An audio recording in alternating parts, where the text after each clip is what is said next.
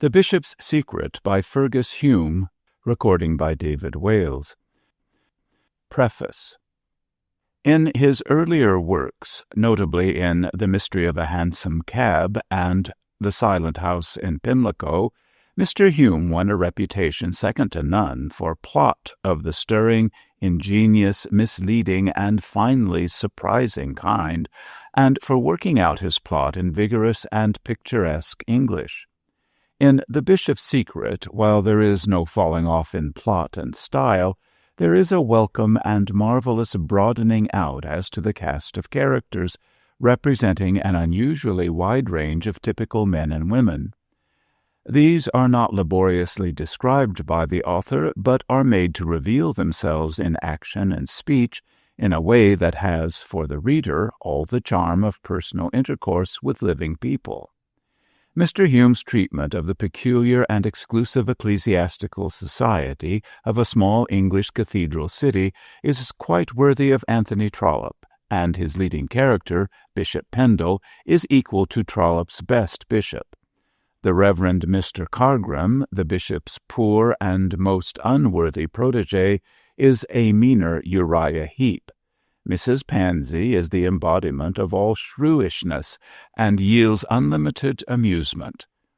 The gypsies are genuine, such as George Borrow himself would have pictured them, not the ignorant caricatures so frequently drawn by writers too lazy to study their subject. Besides these types, there are several which seem to have had no exact prototypes in preceding fiction. Such are Dr. Graham, the man with the scar, the Mosk family, father, mother, and daughter, Gabriel Pendle, Miss Winchellow, and last but not least, Mr. Baltic, a detective so unique in character and methods as to make Conan Doyle turn green with envy. All in all, this story is so rich in the essential elements of worthy fiction, in characterization, exciting adventure, suggestions of the marvelous, wit, humor, pathos, and just enough of tragedy, that it is offered to the American public in all confidence that it will be generally and heartily welcomed. The Publishers. Chapter 1. Enter Mrs. Pansy as chorus. Of late years, an anonymous mathematician has declared that in the British Isles the female population is 7 times greater than the male. Therefore, in these days is fulfilled the scriptural prophecy that 7 women shall lay hold of one man and entreat to be called by his name. Miss Daisy Norsham, a veteran Belgravian spinster, decided, after some disappointing seasons, that this text was particularly applicable to London. Doubtful, therefore, of securing a husband at the rate of 1 chance in 7, or dissatisfied at the prospect of a 7th share in a man, she resolved upon trying her matrimonial fortunes in the country. She was plain, this lady, as she was poor, nor could she rightly be said to be in the first flush of maidenhood. In all matters other than that of man-catching, she was shallow past belief. Still, she did hope, by dint of some brisk campaigning in the diocese of Burminster, to capture a whole man unto herself. Her first step was to wheedle an invitation out of Mrs. Pansy, an archdeacon's widow, then on a philanthropic visit to town, and she arrived, towards the end of July, in the pleasant cathedral city of Burminster, in time to attend a reception at the bishop's palace. Thus the autumn manoeuvres of Miss Norsham opened most auspiciously. Mrs. Pansy, with whom this elderly worshipper of Hymen had elected to stay during her visit, was a gruff woman with a scowl who looked all nose and eyebrows.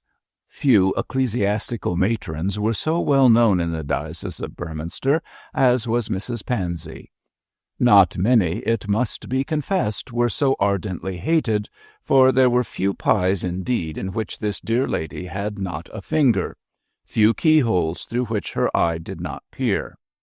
Her memory and her tongue, severally and combined, had ruined half the reputations in the county. In short, she was a renowned social bully, and like most bullies, she gained her ends by scaring the lives out of meeker and better-bred people than herself. These latter feared her scenes as she rejoiced in them, and as she knew the pasts of her friends from their cradle upwards, she usually contrived, by a pitiless use of her famous memory, to put to rout anyone so ill-advised as to attempt a stand against her domineering authority.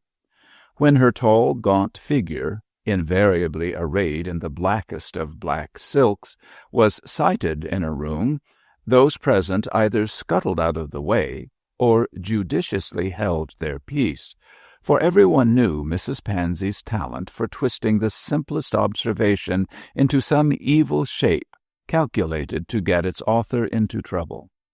She excelled in this particular method of making mischief.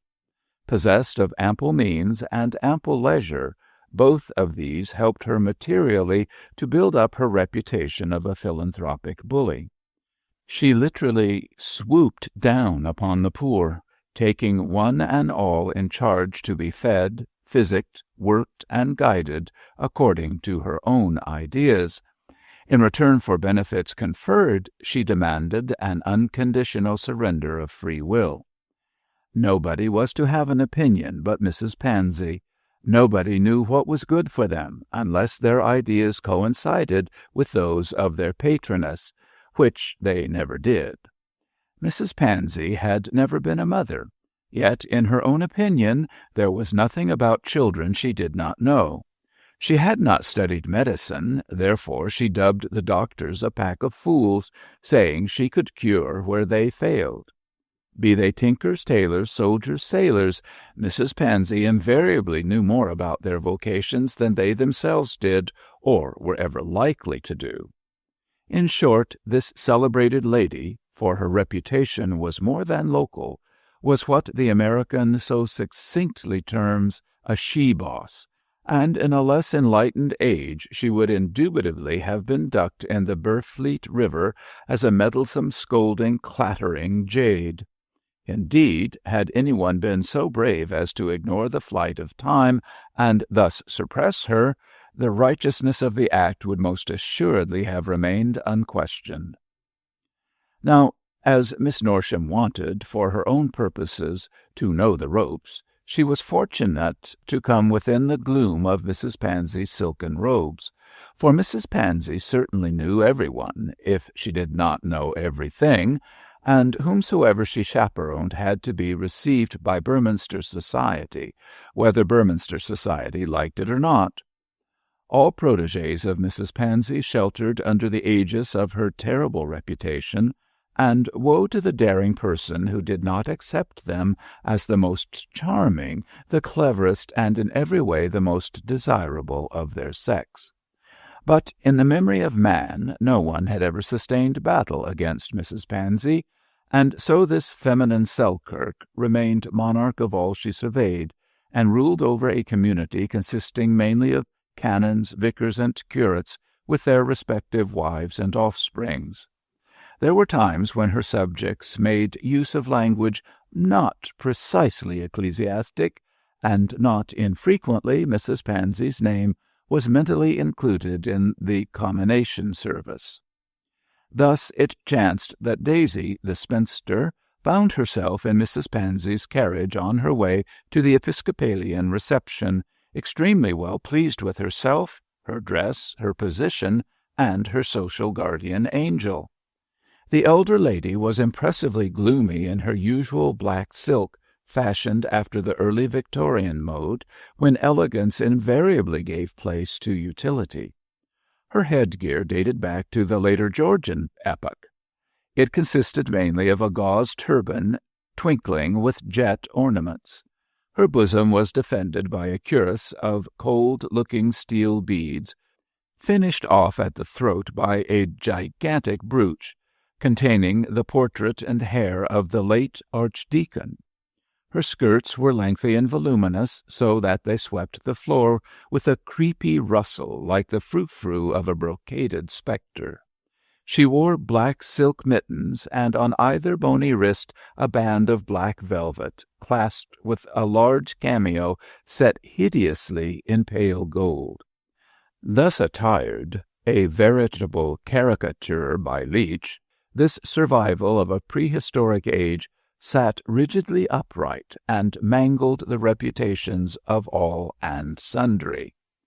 Miss Norsham, in all but age, was very modern indeed. Her neck was lean, her arms were thin. She made up for lack of quality by display of quantity. In her décolleté costume, she appeared as if composed of bones and diamonds. The diamonds represented the bulk of Miss Norsham's wealth, and she used them not only for the adornment of her uncomely person, but for the deception of any possible suitor into the belief that she was well dowered. She affected gauzy fabrics and fluttering baby ribbons, so that her dress was as the fleecy flakes of snow clinging to a well-preserved ruin. For the rest, she had really beautiful eyes, a somewhat elastic mouth, and a straight nose well powdered to gloss over its chronic redness. Her teeth were genuine, and she cultivated what society novelists term silvery peals of laughter. In every way she accentuated or obliterated nature in her efforts to render herself attractive. Ichabod was writ large on her powdered brow, and it needed no great foresight to foresee the speedy approach of acidulated spinsterhood. But, to do her justice, this regrettable state of single blessedness was far from being her own fault. If her good fortune had but equalled her courage and energy, she should have relinquished celibacy years ago. "Oh, dear, dear Mrs. Pansy," said the younger lady, strong in adjectives and interjections and reduplications of both, "is the bishop very, very sweet?" "He's sweet enough, as bishops go," growled Mrs. Pansy in her deep-toned voice. "He might be better, and he might be worse. There is too much popish superstition and worship of idols about him for my taste. If the departed can smell," added the lady with an illustrative sniff, "the late archdeacon must turn in his grave when those priests of Baal and Dagon burn incense at the morning service. Still, Bishop Pendle has his good points, although he is a time-server and a sycophant." "Is he one of the Lancashire Pendles, dear Mrs. Pansy?" "A 25th cousin, or thereabouts. He says he is a nearer relation, but I know much more about it than he does. If you want an ornamental bishop with good legs for gaiters and a portly figure for an apron, Dr. Pendle's the man. But as a God-fearing priest," with a groan, "a simple worshipper," groan, "and a lowly repentant sinner," groan, "he leaves much, much to be desired." "Oh, Mrs. Pansy, the dear bishop a sinner?" "Why not?" cried Mrs. Pansy ferociously. "Aren't we all miserable sinners? Dr. Pendle's a human worm, just as you are, as I am. You may dress him in lawn sleeves and a mitre, and make pagan genuflections before his throne, but he is only a worm for all that." "What about his wife?" asked Daisy, to avert further expansion of this text.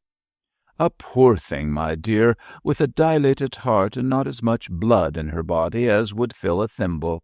She ought to be in a hospital, and would be, too, if I had my way, lolling all day long on a sofa and taking glasses of champagne between doses of iron and extract of beef, then giving receptions and wearing herself out. How he ever came to marry the white-faced doll I can't imagine. She was a Mrs. Creek when she caught him." "Oh, really? A widow?" Of course. You don't suppose she's a bigamist, even though he's a fool, do you?" And the eyebrows went up and down in the most alarming manner. "The bishop, he was a London curate then, married her some 28 years ago, and I dare say he has repented of it ever since. They have 3 children. George, with a whisk of her fan at the mention of each name, who is a good-looking idiot in a line regiment.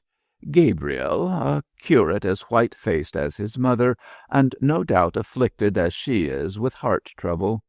He was in Whitechapel, but his father put him in a curacy here. It was sheer nepotism. Then there is Lucy. She is the best of the bunch, which is not saying much. They've engaged her to young Sir Harry Brace, and now they are giving this reception to celebrate having inveigled him into the match. Engaged? Sighed the fair Daisy enviously. Oh, do tell me if this girl is really, really pretty. Said the eyebrows. A pale, washed-out rag of a creature, but what can you expect from such a mother? No brains, no style, no conversation. Always a simpering, weak-eyed rag-baby. Oh, my dear, what fools men are! Ah, you may well say that, dear Mrs. Pansy, assented the spinster, thinking wrathfully of this unknown girl who had succeeded where she had failed. Is it a very, very good match? 10,000 a year and a fine estate, my dear. Sir Harry is a nice young fellow, but a fool. An absentee landlord, too, grumbled Mrs. Pansy resentfully, always running over the world, poking his nose into what doesn't concern him, like the Wandering Jew or the Flying Dutchman. Ah, my dear, husbands are not what they used to be. The late Archdeacon never left his fireside while I was there. I knew better than to let him go to Paris or Peking or some of those sinks of iniquity. Cook and gaze, indeed, snorted Mrs. Pansy indignantly.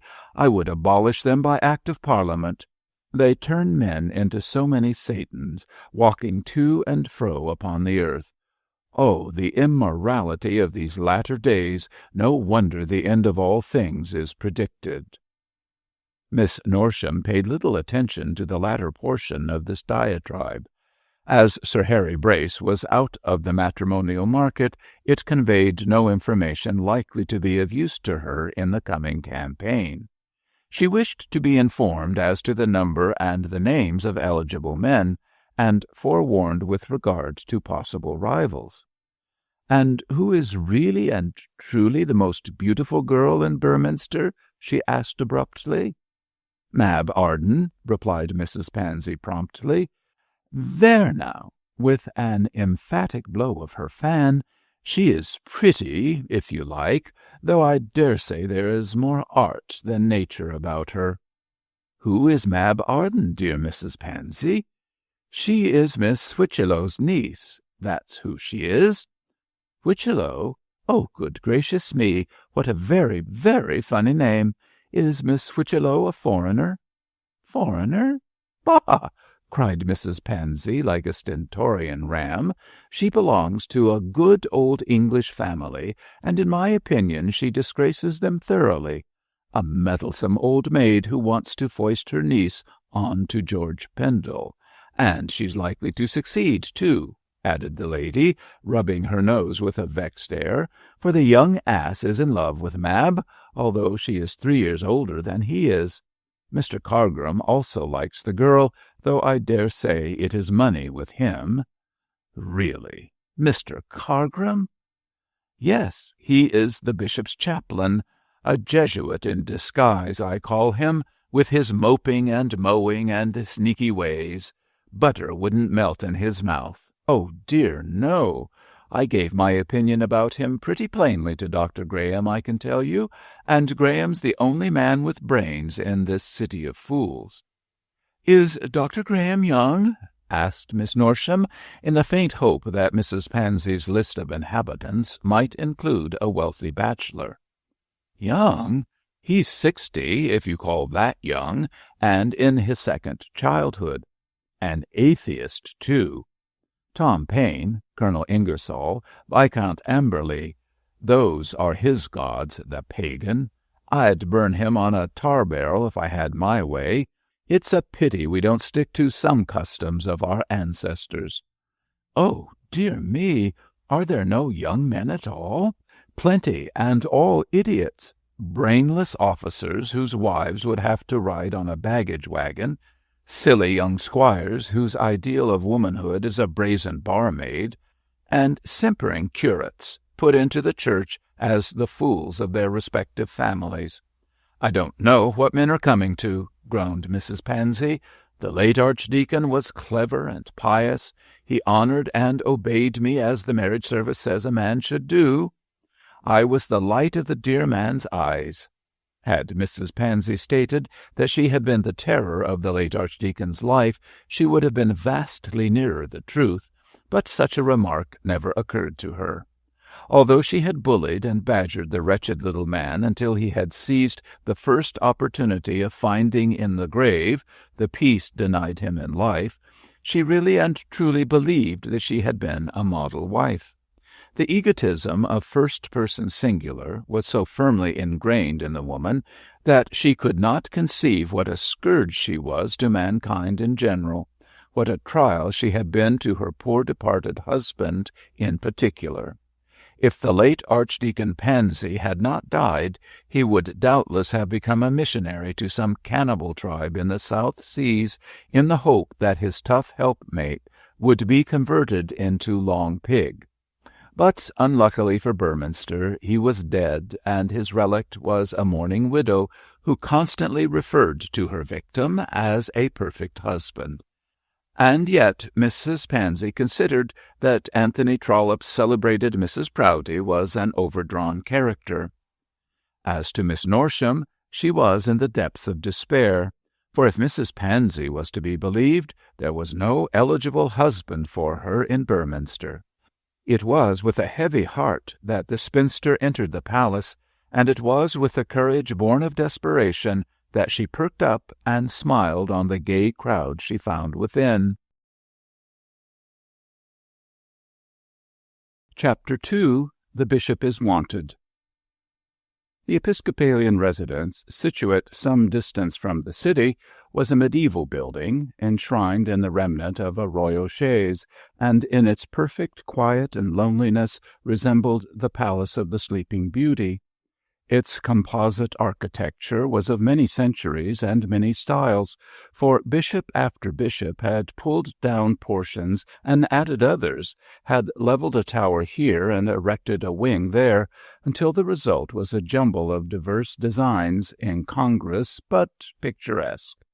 Time had mellowed the various parts into one rich-colored whole of perfect beauty, and elevated on a green rise surrounded by broad stone terraces, with towers and oriels and turrets and machicolated battlements, clothed with ivy, buried amid ancient trees, it looked like the realization of a poet's dream. Only long ages and many changing epochs, only home-loving prelates, ample moneys, and architects of genius could have created so beautiful and unique a fabric. It was the admiration of transatlantic tourists with a twang, the desire of millionaires. Aladdin's industrious genie would have failed to build such a masterpiece unless their masters had arranged to inhabit it 5 centuries or so after construction. Time had created it, as time would destroy it, but at present it was in perfect preservation, and figured in steel plate engravings as one of the stately homes of England. No wonder the mitre of Burminster was a coveted prize when its gainer could dwell in so noble and matchless a mansion. As the present prelate was an up-to-date bishop, abreast of his time, and fond of his creature comforts, the interior of the palace was modernized completely in accordance with the luxurious demands of 19th-century civilization. The stately reception-rooms, thrown open on this night to what the Burminster Weekly Chronicle, strong in foreign tongues, tautologically called the élite and crème de la crème of the diocese, were brilliantly illuminated by electric lamps and furnished magnificently throughout, in keeping with their palatial appearance. The ceilings were painted in the Italian style with decently clothed Olympian deities. The floors were of parquetry, polished so highly and reflecting so truthfully that the guests seemed to be walking in some magical way upon still water. Noble windows, extending from floor to roof, were draped with purple curtains and stood open to the quiet, moonlit world without. Between these, tall mirrors flashed back gems and colors, moving figures and floods of amber radiance, and enhanced by reduplicated reflections the size of the rooms. Amid all this splendor of warmth and tints and light moved the numerous guests of the bishop. Almost every invitation had been accepted, for the receptions at the palace were on a large and liberal scale, particularly as regards eating and drinking. Dr. Pendle, in addition to his official salary, possessed a handsome income, and spent it in the lavish style of a Cardinal Wolsey. He was wise enough to know how the outward and visible signs of prosperity and dignity affect the popular imagination, and frequently invited the clergy and laity to feast at the table of Mother Church, to show that she could dispense loaves and fishes with the best, and vie with court and society in the splendor and hospitality of her entertainments. As he approved of an imposing ritual at the cathedral, so he affected a magnificent way of living at the palace. Mrs. Pansy and many others declared that Dr. Pendle's aims in that direction were Romish. Perhaps they were, but he could scarcely have followed a better example, since the Church of Peter owes much of its power to a judicious employment of riches and ritual, and a dexterous gratification of the lust of the eye. The Anglican Church is more dignified now than she was in the days of the Georges, and very rightly too, since God's ministers should not be the poorest or meanest of men. Naturally, as the host was clerical and the building ecclesiastical, the clergy predominated at this entertainment. The bishop and the dean were the only prelates of their rank present, but there were archdeacons and canons and rectors and a plentiful supply of curates, all, in their own opinion, bishops in embryo. The shape and expression of the many faces were various, ascetic, worldly, pale, red, round, thin, fat, oval. Each one revealed the character of its owner. Some lean bent forms were those of men filled with the fire of religion for its own sake. Others, stout, jolly gentlemen in comfortable livings, loved the loaves and fishes of the church as much as her precepts. The descendants of Friar Tuck and the Vicar of Bray were here, as well as those who would have been Wycliffes and Latimers had the fires of Smithfield still been alight. Obsequious curates bowed down to pompous prebendaries.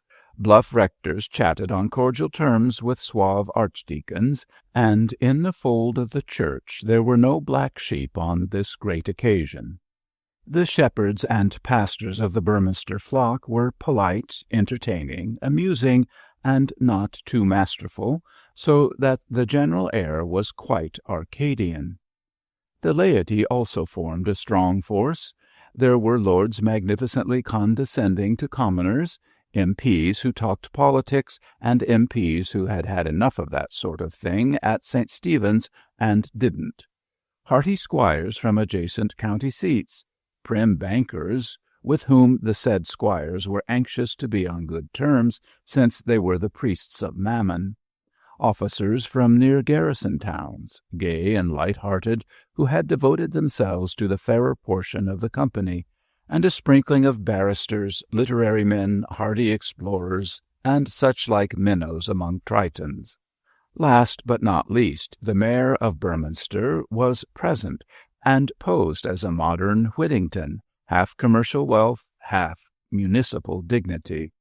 If some envious anarchist had exploded a dynamite bomb in the vicinity of the palace on that night, the greatest, the most intellectual, the richest people of the county would have come to an untimely end, and then the realm of England, like the people themselves, would have gone to pieces.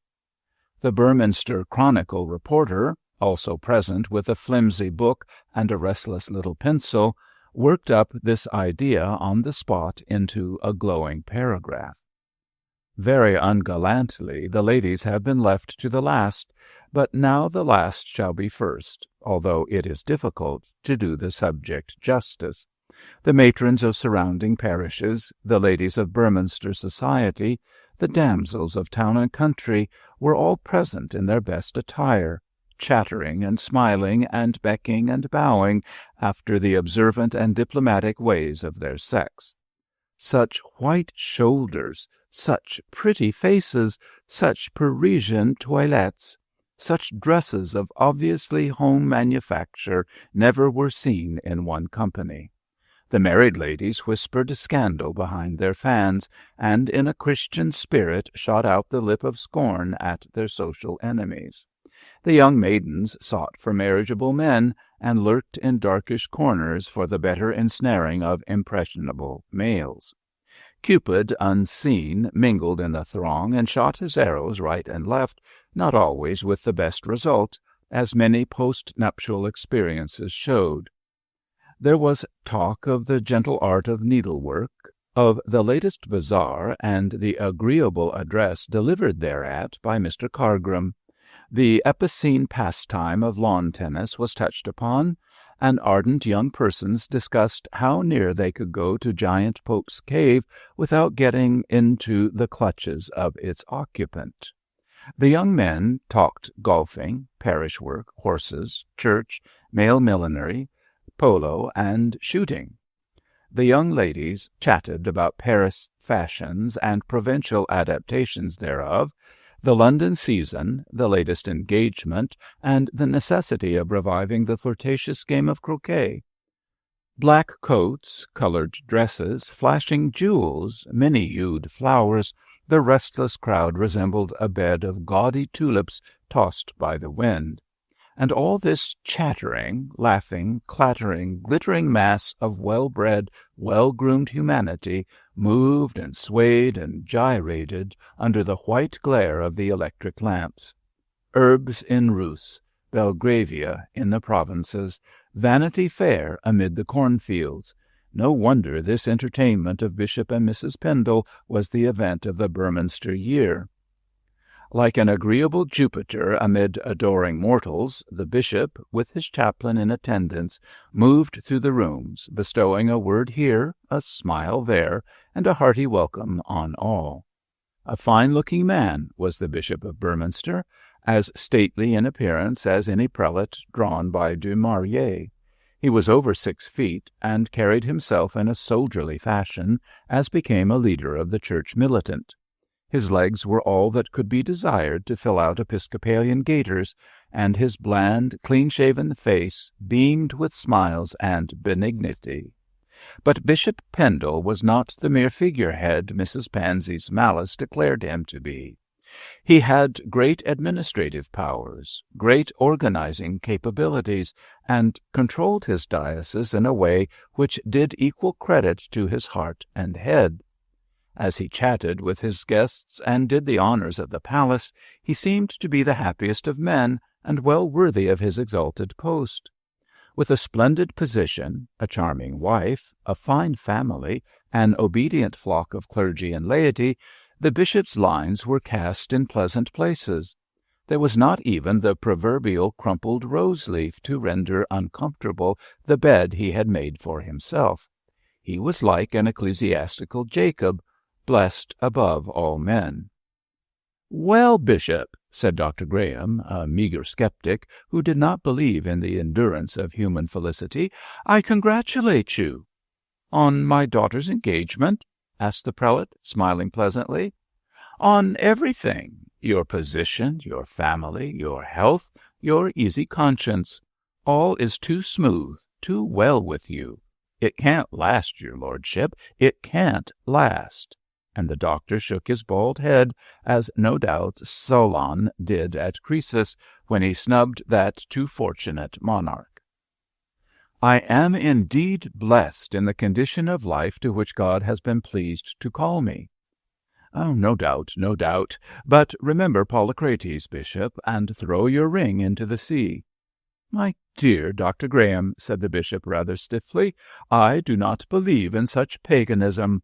God has blessed me beyond my deserts, no doubt, and I thank him in all reverence for his kindly care." Muttered Graham, shaking his head. "When men thank fortune for her gifts, she usually turns her back on them." "I am no believer in such superstitions, doctor." "Well, well, Bishop, you have tempted the gods. Let us see what they will do." "Gods or God, doctor?" demanded the bishop, with magnificent displeasure. "Whichever you like, my lord, whichever you like." The bishop was nettled and rather chilled by this pessimism. He felt that it was his duty as a churchman to administer a rebuke, but Dr. Graham's pagan views were well known, and a correction, however dexterously administered, would only lead to an argument. A controversy with Graham was no joke, as he was as subtle as Socrates in discovering and attacking his adversary's weak points. So, not judging the present a fitting occasion to risk a fall, the bishop smoothed away an incipient frown, and blandly smiling, moved on, followed by his chaplain. Graham looked grimly after this modern Cardinal Wolsey. "I have never," soliloquized the skeptic, "I have never known a man without his skeleton. I wonder if you have one, my lord.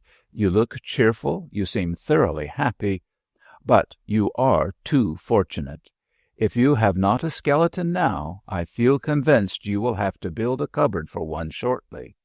You thank blind fortune under the alias of God. Well, well, we shall see the result of your thanks. Wolsey, Napoleon, Bismarck, they all fell when most prosperous. Dr. Graham had no reason to make this speech beyond his belief, founded upon experience, that calms were always succeeded by storms. At present the bishop stood under a serene sky, and in no quarter could Graham descry the gathering of the tempest he prophesied. But for all that, he had a premonition that evil days were at hand, and, skeptic as he was, he could not shake off the uneasy feeling. His mother had been a Highland woman, and the Celt is said to be gifted with second sight. Perhaps Graham inherited the maternal gift of forecasting the future, for he glanced ominously at the stately form of his host and shook his head. He thought the bishop was too confident of continuous sunshine. In the meantime, Dr. Pendle, quite free from such forebodings, unfortunately came within speaking distance of Mrs. Pansy, who, in her bell of St. Paul's voice, was talking to a group of meek listeners. Daisy Norsham had long ago seized upon Gabriel Pendle, and was chatting with him on the edge of the circle, quite heedless of her chaperone's monologue.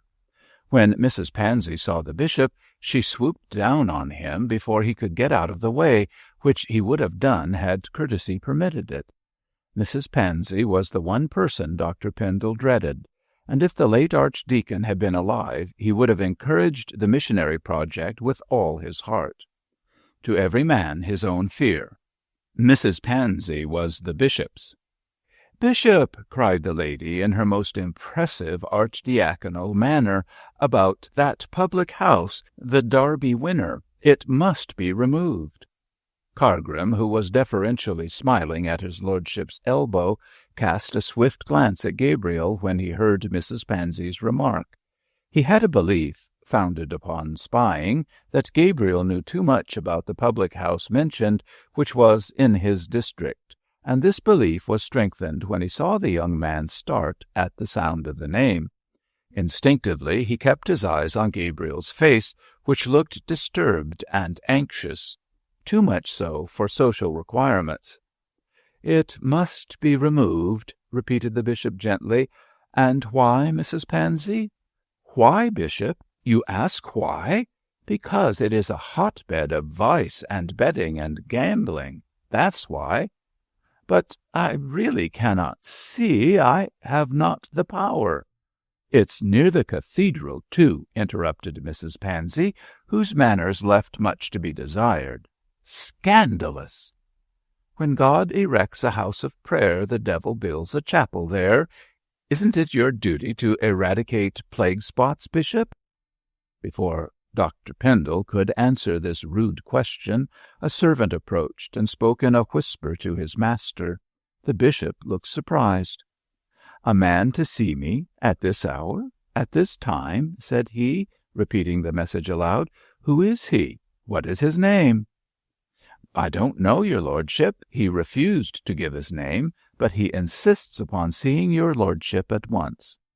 "I can't see him," said the bishop sharply. "Let him call tomorrow." "My lord, he says it is a matter of life and death." Dr. Pendle frowned. "Most unbecoming language," he murmured. "Perhaps it may be as well to humour him. Where is he?" "In the entrance hall, your lordship." "Take him into the library and say I will see him shortly." "Most unusual," said the bishop to himself. Then added aloud, "Mrs. Pansy, I am called away for a moment. Pray excuse me." "We must talk about the Derby winner later on," said Mrs. Pansy determinedly. "Oh, yes, that is, really, I'll see." "Shall I accompany your lordship?" murmured Cargrim officiously. "No, Mr. Cargrim, it is not necessary. I must see this man as he speaks so strongly, but I dare say he is only some pertinacious person who thinks that a bishop should be at the complete disposal of the public, the exacting public." With this somewhat petulant speech, Dr. Pendle walked away, not sorry to find an opportunity of slipping out of a noisy argument with Mrs. Pansy. That lady's departing words were that she should expect him back in 10 minutes to settle the question of the Derby winner, or rather to hear how she intended to settle it. Cargrim, pleased at being left behind, since it gave him a chance of watching Gabriel, urged Mrs. Pansy to further discussion of the question, and had the satisfaction of seeing that such discussion visibly disconcerted the curate. And Dr. Pendle? In all innocence he left the reception-rooms to speak with his untoward visitor in the library, but although he knew it not, he was entering upon a dark and tortuous path, the end of which he was not destined to see for many a long day. Dr. Graham's premonition was likely to prove true, for in the serene sky under which the bishop had moved for so long, a tempest was gathering fast.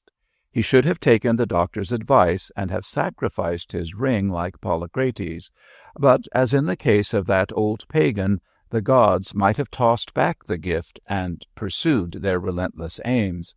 The bishop had no thoughts like these. As yet he had no skeleton, but the man in the library was about to open a cupboard and let out its grisly tenant to haunt prosperous Bishop Pendle. To him, as to all men, evil had come at the appointed hour. Chapter 3. The Unforeseen Happens. "I fear," said Cargrim, with a gentle sigh, "I fear you are right about that public-house, Mrs. Pansy." The chaplain made this remark to renew the discussion, and if possible bring Gabriel into verbal conflict with the lady. He had a great idea of managing people by getting them under his thumb, and so far quite deserved Mrs. Pansy's epithet of a Jesuit. Of late, as Cargrim knew by a steady use of his pale blue eyes, the curate had been visiting the Derby winner, ostensibly on parochial business connected with the ill health of Mrs. Mosk, the landlord's wife. But there was a handsome daughter of the invalid who acted as barmaid, and Gabriel was a young and inflammable man. So, putting this and that together, the chaplain thought he discovered the germs of a scandal. Hence his interest in Mrs. Pansy's proposed reforms. "Right," echoed the archdiaconal widow loudly. "Of course I am right. The Derby winner is a nest of hawks. William Mosk would have disgraced heathen Rome in its worst days. As for his daughter, well—" And Mrs. Pansy threw a world of horror into the ejaculation. "Miss Mosk is a well-conducted young lady," said Gabriel, growing red and injudicious. "Lady!" bellowed Mrs. Pansy, shaking her fan. "And since when have brazen-painted barmaids become ladies, Mr. Pendle?" "She is most attentive to her sick mother," protested the curate, wincing. "No doubt, sir. I presume even Jezebel had some redeeming qualities." "Rubbish! Humbug! Don't tell me! Can good come out of Nazareth?" "Good did come out of Nazareth, Mrs. Pansy." "That is enough, Mr. Pendle. Do not pollute young ears with blasphemy. And you, the son of a bishop, the curate of a parish! Remember what is to be the portion of mockers, sir, what happened to the men who threw stones at David." "Oh, but really, dear Mrs. Pansy, you know Mr. Pendle is not throwing stones." "People who live in glass houses dare not, my dear. I doubt your interest in this young person, Mr. Pendle. She is one who tires her head and paints her face, lying in wait for comely youths that she may destroy them. She—" "Excuse me, Mrs. Pansy," cried Gabriel with an angry look. "You speak too freely and too ignorantly. The Derby Winner is a well-conducted house, for Mrs. Mosk looks after it personally, and her daughter is an excellent young woman. I do not defend the father, but I hope to bring him to a sense of his errors in time. There is a charity which thinketh no evil, Mrs. Pansy." And with great heat, Gabriel, forgetting his manners, walked off without taking leave of either the lady or Miss Norsham. Mrs. Pansy tossed her turban and snorted, but seeing very plainly that she had gone too far, held for once her virulent tongue. Cargrim rubbed his hands and laughed softly. "Our young friend talks warmly, Mrs. Pansy. The natural chivalry of youth, my dear lady. Nothing more." "I'll make it my business to assure myself that it is nothing more," said Mrs. Pansy, in low tones. "I fear very much that the misguided young man has fallen into the lures of this daughter of Heath. Do you know anything about her, Mr. Cargrim?" Too wise to commit himself to speech, the chaplain cast up his pale eyes and looked volumes. This was quite enough for Mrs. Pansy. She scented evil like a social vulture, and taking Cargrim's arm, dragged him away to find out all the bad she could about the Derby Winner and its too attractive barmaid. Left to herself, Miss Norsham seized upon Dean Alder, to whom she had been lately introduced, and played with the artillery of her eyes on that unattractive churchman. Mr. Dean was old and wizen, but he was unmarried and rich, so Miss Norsham thought it might be worth her while to play Vivian to this clerical Merlin. His weak point, speedily discovered, was archaeology, and she was soon listening to a dry description of his researches into Berminster municipal chronicles. But it was desperately hard work to fix her attention. "Berminster," explained the pedantic Dean, not unmoved by his listener's artificial charms, "is derived from two Anglo-Saxon words, brer, a hill, and minster, the church of a monastery. Anciently, our city was called Berminster, the church of the hill, for, as you can see, my dear young lady, our cathedral is built on the top of a considerable rise, and thence gained its name. The townsfolk were formerly vassals and even serfs of the monastery, which was destroyed by Henry VIII. But the Reformation brought about by that king put an end to the abbot's power. The head of the Berminster monastery was a mitred abbot." "And Bishop Pendle is a mitred bishop?" interposed the fair Daisy, to show the quickness of her understanding, and thereby displaying her ignorance. "All bishops are mitred," said Dr. Alder testily. "A crozier and a mitre are the symbols of their high office. But the Romish abbots of Berminster were not bishops, although they were mitred prelates." "Oh, how very, very amusing!" cried Daisy, suppressing a yawn. "And the name of the river, dear Mr. Dean? Does Burfleet mean the Church of the Hill, too?" "Certainly not, Miss Norsham. Fleet, formerly flyt, is a Scandinavian word and signifies a flood, a stream, a channel. Burfleet, or as we now erroneously call it, Burfleet, means in the vulgar tongue the flood or stream of the hill. Even in Normandy the Werflet has been corrupted, for the town, now called Harfleur, was formerly correctly designated as Haverflet. But I am afraid you find this information dull, Miss Norsham. This last remark was occasioned by Daisy yawning. It is true that she held a fan, and had politely hidden her mouth when yawning. Unfortunately, the fan was of transparent material, and Daisy quite forgot that Mr. Dean could see the yawn, which he certainly did. In some confusion, she extricated herself from an awkward situation by protesting that she was not tired but hungry, and suggested that Dr. Alder should continue his instructive conversation at supper.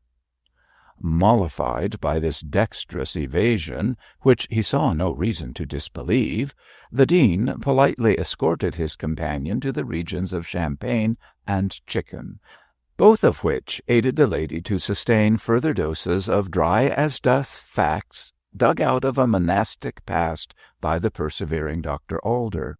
It was in this artful fashion that the town mouse strove to ensnare the church mouse, and succeeded so well that when Mr. Dean went home to his lonely house, he concluded that it was just as well the monastic institution of celibacy had been abolished. On leaving Mrs. Pansy in disgust, Gabriel proceeded with considerable heat into the next room, where his mother held her court as hostess. Mrs. Pendle was a pale, slight, small-framed woman with golden hair, languid eyes, and a languid manner. Owing to her delicate health, she could not stand for any length of time, and therefore occupied a large and comfortable armchair. Her daughter Lucy, who resembled her closely in looks, but who had more colour in her face, stood near at hand, talking to her lover.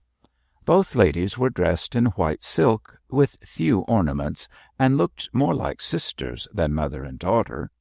Certainly Mrs. Pendle appeared surprisingly young to be the parent of a grown-up family, but her continuance of youth was not due to art, as Mrs. Pansy averred, but to the quiet and undisturbed life which her frail health compelled her to lead. The bishop was tenderly attached to her, and even at this late stage of their married life behaved towards her more like a lover than a husband. He warded off all worries and troubles from her. He surrounded her with pleasant people, and made her life luxurious and peaceful by every means obtainable in the way of money and influence. It was no wonder that Mrs. Pendle, treading the primrose path with a devoted and congenial companion, appeared still young. She looked as fair and fragile as a peri, and as free from mortal cares. "Is that you, Gabriel?" she said in a low, soft voice, smiling gently on her younger and favourite son. "You look disturbed, my dear boy." "Mrs. Pansy," said Gabriel, and considering that the name furnished all necessary information, sat down near his mother and took one of her delicate hands in his own to smooth and fondle. "Oh, indeed, Mrs. Pansy," echoed the bishop's wife, smiling still more, and with a slight shrug cast an amused look at Lucy, who in her turn caught Sir Harry's merry eyes and laughed outright. "Old catamaran," said Brace loudly. "Oh, Harry, hush," interposed Lucy with an anxious glance. "You shouldn't." "Why not? But for the present company I would say something much stronger." "Oh, I wish you would," said Gabriel, easing his stiff collar with one finger. "My cloth forbids me to abuse Mrs. Pansy properly."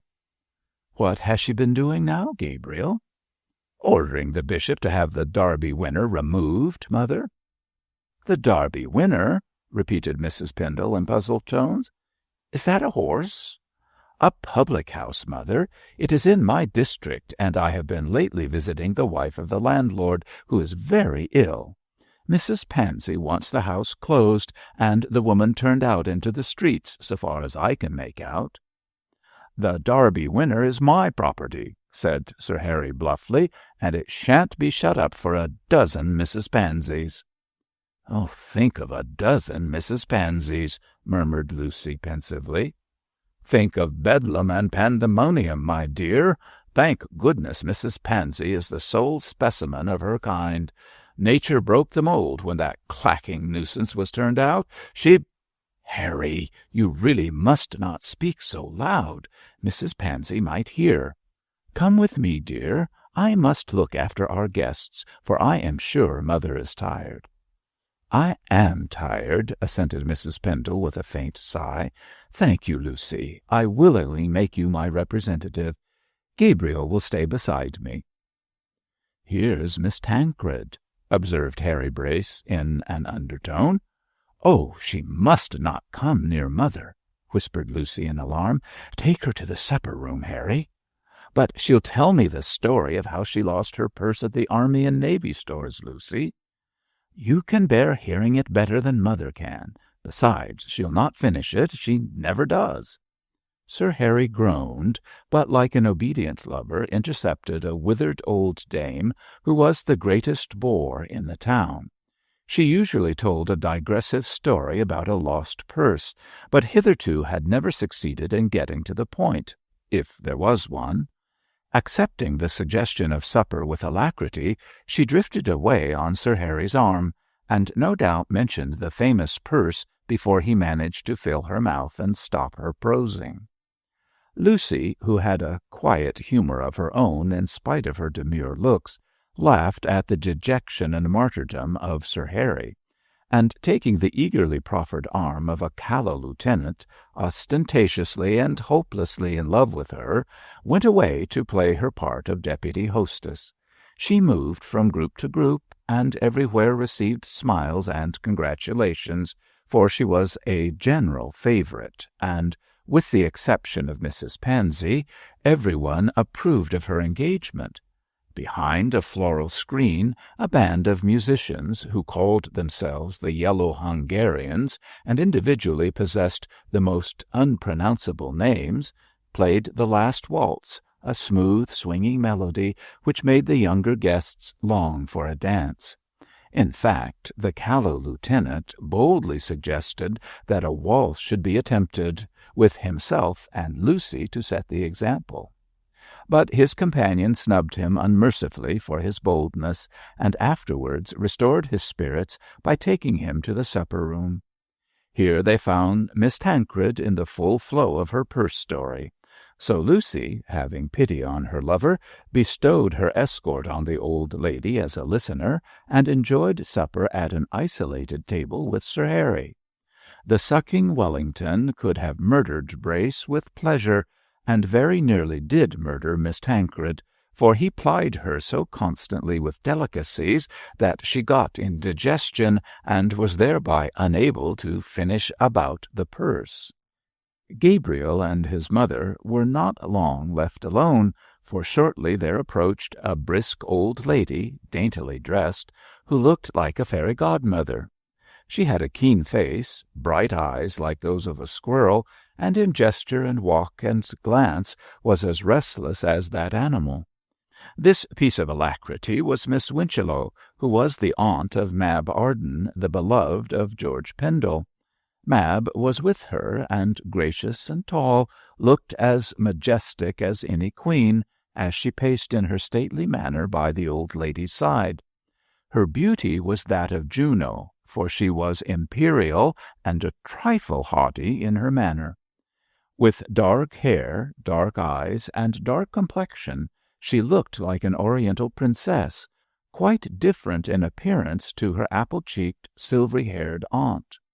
There was something Jewish about her rich Eastern beauty, and she might have been painted in her yellow dress as Esther or Rebecca, or even as Jael, who slew Sisera on the going down of the sun. "Well, good folks," said the brisk little lady in a brisk little voice, "and how are you both? Tired, Mrs. Pendle? "Of course. What else can you expect with late hours and your delicacies? I don't believe in these social gatherings." "Your presence here contradicts that assertion," said Gabriel, giving up his chair. "Oh, I am a martyr to duty. I came because Mab must be amused."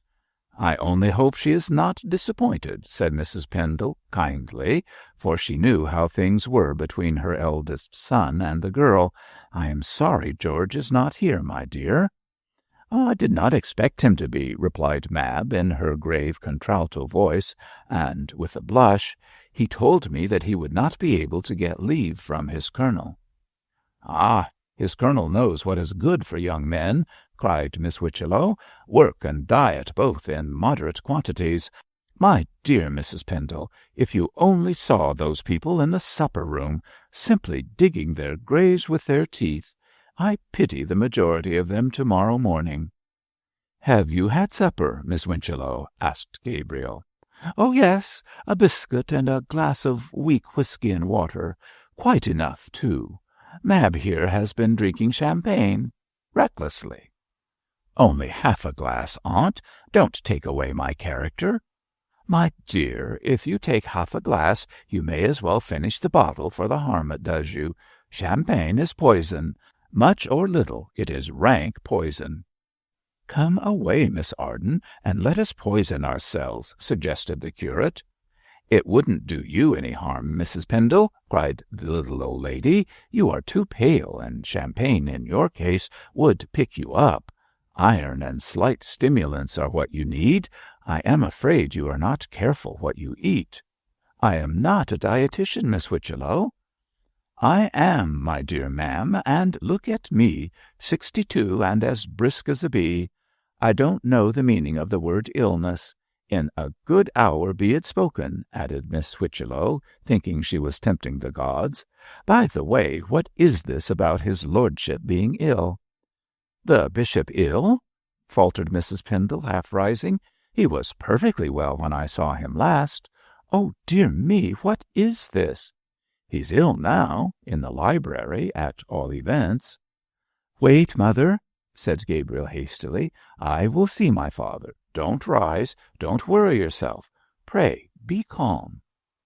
Gabriel walked quickly to the library, rather astonished to hear that his father was indisposed, for the bishop had never had a day's illness in his life. He saw by the demeanour of the guests that the indisposition of their host was known, for already an uneasy feeling prevailed, and several people were departing. The door of the library was closed and locked. Cargrim was standing sentinel beside it, evidently irate at being excluded. "You can't go in, Pendle," said the chaplain quickly. "Dr. Graham is with his lordship." "Is this sudden illness serious?" "I don't know. His lordship refuses to see anyone but the doctor. He won't even admit me," said Cargrim in an injured tone. "What has caused it?" asked Gabriel in dismay. "I don't know," replied Cargrim a second time. "His lordship saw some stranger who departed 10 minutes ago, and then he sent for Dr. Graham. I presume this stranger is responsible for the bishop's illness." Chapter 4. The Curiosity of Mr. Cargrim. Like that famous banquet when Macbeth entertained unawares the ghost of gracious Duncan, the bishop's reception broke up in the most admired disorder. It was not Dr. Pendle's wish that the entertainment should be cut short on his account, but the rumour, magnified greatly, of his sudden illness so dispirited his guests that they made haste to depart, and within an hour the palace was emptied of all save its usual inhabitants. Dr. Graham, in attendance on the bishop, was the only stranger who remained, for Lucy sent away even Sir Harry, although he begged hard to stay in hope of making himself useful. And the most unpleasant part of the whole incident was that no one seemed to know the reason of Bishop Pendle's unexpected indisposition. "He was quite well when I saw him last," repeated poor Mrs. Pendle over and over again, "and I never knew him to be ill before. What does it all mean?" "Perhaps Papa's visitor brought him bad news," suggested Lucy, who was hovering round her mother with smelling salts and a fan. Mrs. Pendle shook her head in much distress. "Your father has no secrets from me," she said decisively, "and from all I know, it is impossible that any news can have upset him so much." "Dr. Graham may be able to explain," said Gabriel. "I don't want Dr. Graham's explanation," whimpered Mrs. Pendle tearfully. "I dislike of all things to hear from a stranger what should be told to myself. As your father's wife, he has no right to shut me out of his confidence.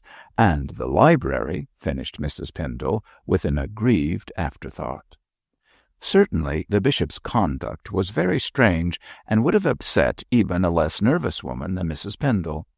Neither of her children could comfort her in any way, for, ignorant themselves of what had occurred, they could make no suggestions. Fortunately, at this moment, Dr. Graham, with a reassuring smile on his face, made his appearance, and proceeded to set their minds at ease. "Oh, tut, my dear lady," he said briskly, advancing on Mrs. Pendle. "What is all this?" "The bishop." "The bishop is suffering from a slight indisposition brought on by too much exertion in entertaining. He will be all right tomorrow." "This visitor's had nothing to do with Papa's illness, then?" "No, Miss Lucy. The visitor was only a decayed clergyman in search of help." "Cannot I see my husband?" was the anxious question of the bishop's wife. Graham shrugged his shoulders and looked doubtfully at the poor lady. "Better not, Mrs. Pendle," he said judiciously. "I have given him a soothing draught, and he is about to lie down. There is no occasion for you to worry in the least. Tomorrow morning you will be laughing over this needless alarm.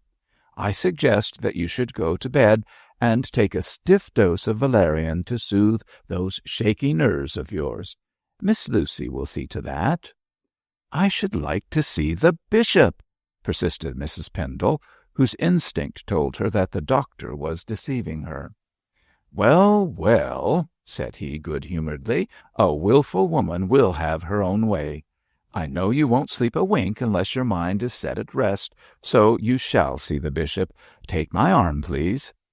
"I can walk by myself, thank you," replied Mrs. Pendle testily, and, nerved to unusual exertion by anxiety, she walked towards the library, followed by the bishop's family and his chaplain, which latter watched this scene with close attention. "She'll collapse after this," said Dr. Graham in an undertone to Lucy. "You'll have a wakeful night, I fear." "I don't mind that, doctor, so long as there is no real cause for alarm." "I give you my word of honour, Miss Lucy, that this is a case of much ado about nothing." "Let us hope that such is the case," said Cargrim, the Jesuit, in his softest tones, whereupon Graham looked at him with a pronounced expression of dislike. "As a man, I don't tell lies. As a doctor, I never make false reports," said he coldly. "There is no need for your pious hopes, Mr. Cargrim." The bishop was seated at his desk, scribbling idly on his blotting-pad, and rose to his feet with a look of alarm when his wife and family entered. His usually ruddy colour had disappeared, and he was white-faced and haggard in appearance, looking like a man who had received a severe shock and who had not yet recovered from it. On seeing his wife, he smiled reassuringly, but with an obvious effort, and hastened to conduct her to the chair he had vacated. "Now, my dear," he said when she was seated, "this will never do." "I am so anxious, George." "There is no need to be anxious," retorted the bishop in reproving tones. "I have been doing too much work of late, and unexpectedly I was seized with a faintness. Graham's medicine and a night's rest will restore me to my usual strength." "It's not your heart, I trust, George?" "His heart," jested the doctor. "His lordship's heart is as sound as his digestion." "We thought you might have been upset by bad news, Papa." "I have had no bad news, Lucy. I am only a trifle overcome by late hours and fatigue. Take your mother to bed. And you, my dear," added the bishop, kissing his wife, "don't worry yourself unnecessarily. Good night and good sleep." "Some valerian for your nerves, Bishop." "I have taken something for my nerves, Amy. Rest is all I need just now." Thus reassured, Mrs. Pendle submitted to be led from the library by Lucy. She was followed by Gabriel, who was now quite easy in his mind about his father. Cargram and Graham remained, but the bishop, taking no notice of their presence, looked at the door through which his wife and children had vanished, and uttered a sound something between a sigh and a groan. Dr. Graham looked anxiously at him, and the look was intercepted by Cargram, who at once made up his mind that there was something seriously wrong, which both Graham and the bishop desired to conceal. The doctor noted the curious expression in the chaplain's eyes, and with bluff good humour, which was assumed as he disliked the man, proceeded to turn him out of the library. Cargram, bent on discovering the truth, protested, in his usual cat-like way, against this sudden dismissal. "I should be happy to sit all night with his lordship," he declared. "Sit up with your grandmother," cried Graham gruffly. "Go to bed, sir, and don't make mountains out of molehills." "Good night, my lord," said Cargram softly. "I trust you will find yourself fully restored in the morning." "Thank you, Mr. Cargram. Good night."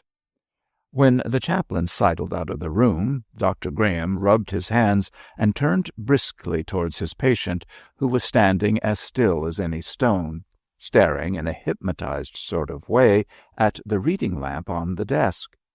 "Come, my lord," said he, touching the bishop on the shoulder, "you must take your composing draught and get to bed. You'll be all right in the morning." "I trust so," replied Pendle, with a groan. "Of course, Bishop, if you won't tell me what is the matter with you, I can't cure you." "I am upset, doctor, that is all." "You have had a severe nervous shock," said Graham sharply, "and it will take some time for you to recover from it. This visitor brought you bad news, I suppose." "No," said the bishop, wincing, "he did not." "Well, well, keep your own secrets. I can do no more, so I'll say good night," and he held out his hand. Dr. Pendle took it and retained it within his own for a moment. "Your allusion to the ring of Polycrates, Graham." "What of it?" "I should throw my ring into the sea also. That is all." "Ha, ha! You'll have to travel a considerable distance to reach the sea, Bishop. Good night, good night." And Graham, smiling in his dry way, took himself out of the room. As he glanced back at the door, he saw that the bishop was again staring dully at the reading lamp. Graham shook his head at the sight and closed the door. "It is mind, not matter," he thought, as he put on hat and coat in the hall. "The cupboard's open and the skeleton is out. My premonition was true, true. Aesculapius, forgive me that I should be so superstitious. The bishop has had a shock. What is it? What is it? That visitor brought bad news. Better to throw physic to the dogs in this case. Mind diseased, secret trouble. My punishment is greater than I can bear. Put this and that together, there is something serious the matter. Well, well, I'm no Paul Pry." "Is his lordship better?" said the soft voice of Cargram at his elbow. Graham wheeled round. "Much better. Good night," he replied curtly, and was off in a moment. Michael Cargram, the chaplain, was a dangerous man. He was thin and pale, with light blue eyes and sleek, fair hair, and as weak physically as he was strong mentally.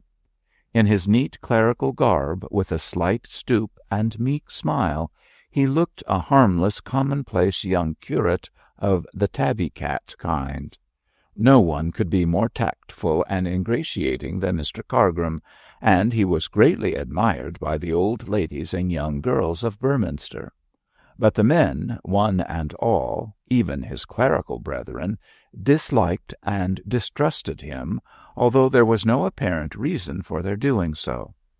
Perhaps his too deferential manners and pronounced effeminacy, which made him shun manly sports, had something to do with his masculine unpopularity.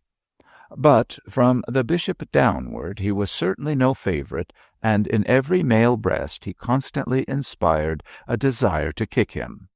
The clergy of the diocese maintained towards him a kind of Dr. Fell attitude, and none of them had more to do with him than they could help. With all the will in the world, and with all the desire to interpret brotherly love in its most liberal sense, the Burminster Levites found it impossible to like Mr. Cargrim. Hence he was a kind of clerical Ishmael, and as dangerous within as he looked harmless without. How such a viper came to warm himself on the bishop's hearth no one could say.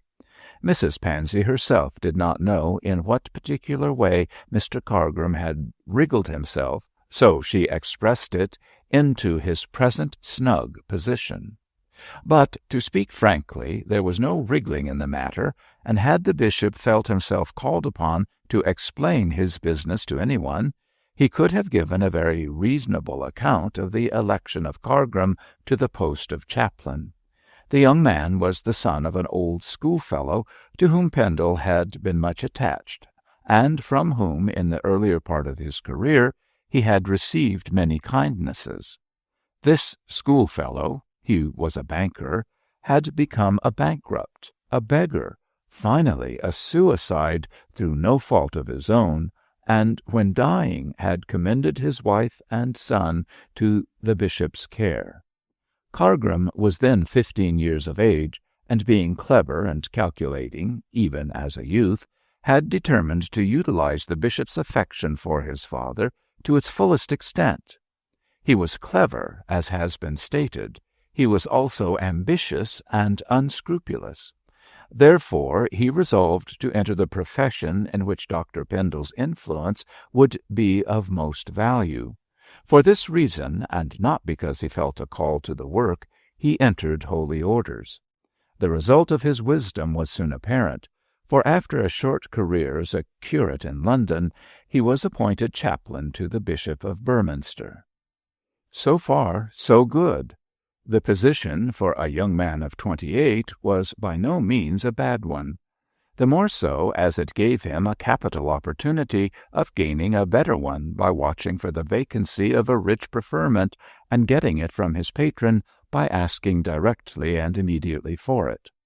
Cargrim had in his eye the rectorship of a wealthy, easy-going parish not far from Burminster, which was in the gift of the bishop. The present holder was aged and infirm, and given so much to indulgence in port wine that the chances were he might expire within a few months, and then, as the chaplain hoped, the next rector would be the Reverend Michael Cargrim. Once that firm position was obtained, he could bend his energies to developing into an archdeacon, a dean, even into a bishop, should his craft and fortune serve him as he intended they should. But in all these ambitious dreams there was nothing of religion, or of conscience, or of self-denial. If ever there was a square peg which tried to adapt itself to a round hole, Michael Cargrim, allegorically speaking, was that article. With all his love for the father, Dr. Pendle could never bring himself to like the son, and determined in his own mind to confer a benefice on him when possible, if only to get rid of him, but not the rich one of Heathcroft, which was the delectable land of Cargrim's desire. The bishop intended to bestow that on Gabriel, and Cargrim, in his sneaky way, had gained some inkling of this intention. Afraid of losing his wished-for prize, he was bent upon forcing Dr. Pendle into presenting him with the living of Heathcroft, and to accomplish this amiable purpose with the more certainty, he had conceived the plan of somehow getting the bishop into his power. Hitherto, so open and stainless was Dr. Pendle's life, He had not succeeded in his aims, but now matters looked more promising, for the bishop appeared to possess a secret which he guarded even from the knowledge of his wife. What this secret might be, Cargram could not guess, in spite of his anxiety to do so, but he intended in one way or another to discover it and utilize it for the furtherance and attainment of his own selfish ends. By gaining such forbidden knowledge, he hoped to get Dr. Pendle well under his thumb, and once there the prelate could be kept in that uncomfortable position until he gratified Mr. Cargram's ambition. For a humble chaplain to have the whip hand of a powerful ecclesiastic was a glorious and easy way for a meritorious young man to succeed in his profession. Having come to this conclusion, which did more credit to his head than to his heart, Cargram sought out the servant who had summoned the bishop to see the stranger. A full acquaintance with the circumstances of the visit was necessary to the development of the Reverend Michael's ingenious little plot. "This is a sad thing about his lordship's indisposition," said he to the man in the most casual way, for it would not do to let the servant know that he was being questioned for a doubtful purpose. "Yes, sir," replied the man. "'Tis most extraordinary. I never knowed his lordship took ill before. I suppose that gentleman brought bad news, sir." "Possibly, John, possibly. Was this gentleman a short man with light hair? I fancy I saw him."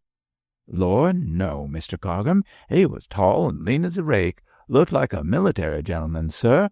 Don't know as I call him gentry, either," replied John, half to himself. "He wasn't what he thought he was."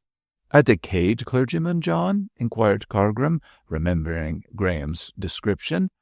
"There was lots of decay, but no clergy about him, sir. I fancy I knows a parson when I sees one. Clergymen don't have scars on their cheekses, as I knows of." "Oh, indeed," said Cargram, mentally noting that the doctor had spoken falsely.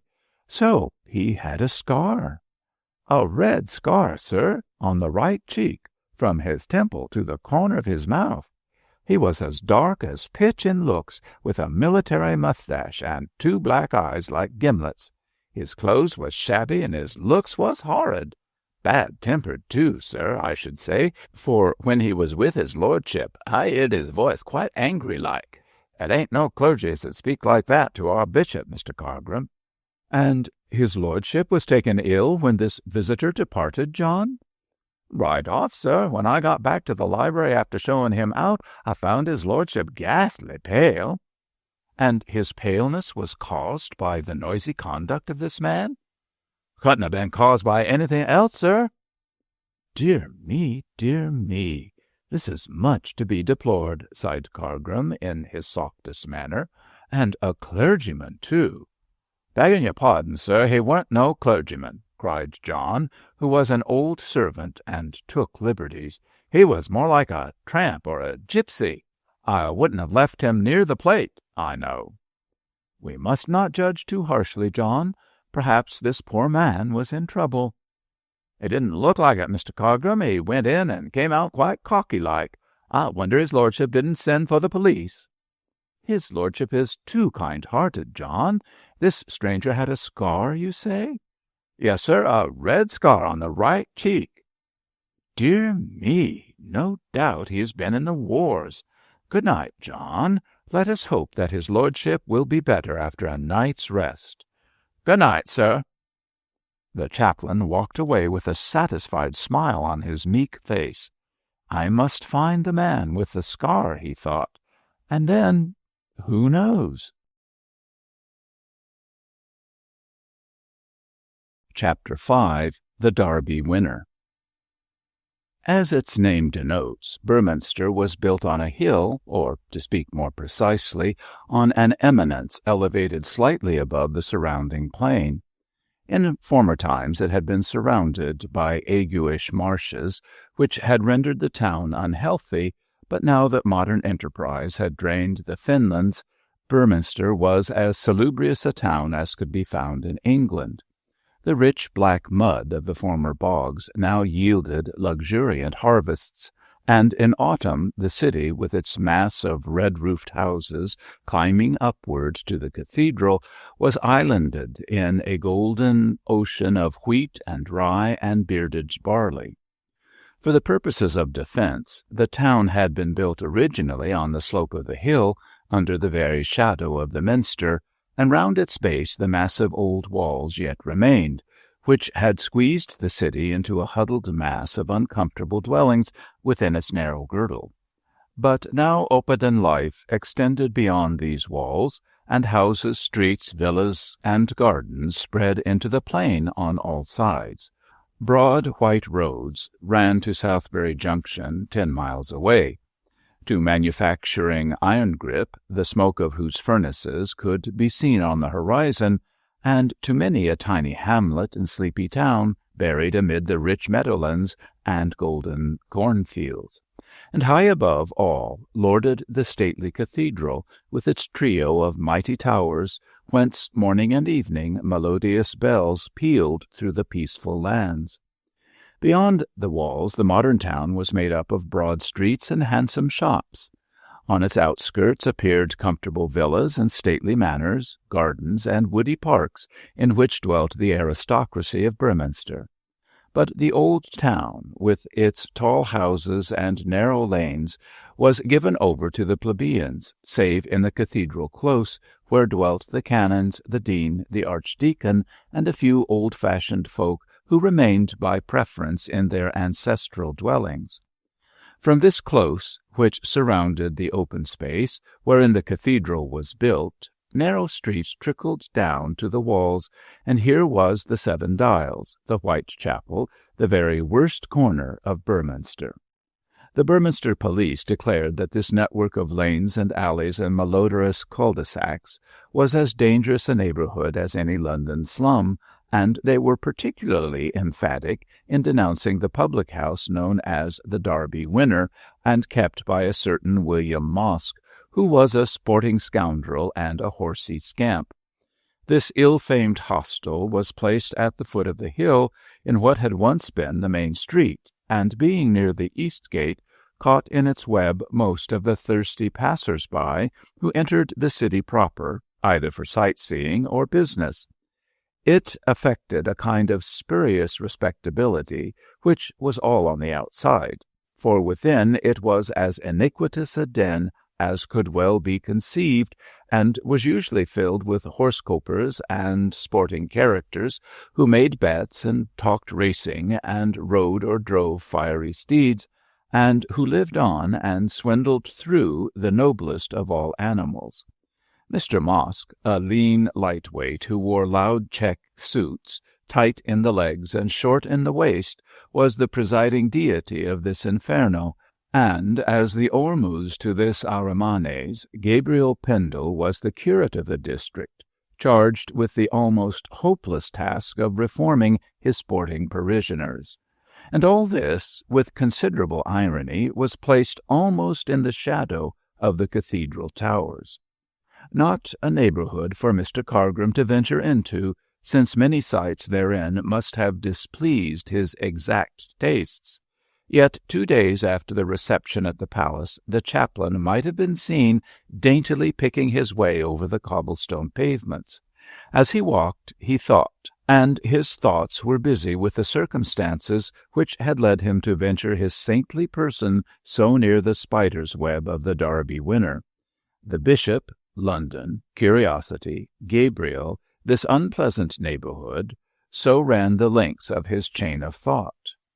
The day following his unexpected illness brought no relief to the bishop, at all events to outward seeming, for he was paler and more haggard than ever in looks, and as dour as a bear in manner. With Mrs. Pendle he strove to be his usual cheerful self, but with small success, as occasionally he would steal an anxious look at her, and heave deep sighs expressive of much inward trouble. All this was noted by Cargrim, who carefully strove, by sympathetic looks and dexterous remarks, to bring his superior to the much-desired point of unburdening his mind. Gabriel had returned to his lodgings near the East Gate and to his hopeless task of civilizing his degraded centaurs. Lucy, after the manner of maids in love, was building air-castles with Sir Harry's assistance, and Mrs. Pendle kept her usual watch on her weak heart and fluctuating pulse. The bishop thus escaped their particular notice, and it was mainly Cargram who saw how distraught and anxious he was. As for Dr. Graham, he had departed after a second unsatisfactory visit, swearing that he could do nothing with a man who refused to make a confidant of his doctor. Bishop Pendle was therefore wholly at the mercy of his suspicious chaplain, to be spied upon, to be questioned, to be watched, and to be made a prey of in his first weak moment. But the worried man, filled with some unknown anxiety, was quite oblivious to Cargram's manoeuvres. For some time the chaplain, in spite of his watchfulness, failed to come upon anything tangible likely to explain what was in the bishop's mind. He walked about restlessly, he brooded continuously, and instead of devoting himself to his work in his usual regular way, occupied himself for long hours in scribbling figures on his blotting paper and muttering at times in anxious tones. Cargram examined the blotting paper and strained his ears to gather the sense of the mutterings, but in neither case could he gain any clue to the bishop's actual trouble. At length, it was on the morning of the second day after the reception, Dr. Pendle abruptly announced that he was going up to London that very afternoon and would go alone. The emphasis he laid on this last statement still further aroused Cargram's curiosity. "Shall I not accompany your lordship?" he asked, as the bishop restlessly paced the library. "No, Mr. Cargram, why should you?" said the bishop, abruptly and testily. "Your lordship seems ill, and I thought—" "There is no need for you to think, sir. I am not well, and my visit to London is in connection with my health." "Or with your secret," thought the chaplain, deferentially bowing. "I have every confidence in Dr. Graham," continued Pendle, "but it is my intention to consult a specialist. I need not go into details, Mr. Cargram, as they will not interest you." "Oh, your lordship, your health is my constant thought." "Your anxiety is commendable, but needless," responded the bishop dryly. "I am due at Southbury this Sunday, I believe." "There is a confirmation at St. Mark's, your lordship." "Very good. You can make the necessary arrangements, Mr. Cargram. Today is Thursday. I shall return tomorrow night, and shall rest on Saturday until the evening, when I shall ride over to Southbury, attend at St. Mark's, and return on Sunday night." "Does not your lordship desire my attendance?" asked Cargram, although he knew that he was the morning preacher at the cathedral on Sunday. "No," answered Dr. Pendle curtly, "I shall go and return alone." The bishop looked at Cargram, and Cargram looked at the bishop, each striving to read the other's thoughts. Then the latter turned away with a frown, and the former, much exercised in his mind, advanced towards the door of the library. Dr. Pendle called him back. "Not a word about my health to Mrs. Pendle," he said sharply. "Certainly not, your lordship. You can rely upon my discretion in every way," replied the chaplain, with emphasis, and glided away as soft-footed as any panther, and as dangerous. "I wonder what that fellow suspects," thought the bishop when alone. "I can see that he is filled with curiosity, but he can never find out the truth, or even guess at it. I am safe enough from him. All the same, I'll have a fool for my next chaplain. Fools are easier to deal with." Cargram would have given much to have overheard this speech, but as the door and several passages were between him and the talker, he was ignorant of the incriminating remarks the bishop had let slip. Still baffled, but still curious, he busied himself with attending to some business of the see which did not require the personal supervision of Dr. Pendle, and when that prelate took his departure for London by the 3 o'clock train, Cargrim attended him to the station, full of meekness and irritating attentions. It was with a feeling of relief that the bishop saw his officious chaplain left behind on the platform. He had a secret, and with the uneasiness of a loaded conscience, fancied that everyone saw that he had something to conceal, particularly Cargrim. In the presence of that good young man, this spiritual lord, high-placed and powerful, felt that he resembled an insect under a microscope, and that Cargrim had his eye to the instrument. Conscience made a coward of the bishop, but in the case of his chaplain, his uneasy feelings were in some degree justified.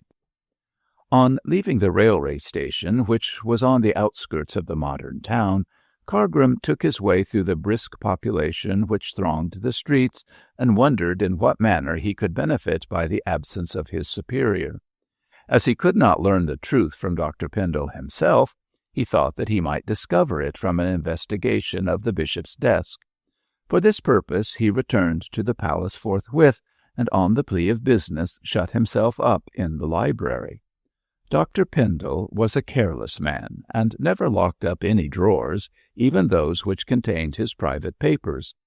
Cargrim, who was too much of a sneak to feel honorable scruples, went through these carefully, but in spite of all his predisposition to malignity, was unable to find any grounds for suspecting Dr. Pendle to be in any serious trouble. At the end of an hour he found himself as ignorant as ever, and made only one discovery of any note, which was that the bishop had taken his cheque-book with him to London. To many people this would have seemed a natural circumstance, as most men with banking accounts take their cheque-books with them when going on a journey. But Cargrim knew that the bishop usually preferred to fill his pockets with loose cash when absent for a short time, and this deviation from his ordinary habits appeared to be suspicious.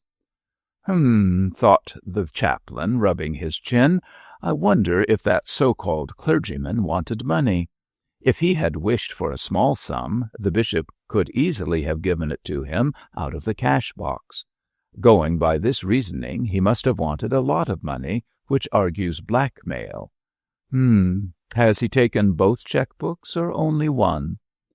The reason for this last query was that Bishop Pendle had accounts in two different banks, one in Beorminster, as became the Bishop of the See, the other in London, in accordance with the dignity of a spiritual Lord of Parliament. A further search showed Mr. Cargrim that the Beorminster cheque-book had been left behind. Said the chaplain again, that man must have gone back to London. Dr. Pendle is going to meet him there and draw money from his town bank to pay what he demands. I'll have a look at the butts of that cheque-book when it comes back. The amount of the cheque may prove much. I may even find out the name of this stranger. But all this, as Cargrim very well knew, was pure theory. The bishop might have taken his cheque-book to London for other reasons than paying blackmail to the stranger, for it was not even certain that there was any such extortion in the question.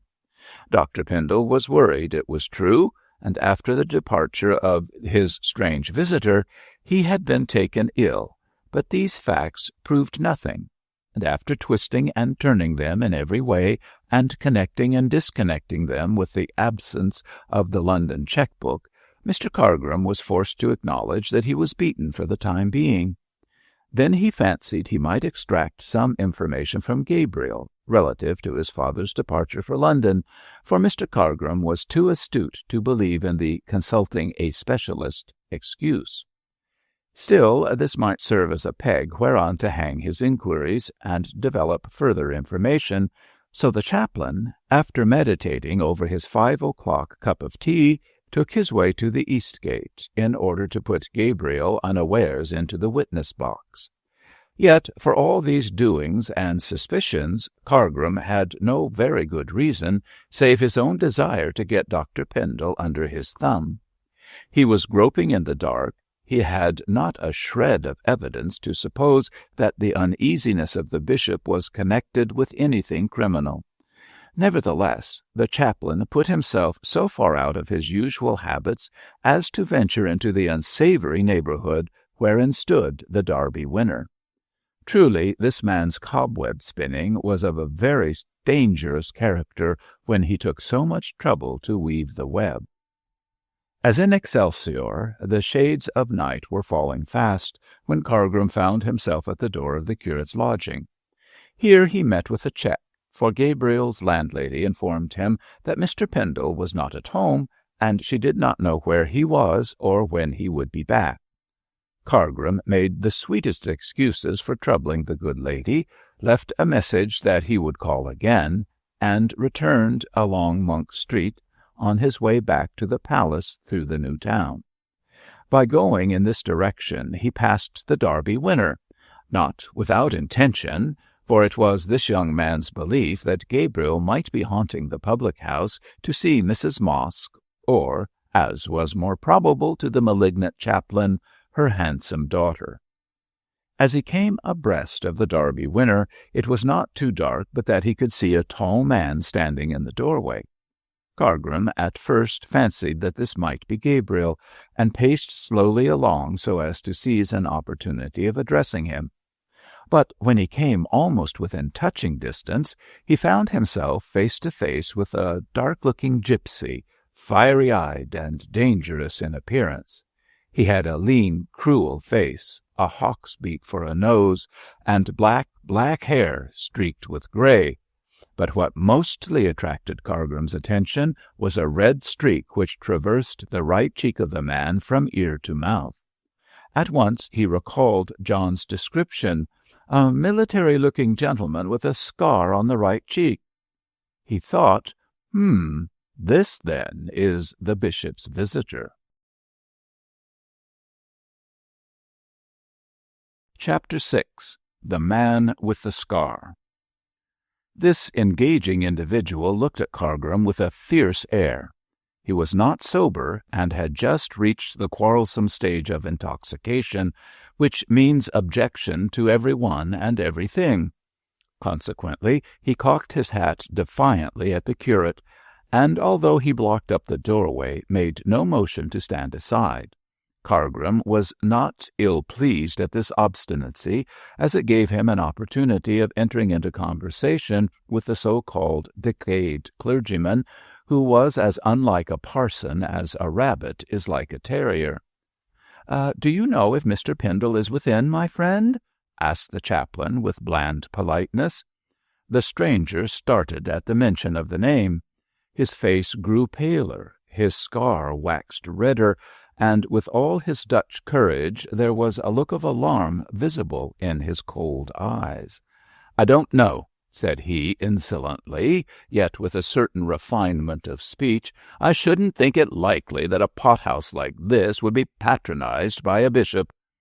"Pardon me, sir, I speak of Mr. Gabriel Pendle, the son of his lordship." "Then pardon me, sir," mimicked the man, "if I say that I know nothing of the son of his lordship, and what's more, I'm damned if I want to." "I see you are more fortunate in knowing his lordship himself," said the chaplain, with great simplicity. The stranger plucked at his worn sleeve with a look of irony. "Do I look as though I were acquainted with bishops?" said he scoffingly. "Is this the kind of coat likely to be admitted into Episcopalian palaces?" "Yet it was admitted, sir. If I am not mistaken, you called at the palace 2 nights ago." "Did you see me?" "Certainly I saw you," replied Cargrim, salving his conscience with the Jesuitic saying that the end justifies the means. "And I was informed that you were a decayed clergyman seeking assistance." "I have been most things in my time," observed the stranger gloomily, "but not a parson. You are one, I perceive." Cargrim bowed. "I am the chaplain of Bishop Pendle." "And the busybody of Beorminster, I should say," rejoined the man with a sneer. "See here, my friend," and he rapped Cargrim on the breast with a shapely hand, "if you interfere in what does not concern you, there will be trouble. I saw Dr. Pendle on private business, and as such it has nothing to do with you. "Hold your tongue, you black crow, and keep away from me," cried the stranger with sudden ferocity, "or I'll knock your head off. Now you know." And with a fierce glance the man moved out of the doorway and sauntered round the corner before Cargrim could make up his mind how to resent this insolence. Said he to himself, with a glance at the tall retiring figure, "that is a nice friend for a bishop to have. He's a jailbird, if I mistake not, and he is afraid of my finding out his business with Pendle. Birds of a feather," sighed Mr. Cargrim, entering the hotel. I sadly fear that his lordship is but a whited sepulchre. A look into the bishop's past might show me many things of moment, and the fat living of Heathcroft seemed almost within Cargrim's grasp as he came to this conclusion. "Now then, sir," interrupted a sharp but pleasant female voice, "and what may you want?" Mr. Cargrim wheeled round to answer this question, and found himself face to face with a bar, glittering with brass and crystal and bright-hued liquors in fat glass barrels, also with an extremely handsome young woman, dressed in an astonishing variety of colours. She was high-coloured and frank-eyed, with a great quantity of very black hair twisted into many amazing shapes on the top of her head.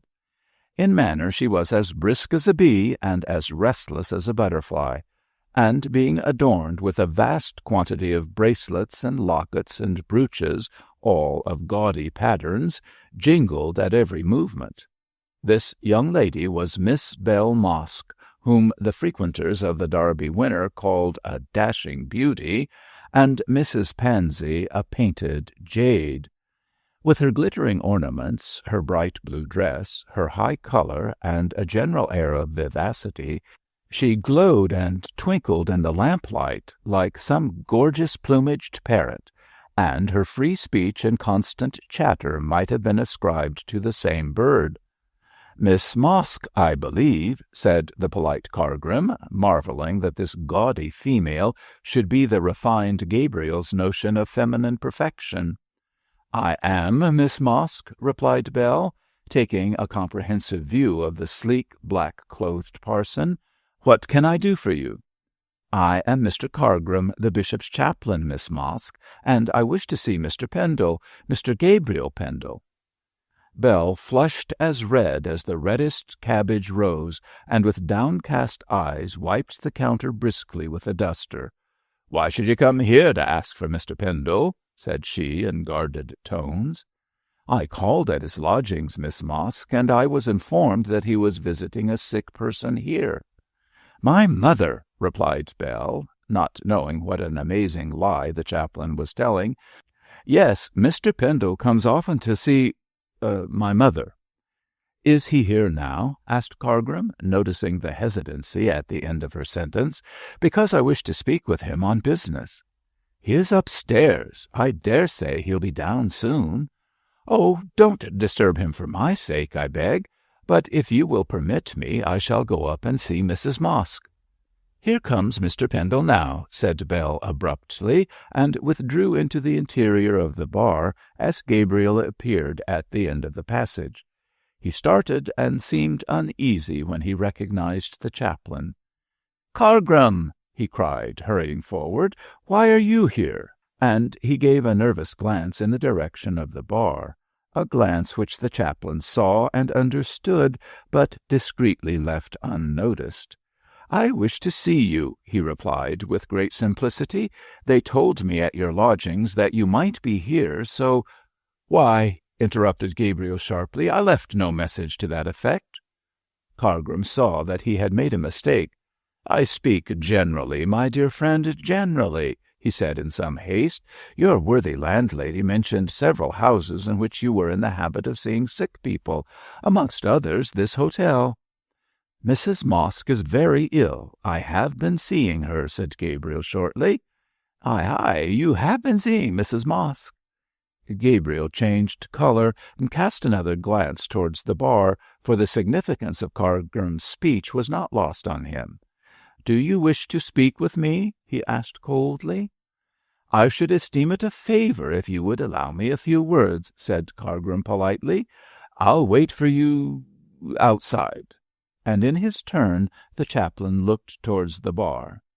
"Thank you, I can come with you now," was Gabriel's reply, made with a burning desire to knock Cargrim down. "Miss Mosk, I am glad to find that your mother is easier in her mind." "It's all due to you, Mr. Pendle," said Bell, moving forward with a toss of her head, directed especially at Mr. Cargrim. "Your visits do Mother a great deal of good." "I am sure they do," said the chaplain, not able to forego giving the girl a scratch of his claws. "Mr. Pendle's visits here must be delightful to everybody." "I dare say," retorted Bell, with heightened colour, "other people's visits would not be so welcome." "Perhaps not, Miss Mosk. Mr. Pendle has many amiable qualities to recommend him. He is a general and deserved favourite." "Come, Cargrim," interposed Gabriel anxiously, for the fair Bell's temper was rapidly getting the better of her. "If you are ready, we shall go. Good evening, Miss Mosk." "Good evening, Mr. Pendle," said the barmaid, and directed a spiteful look at Cargrim, for she saw plainly that he had intentionally deprived her of a confidential conversation with Gabriel. The chaplain received the look, which he quite understood, with an amused smile and a bland inclination of the head. As he walked out arm in arm with the reluctant Pendle, Bell banged the pewters and glasses about with considerable energy, for the significant demeanour of Cargrim annoyed her so much that she felt a great inclination to throw something at his head. But then Miss Mosk was a high-spirited girl, and believed in actions rather than speech, even though she possessed a fair command of the latter. "Well, Cargrim," said Gabriel, when he found himself in the street with his uncongenial companion, "what is it?" "It's about the bishop." "My father? Is there anything the matter with him?" "I fear so. He told me he was going to London." "Oh, what of that?" said Gabriel impatiently. "He told me the same thing yesterday. Has he gone?" "He left by the afternoon train." "Do you know the object of his visit to London?" "No. What is his object?" "He goes to consult a specialist about his health." "What?" cried Gabriel anxiously. "Is he ill?" "I think so. Some nervous trouble brought on by worry." "By worry? Has my father anything on his mind likely to worry him to that extent?" Cargrim coughed significantly. "I think so," said he again. "He has not been himself since the visit of that stranger to the palace. I fancy the man must have brought bad news." "Did the bishop tell you so?" "No, but I am observant, you know." Privately, Gabriel considered that Cargrim was a great deal too observant, and also of a meddlesome nature, else why had he come to spy out matters which did not concern him? Needless to say, Gabriel was thinking of Bell at this moment. However, he made no comment on the chaplain's speech, but merely remarked that doubtless the bishop had his own reasons for keeping silent, and advised Cargrim to wait until he was consulted in connection with the matter before troubling himself unnecessarily about it. "My father knows his own business best," finished Gabriel stiffly, "if you will forgive my speaking so plainly." "Oh, certainly, Pendle. But I owe a great deal to your father, and I would do much to save him from annoyance. By the way," with an abrupt change of subject, "do you know that I saw the stranger who called at the palace 2 nights ago during the reception?" "When? Where?" "At this hotel this evening. He looks a dangerous man." Gabriel shrugged his shoulders. "It seems to me, Cargrim, that you are making a mountain out of a molehill. A stranger sees my father, and afterwards you meet him at a public-house. There's nothing strange in that." "You forget," hinted Cargrim sweetly, "this man caused your father's illness." "We can't be sure of that, and in any case my father is quite clever enough to deal with his own affairs.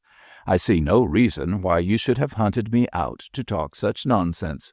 Good night to you, Cargrim." and with a curt nod the curate stalked away, considerably annoyed by the meddlesome spirit manifested by the chaplain.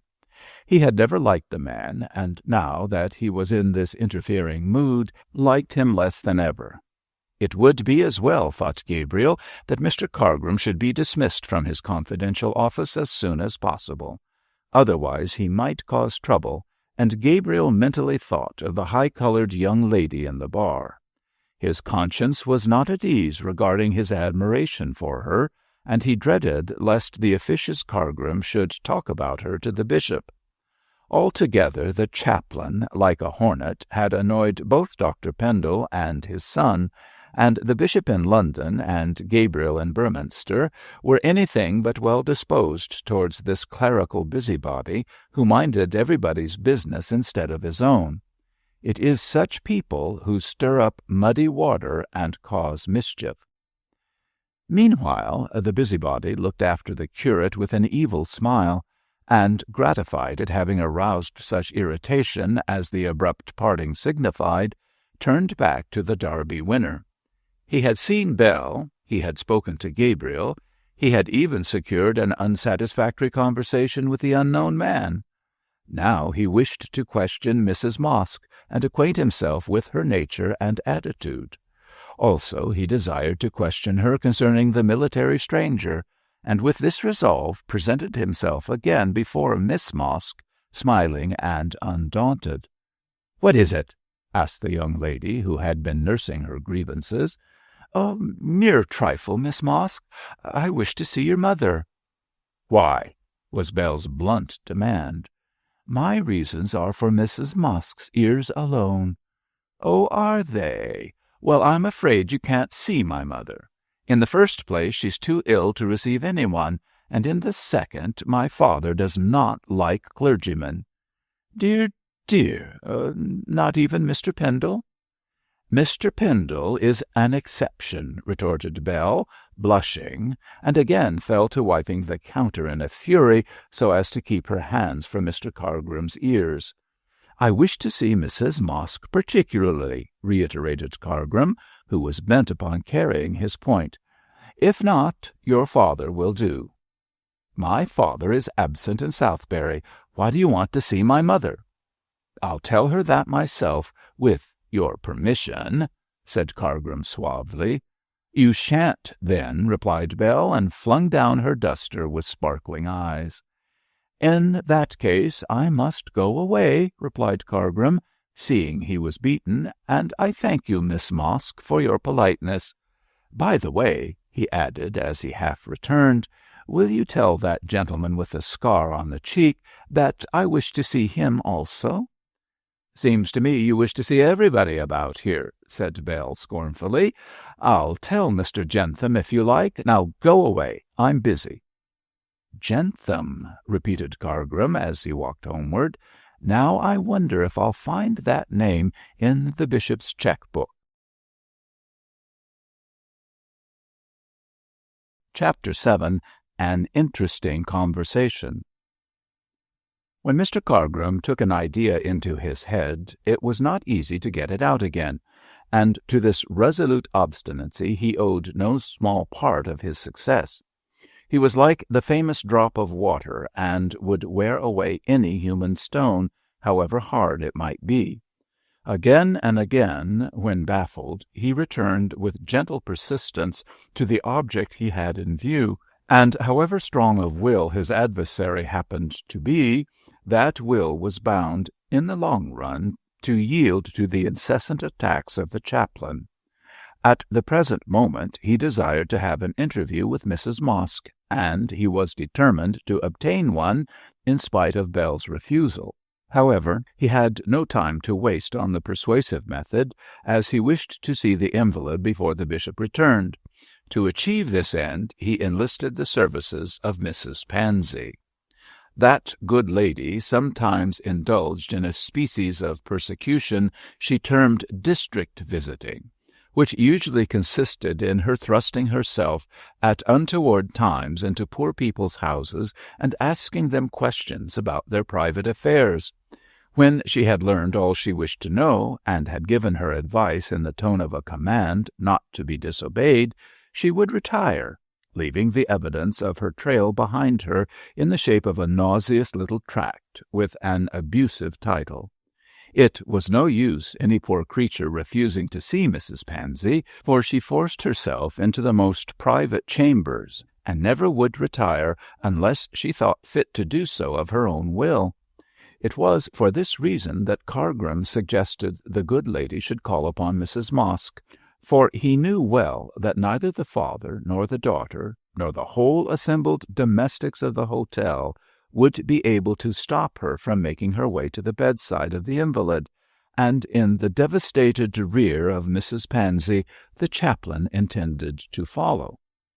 His principal object in seeing Mrs. Mosk was to discover what she knew about the man called Jentham. He was lodging at the Derby Winner, as Cargrim ascertained by later inquiry, and it was probable that the inmates of the hotel knew something as to the reasons of his stay in Beorminster. Mr. Mosk, being as obstinate as a mule, was not likely to tell Cargrim anything he desired to learn. Bell, detesting the chaplain, as she took no pains to conceal, would probably refuse to hold a conversation with him. But Mrs. Mosk, being weak-minded and ill, might be led by dexterous questioning to tell all she knew. And what she did know might, in Cargrim's opinion, throw more light on Jentham's connection with the bishop. Therefore, the next morning, Cargrim called on the archdeacon's widow to inveigle her into persecuting Mrs. Mosk with a call. Mrs. Pansy, with all her acuteness, could not see that she was being made use of. Luckily for Cargrim. "I hear the poor woman is very ill," sighed the chaplain, after he had introduced the subject, "and I fear that her daughter does not give her all the attention an invalid should have." "The Jezebel!" growled Mrs. Pansy. "What can you expect from that flaunting hussy?" "She is a human being, Mrs. Pansy, and I expect at least human feelings." "Can you get blood out of a stone, Mr. Cargrim? No, you can't. Is that red-cheeked Dutch doll a pelican to pluck her breast for the benefit of her mother? No, indeed. I dare say she passes her sinful hours drinking with young men. I'd whip her at a cart's tail if I had my way. Gabriel Pendle is trying to bring the girl to a sense of her errors." "Rubbish! She's trying to bring him to the altar, more like. I'll go with you, Mr. Cargrim, and see the minx. I have long thought that it is my duty to reprove her and warn her mother of such goings-on. As for that weak-minded young Pendle," cried Mrs. Pansy, shaking her head furiously, "I pity his infatuation. But what can you expect from such a mother as his mother? Can a fool produce sense? No.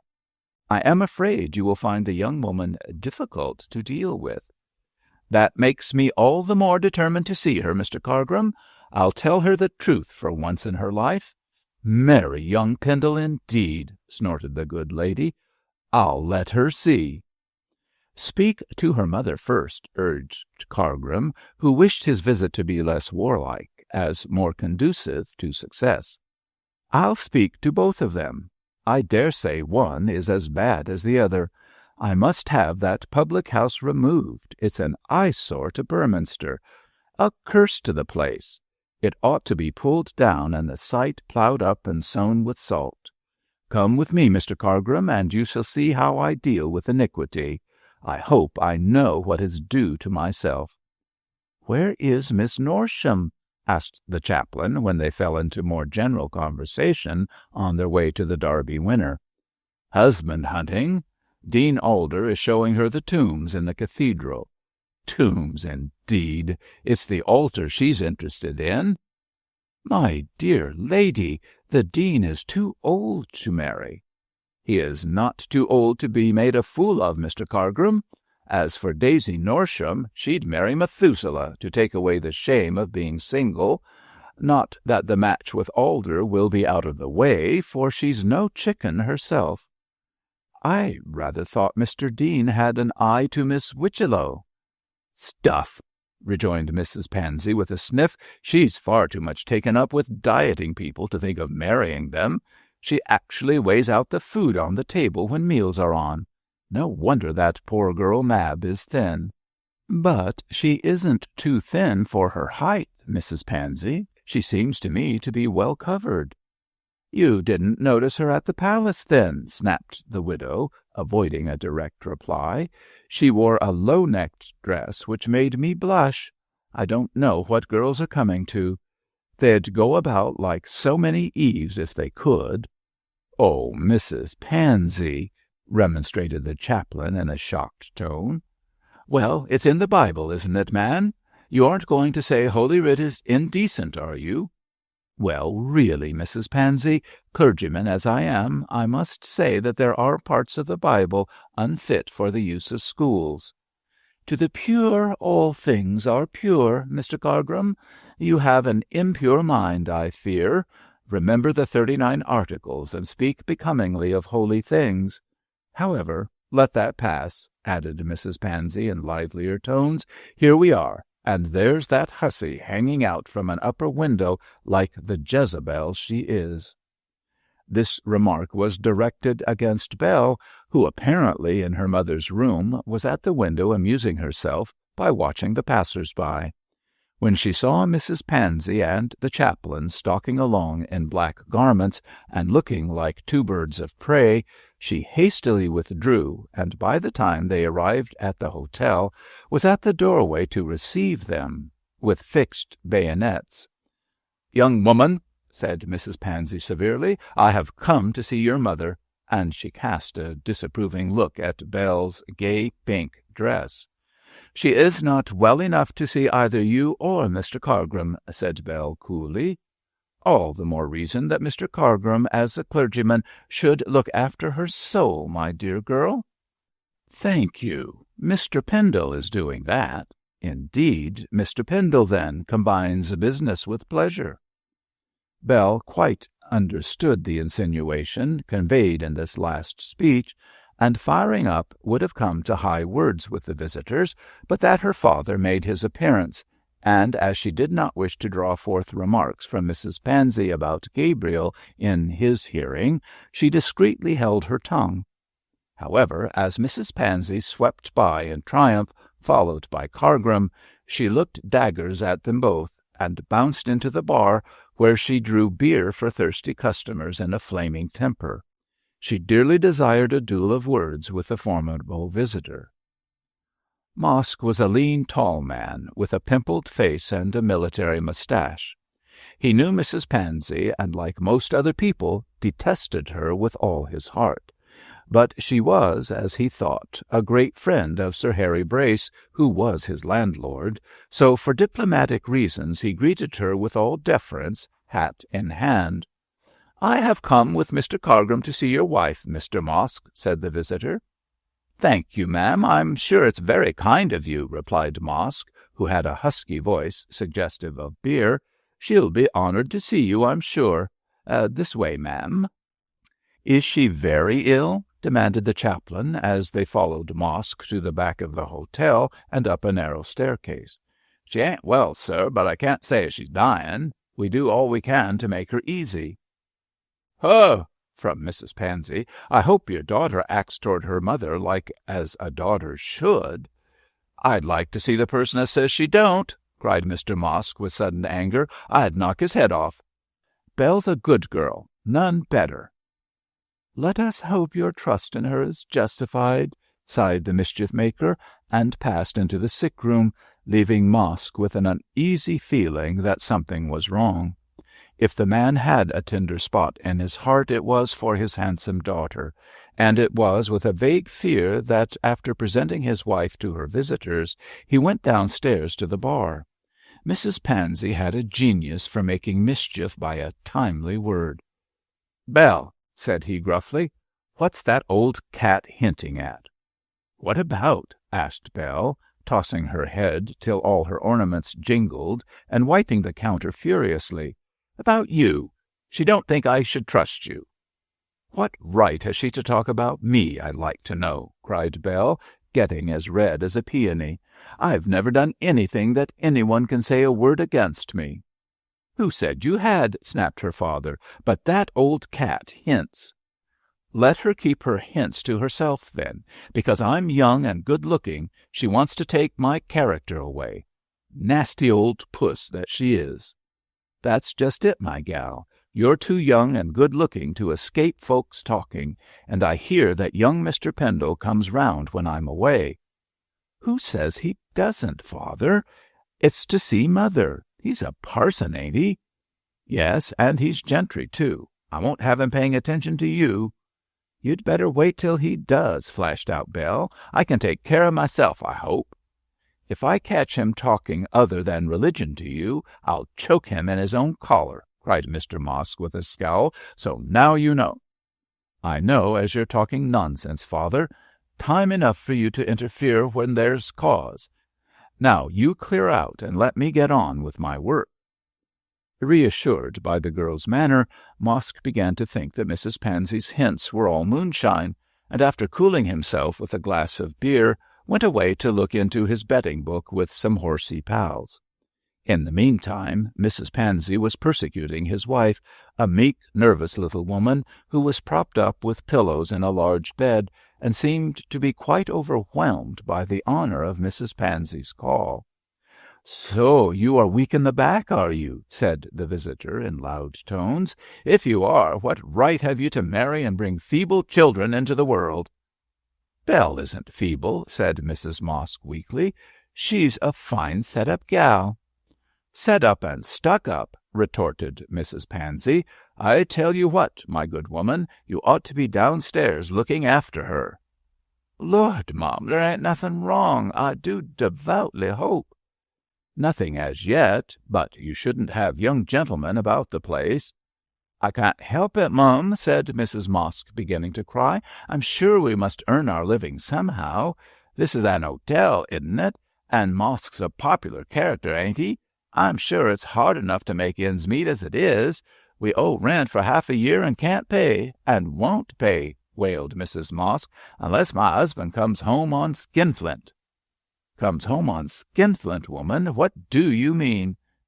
"Skinflint's a 'orse, Mum, as Mosk 'ave put his shirt on."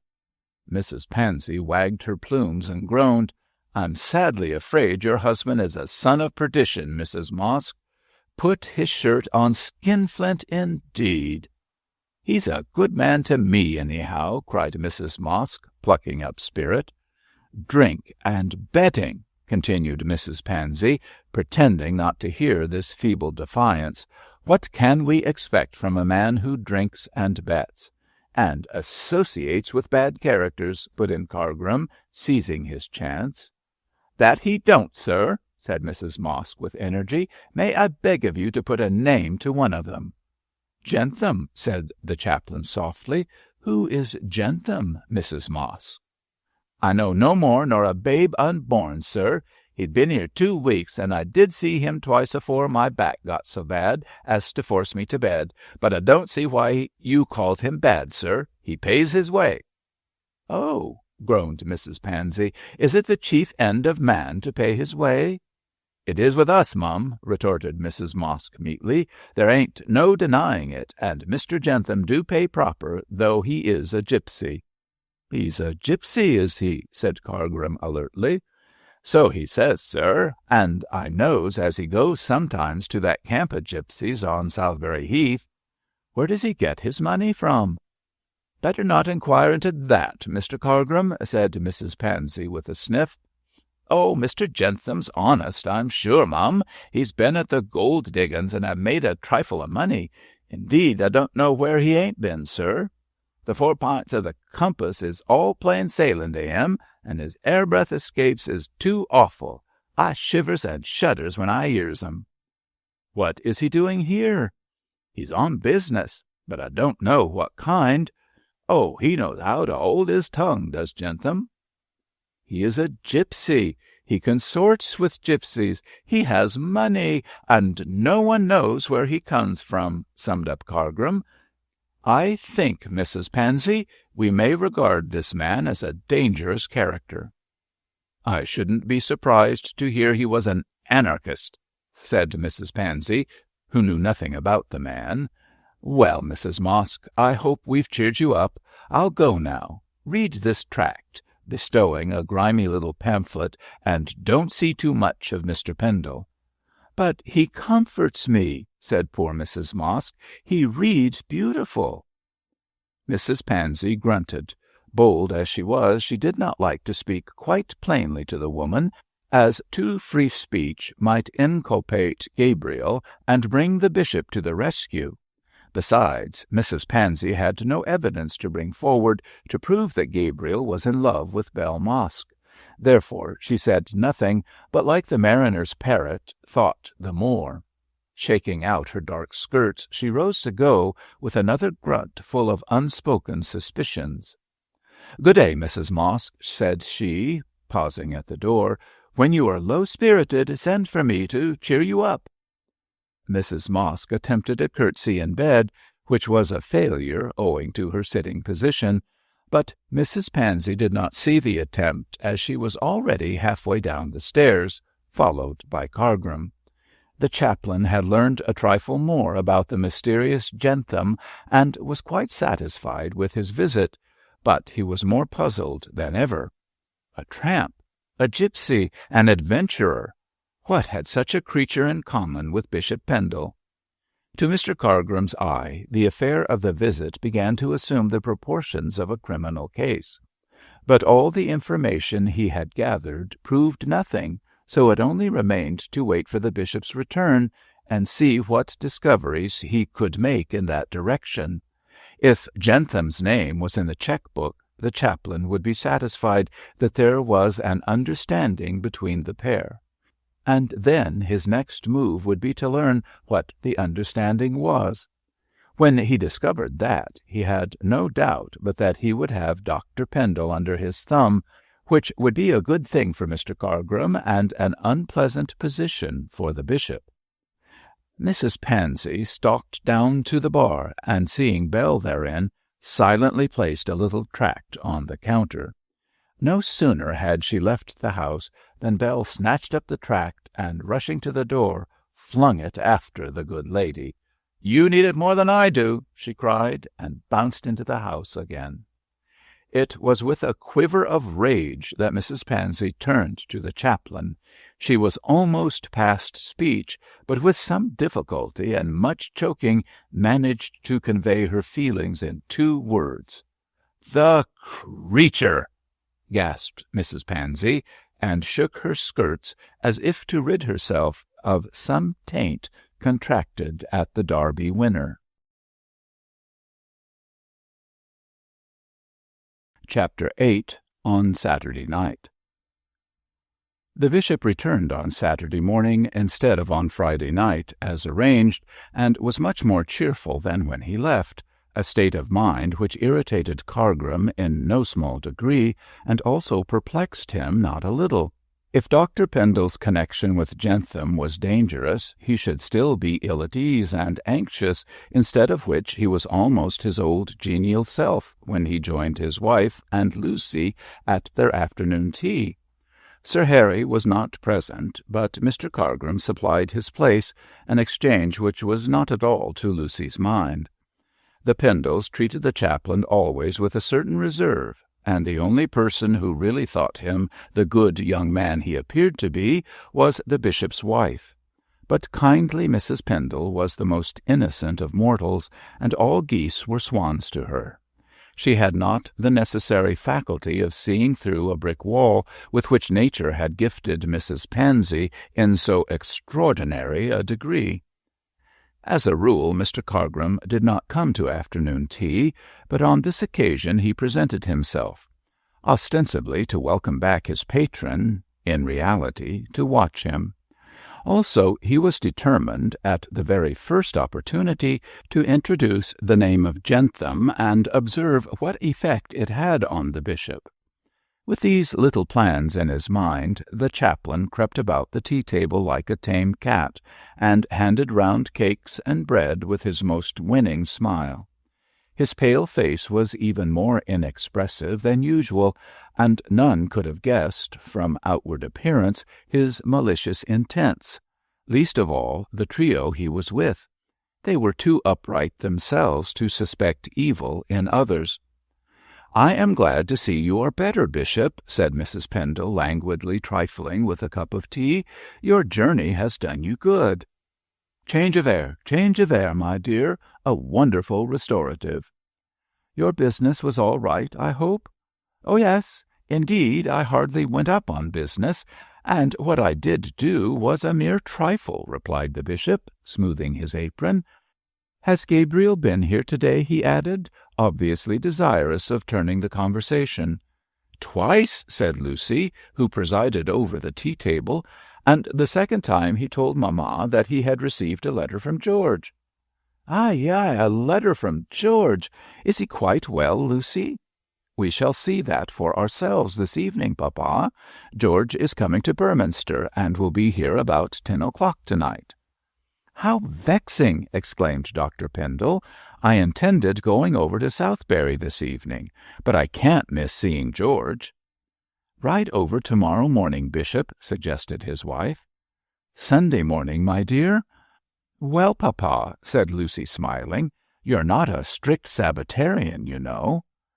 "I am not so good as I ought to be, my dear," said Dr. Pendle, playfully pinching her pretty ear.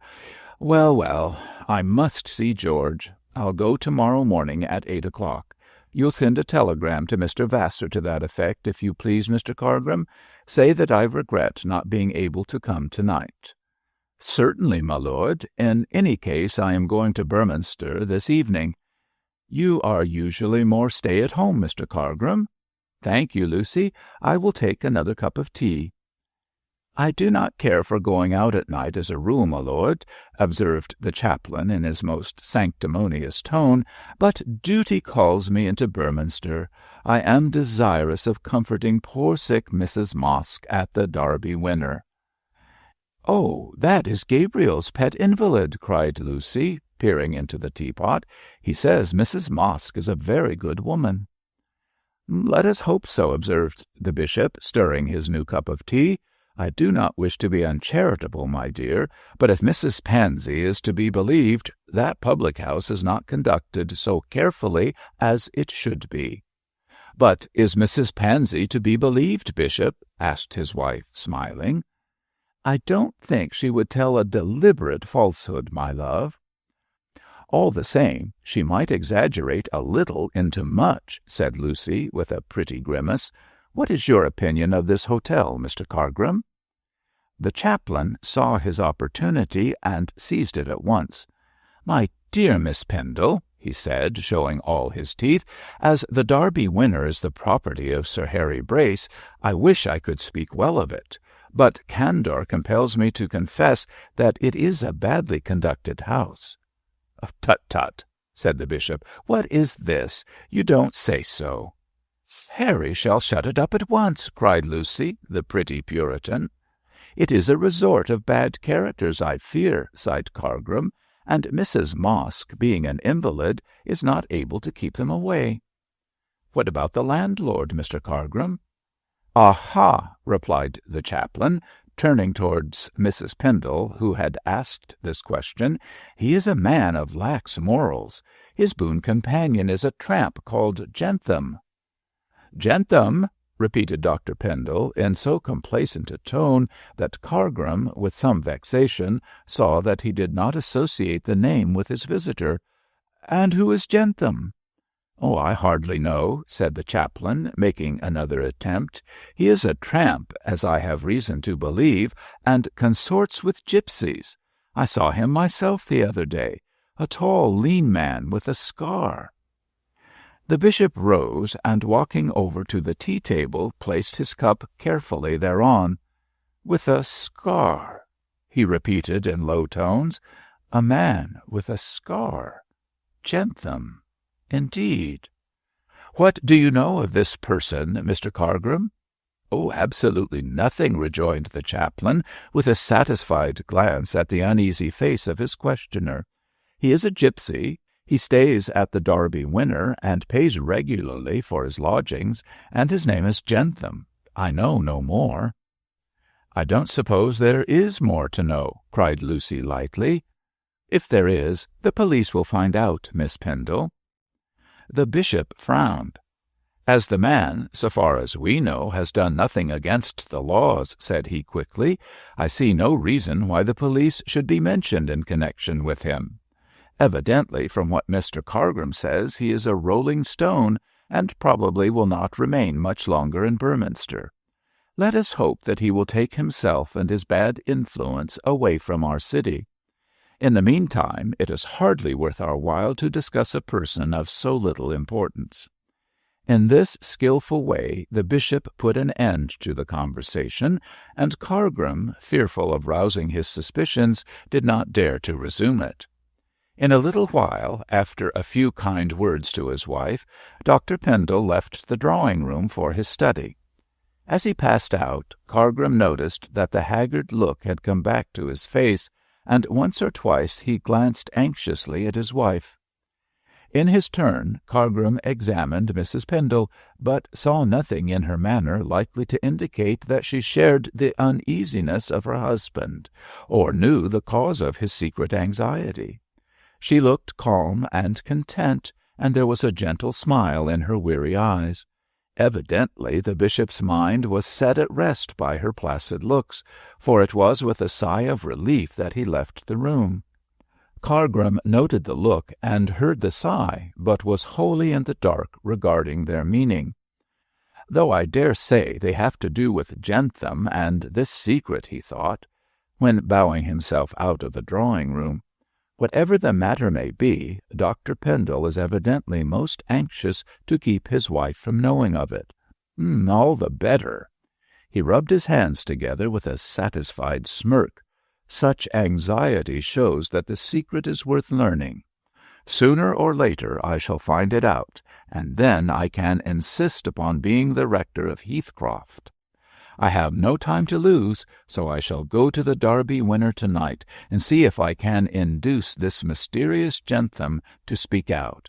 He looks a drunken dog, so a glass of wine may unloosen his tongue." From this speech it can be seen that Mr. Cargram was true to his Jesuitic instincts, and thought no action dishonourable so long as it aided him to gain his ends. He was a methodical scoundrel, too, and arranged the details of his scheme with the utmost circumspection. For instance, prior to seeing the man with the scar, he thought it advisable to find out if the bishop had drawn a large sum of money while in London for the purpose of bribing the creature to silence. Therefore, before leaving the palace, he made several attempts to examine the cheque-book. But Dr. Pendle remained constantly at his desk in the library, and although the plotter actually saw the cheque-book at the elbow of his proposed victim, he was unable, without any good reason, to pick it up and satisfy his curiosity. He was therefore obliged to defer any attempt to obtain it until the next day, as the bishop would probably leave it behind him when he rode over to Southbury. This failure vexed the chaplain, as he wished to be forearmed in his interview with Jentham, but as there was no help for it, he was obliged to put the cart before the horse, in other words, to learn what he could from the man first, and settle the bribery question by a peep into the cheque-book afterwards. The ingenious Mr. Cargram was by no means pleased with this slip-slop method of conducting business. There was method in his villainy. That evening, after dispatching the telegram to Southbury, the chaplain repaired to the Derby Winner and found it largely patronized by a noisy and thirsty crowd. The weather was tropical, the workmen of Beorminster had received their wages, so they were converting the coin of the realm into beer and whisky as speedily as possible. The night was calm and comparatively cool with the spreading darkness, and the majority of the inhabitants were seated outside their doors, gossiping and taking the air. Children were playing in the street, their shrill voices at times interrupting the continuous chatter of the women. and the Derby winner, flaring with gas, was stuffed as full as it could hold with artisans, workmen, Irish harvesters, and stablemen, all more or less exhilarated with alcohol. It was by no means a scene into which the fastidious Cargram would have ventured of his own free will, but his desire to pump Jentham was greater than his sense of disgust, and he walked briskly into the hotel, to where Mr. Mosk and Bell were dispensing drinks as fast as they were able.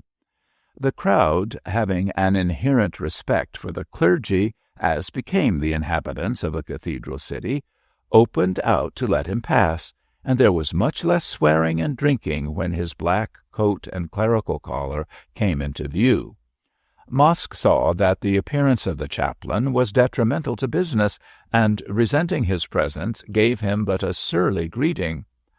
As to Bell, she tossed her head, shot a withering glance of defiance at the bland newcomer, and withdrew to the far end of the bar.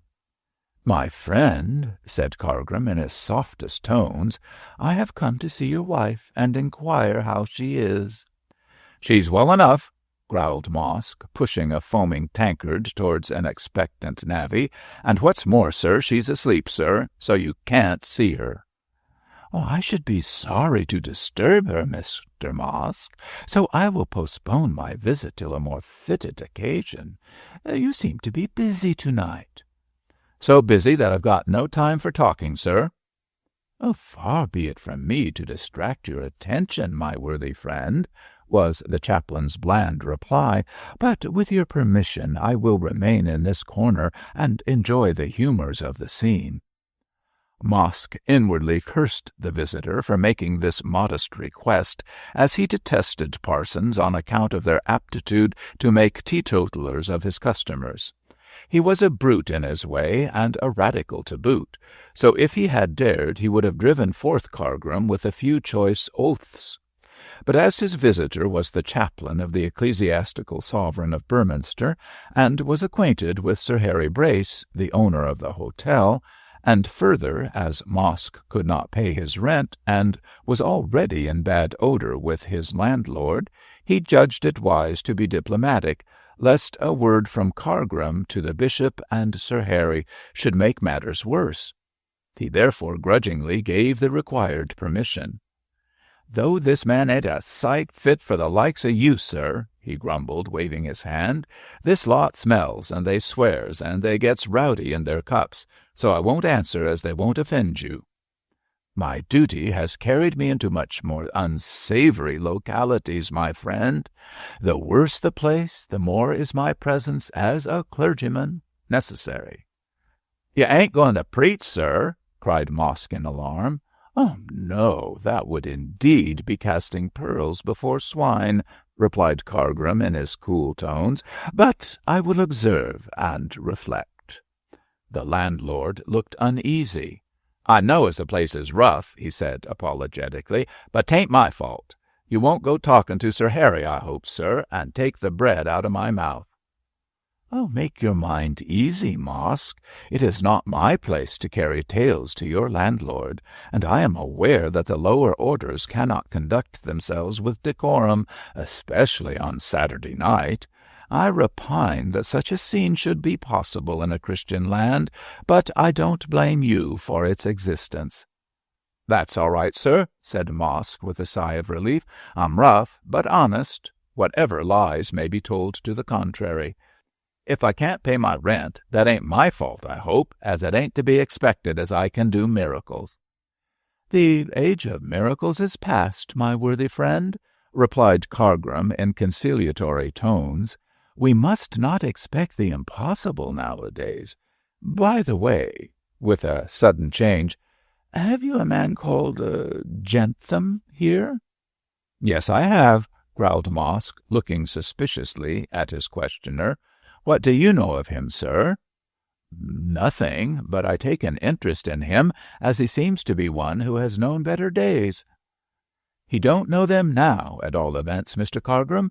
He owes me money for his last week, he does. He paid all right at first, but he don't pay now." "Indeed," said the chaplain, pricking up his ears. "He owes you money?" "That he does, more nor 2 quid, sir. But he says he'll pay me soon." "Ah, he says he'll pay you soon," repeated Cargrim. "He expects to receive money, then?" "I s'pose so, the Lord knows. Beg pardon, sir, though goodness knows where it's coming from. He don't work or get wages, as I can see." "I think I know," thought Cargrim, then added aloud, "Is the man here?" "In the coffee-room yonder, sir. Half drunk he is, and lying like a good one. The yarns he reels off is wonderful." "No doubt. A man like that must be interesting to listen to. With your permission, Mr. Mosk, I'll go into the coffee-room." "Straight ahead, sir. Will you take something to drink, if I may make so bold, Mr. Cargrim?" "No, my friend, no. Thank you all the same." And with a nod, Cargrim pushed his way into the coffee-room to see the man with the scar. Chapter 9. An Exciting Adventure. Mr. Cargrim found a considerable number of people in the coffee-room, and these, with tankards and glasses before them, were listening to the conversation of Jentham. Tobacco smoke filled the apartment with a thick atmosphere of fog, through which the gas-lights flared in a nebulous fashion, and rendered the air so hot that it was difficult to breathe in spite of the windows being open. At the head of the long table sat Jentham, drinking brandy and soda, and speaking in his cracked, refined voice with considerable spirit, his rat-like quick eyes glittering the while with alcoholic lustre. He seemed to be considerably under the influence of drink, and his voice ran up and down from bass to treble as he became excited in narrating his adventures. Whether these were true or false, Cargrim could not determine, for although the man trenched again and again on the marvellous, he certainly seemed to be fully acquainted with what he was talking about, and related the most wonderful stories in a thoroughly dramatic fashion. Like Ulysses, he knew men and cities, and appeared to have travelled as much as that famous globe-trotter. In his narration he passed from China to Chile, sailed forth to the Pole, steamed south to the Horn, described the paradise of the South Seas, and discoursed about the wild wastes of snowy Siberia. The capitals of Europe appeared to be as familiar to him as the chair he was seated in, and the steppes of Russia, the deserts of Africa, the sheep-runs of Australia were all mentioned in turn as adventure after adventure fell from his lips. And mixed up with these geographical accounts were thrilling tales of treasure-hunting, of escapes from savages, of perilous deeds in the secret places of great cities, and details of blood and war and lust and hate, all told in a fiercely dramatic fashion. The man was a tramp, a gypsy, a ragged, penniless rolling stone, but in his own way he was a genius. Cargrim wondered, with all his bravery and endurance and resource, that he had not made his fortune. The eloquent scamp seemed to wonder also. "For," said he, striking the table with his fist, "I have never been able to hold what I won. I've been a millionaire twice over, but the gold wouldn't stay. It drifted away. It was swept away. It vanished, like Macbeth's witches, into thin air. Look at me, you country cabbages. I've reigned a king amongst savages. A poor sort of king, say you, but a king's a king, say I. And king I have been. Yet here I am, sitting in a Burminster gutter. But I don't stay in it. By blank," he confirmed his purpose with an oath, "not I. I've got my plans laid, and they'll lift me up to the stars yet." "Have you the money, mister?" inquired a sceptical listener. "What's that to you?" cried Jentham, and finished his drink. "Yes, I have money." He set down his empty glass with a bang. "At least I know where to get it." "Bah, you fools! One can get blood out of a stone if one knows how to go about it." I know. My Tom Tiddler's ground isn't far from your holy township," and he began to sing, Southberry Heath's Tom Tiddler's ground, gold and silver are there to be found. It's dropped by the priest, kicked up by the knave, for the one is a coward, the other is brave. More brandy, waiter, make it stiff, sonny, stiff, stiff, stiff. The man's wild speech and rude song were unintelligible to his stupid, drink-bemused audience, but the keen brain of the schemer lurking near the door picked up their sense at once. Dr. Pendle was the priest who was to drop the money on Southberry Heath, and Jentham the knave who was to pick it up. As certainly as though the man had given chapter and verse, Cargram understood his enigmatic stave. His mind flashed back to the memory that Dr. Pendle intended to ride over to Southberry in the morning across the heath. Without doubt he had agreed to meet there this man who boasted that he could get blood out of a stone, and the object of the meeting was to bribe him to silence. But however loosely Jentham alluded to his intention of picking up gold, he was cunning enough, with all his excitement, to hold his tongue as to how he could work such a miracle. Undoubtedly there was a secret between Dr. Pendle and this scamp, but what it might be, Cargram could by no means guess. Was Jentham a disreputable relation of the bishop's? Had Dr. Pendle committed a crime in his youth for which he was now being blackmailed? What could be the nature of the secret which gave this unscrupulous blackguard a hold on a dignitary of the church? Cargram's brain was quite bewildered by his conjectures. Hitherto Jentham had been in the blabbing stage of intoxication, but after another glass of drink he relapsed into a sullen, silent condition, and with his eyes on the table pulled fiercely at his pipe, so that his wicked face looked out like that of a devil from amid the rolling clouds of smoke. His audience waited open-mouthed for more stories, but as their entertainer seemed too moody to tell them any more, they began to talk amongst themselves, principally about horses and dogs. It was now growing late, and the most respectable of the crowd were moving homeward. Cargram felt that to keep up the dignity of this cloth he should depart also, for several looks of surprise were cast in his direction. But Jentham and his wild speeches fascinated him, and he lurked in his corner, watching the sullen face of the man until the two were left the sole occupants of the room. Then Jentham looked up to call the waiter to bring him a final drink, and his eyes met those of Mr. Cargram. After a keen glance, he suddenly broke into a peal of discordant laughter, which died away into a savage and menacing growl. "Hullo!" he grumbled. "Here is the busybody of Beorminster. And what may you want, Mr. Paul Pry?" "Oh, little civility in the first place, my worthy friend," said Cargram in silky tones, for he did not relish the insolent tone of the satirical scamp.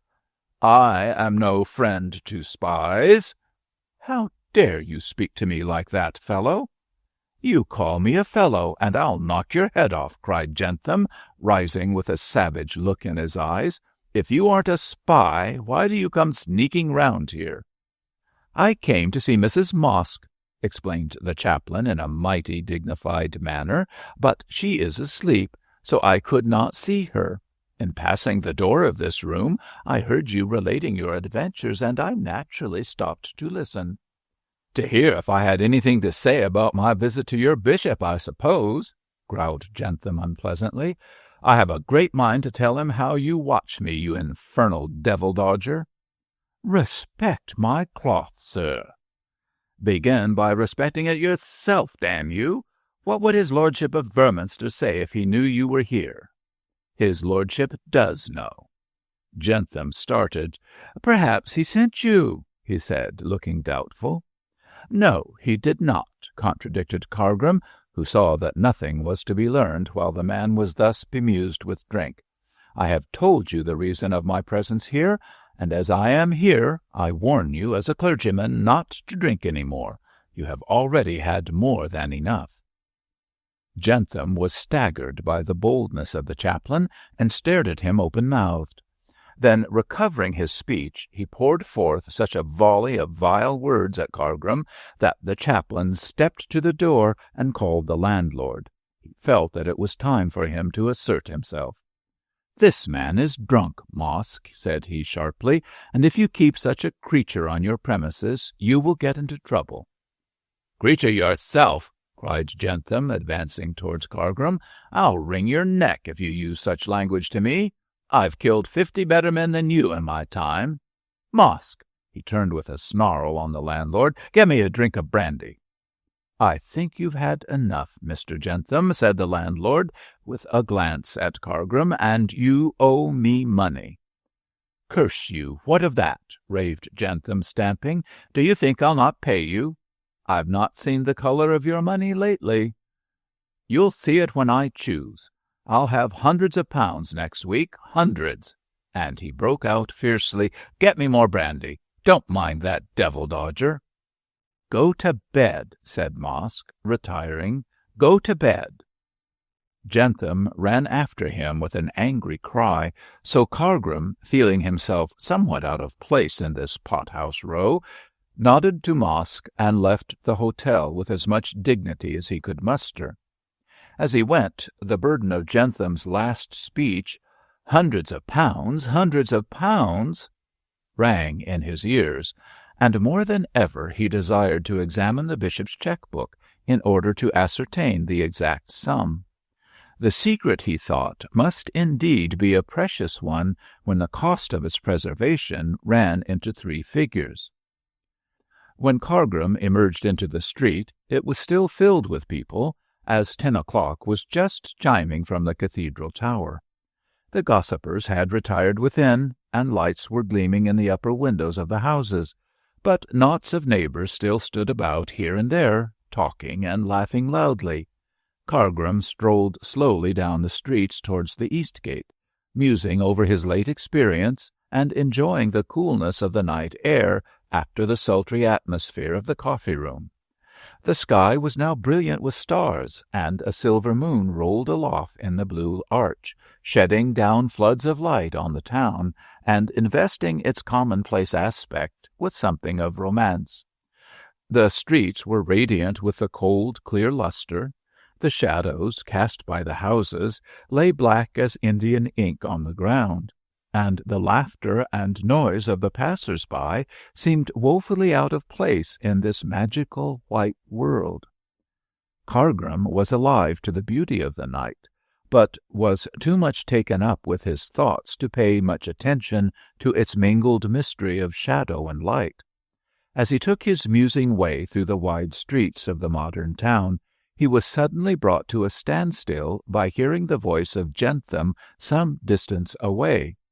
Evidently the man had quarrelled with the landlord and had been turned out of the hotel, for he came rolling along in a lurching, drunken manner, roaring out a wild and savage ditty, picked up, no doubt, in some land at the back of beyond.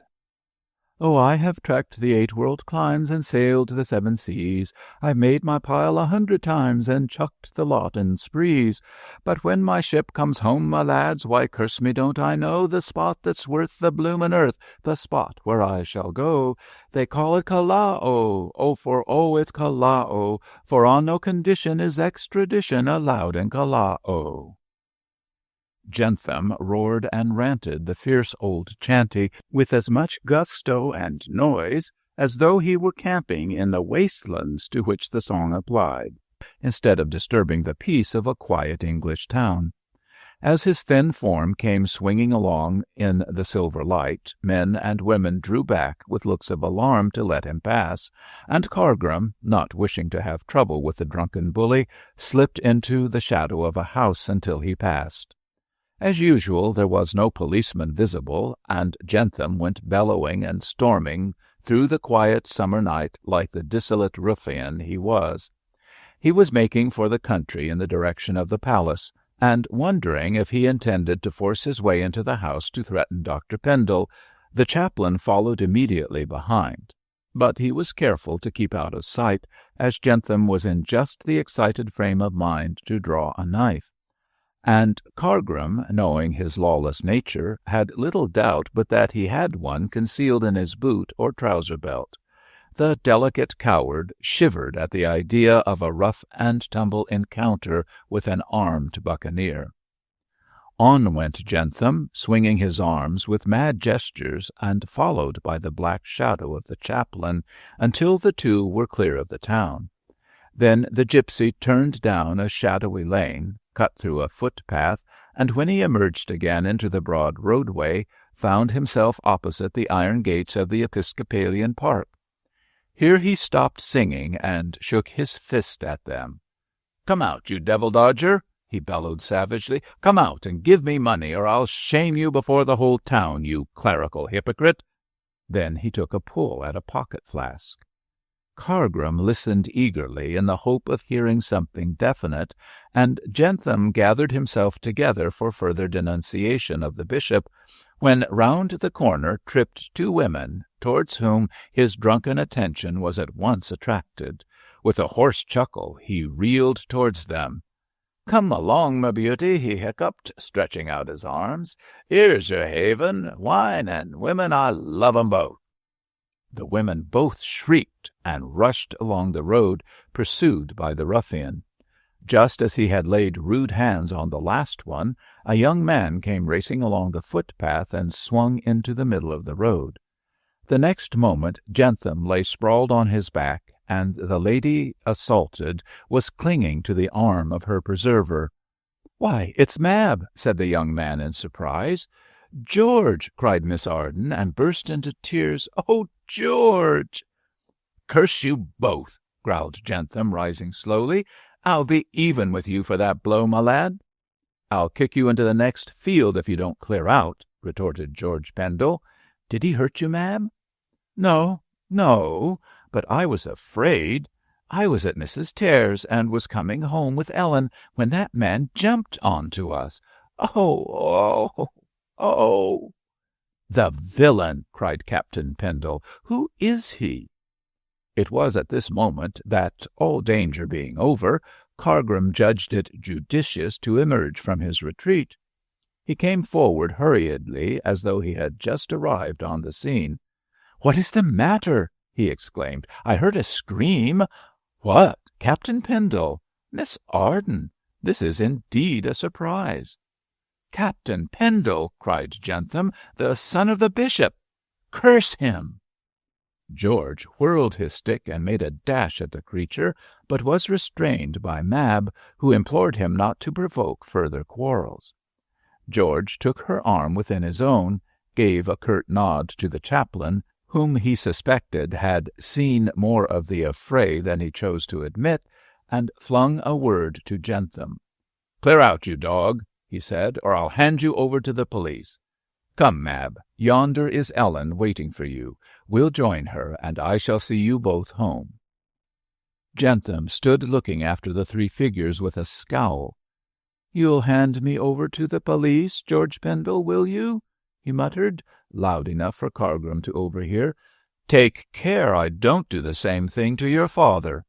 And like a noisome and dangerous animal, he crept back in the shadow of the hedge and disappeared. "Aha!" chuckled Cargrim, as he walked towards the park gates. "It has to do with the police, then, my Lord Bishop. So much the better for me, so much the worse for you." Chapter 10. Morning Service in the Minster. The cathedral is the glory of Burminster, of the county, and indeed of all England, since no churches surpass it in size and splendour save the minsters of York and Canterbury. Founded and endowed by Henry II in 1184 for the glory of God, it is dedicated to the blessed St. Wulf of Osserton, a holy hermit of Saxon times, who was killed by the heathen Danes. Bishop Gandalf designed the building in the picturesque style of Anglo-Norman architecture, and as the original plans have been closely adhered to by successive prelates, the vast fabric is the finest example extant of the Norman superiority in architectural science. It was begun by Gandalf in 1185 and finished at the beginning of the present century. Therefore, as it took 600 years in building, every portion of it is executed in the most perfect manner. It is renowned both for its beauty and sanctity, and forms one of the most splendid memorials of architectural art and earnest faith to be found, even in England, that land of fine churches. The great central tower rises to the height of 200 feet in square massiveness, and from this point springs a slender and graceful spire to another 100 feet, so that, next to Salisbury, the great archetype of this special class of ecclesiastical architecture, it is the tallest spire in England. 2 square towers, richly ornamented, embellish the western front, and beneath the great window over the central entrance is a series of canopied arches. The church is cruciform in shape and is built of Portland stone, the whole being richly ornamented with pinnacles, buttresses, crocketed spires, and elaborate tracery. Statues of saints, kings, queens, and bishops are placed in niches along the northern and southern fronts, and the western front itself is sculptured with scenes from Holy Scripture in the quaint, grotesque style of medieval art. No ivy is permitted to conceal the beauties of the building, and elevated in the clear air, far above the smoke of the town, it looks as fresh and white and clean-cut as though it had been erected only within the last few years. Spared by Henry VIII and the iconoclastic rage of the Puritans, time alone has dealt with it, and time has mellowed the whole to a pale amber hue, which adds greatly to the beauty of the mighty fane. Burminster Cathedral is a poem in stone. Within, the nave and transepts are lofty and imposing, with innumerable arches springing from massive marble pillars. The rood screen is ornate with figures of saints and patriarchs. The pavement is diversified with brasses and carved marble slabs, and several crusaders' tombs adorn the side chapels. The many windows are mostly of stained glass, since these were not destroyed by the Puritans, and when the sun shines on a summer's day, the twilight interior is dyed with rich hues and quaint patterns. As the Bishop of Burminster is a high churchman, the altar is magnificently decorated, and during service, what with the light and color and brilliancy, the vast building seems, unlike the dead aspect of many of its kind, to be filled with life and movement and living faith. A Romanist might well imagine that he was attending one of the magnificent and imposing services of his own faith, save that the uttered words are spoken in the mother tongue. As became a city whose whole existence depended upon the central shrine, the services at the cathedral were invariably well attended. The preaching attracted some, the fine music many, and the imposing ritual introduced by Bishop Pendle went a great way towards bringing worshippers to the altar. A cold, frigid, undecorated service, appealing more to the intellect than the senses, would not have drawn together so vast and attentive a congregation. But the warmth and color and musical fervor of the new ritual lured the most careless within the walls of the sacred building. Bishop Pendle was right in his estimate of human nature. For when the senses are enthralled by color and sound and vast spaces and symbolic decorations, the reverential feeling thus engendered prepares the mind for the reception of the sublime truths of Christianity. A pure faith and a gorgeous ritual are not so incompatible as many people think. God should be worshipped with pomp and splendor. We should bring to his service all that we can invent in the way of art and beauty. If God has prepared for those who believe the splendid habitation of the New Jerusalem with its gates of pearl and its streets of gold, why should we, his creatures, stint our gifts in his service, and debar the beautiful things which he inspires us to create with brain and hand from use in his holy temple. Out of the fullness of the heart the mouth speaketh, and out of the fullness of the hand the giver should give. Date et dabictur. The great Luther was right in applying this saying to the Church. One of the congregation at St. Wolf's on this particular morning was Captain George Pendle, and he came less for the service than in the hope, after the manner of those in love, of meeting with Mab Arden. During the reading of the lessons his eyes were roving here and there in search of that beloved face, but, much to his dismay, he could not see it. Finally, on a chair near a pillar, he caught sight of Miss Whichelow in her poke bonnet and black silk cloak, but she was alone, and there were no bright eyes beside her to send a glance in the direction of George. Having ascertained beyond all doubt that Mab was not in the church, and believing that she was unwell after the shock of Gentham's attack on the previous night, George withdrew his attention from the congregation and settled himself to listen attentively to the anthem. It was worthy of the cathedral, and higher praise cannot be given. "I have blotted out as a thick cloud," sang the boy soloist in a clear, sweet treble. "I have blotted out thy transgressions, and as a cloud thy sins." Then came the triumphant cry of the choir, borne on the rich waves of sound rolling from the organ, "Return unto me, for I have redeemed thee." The lofty roof reverberated with the melodious thunder, and the silvery altos pierced through the great volume of sound like arrows of song.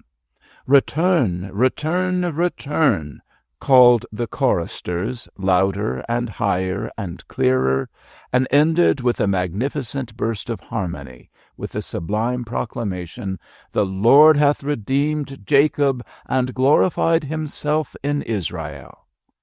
When the white-robed singers resumed their seats, the organ still continued to peal forth triumphant notes, which died away in gentle murmurs. It was like the passing by of a tempest, the stilling of the ocean after a storm.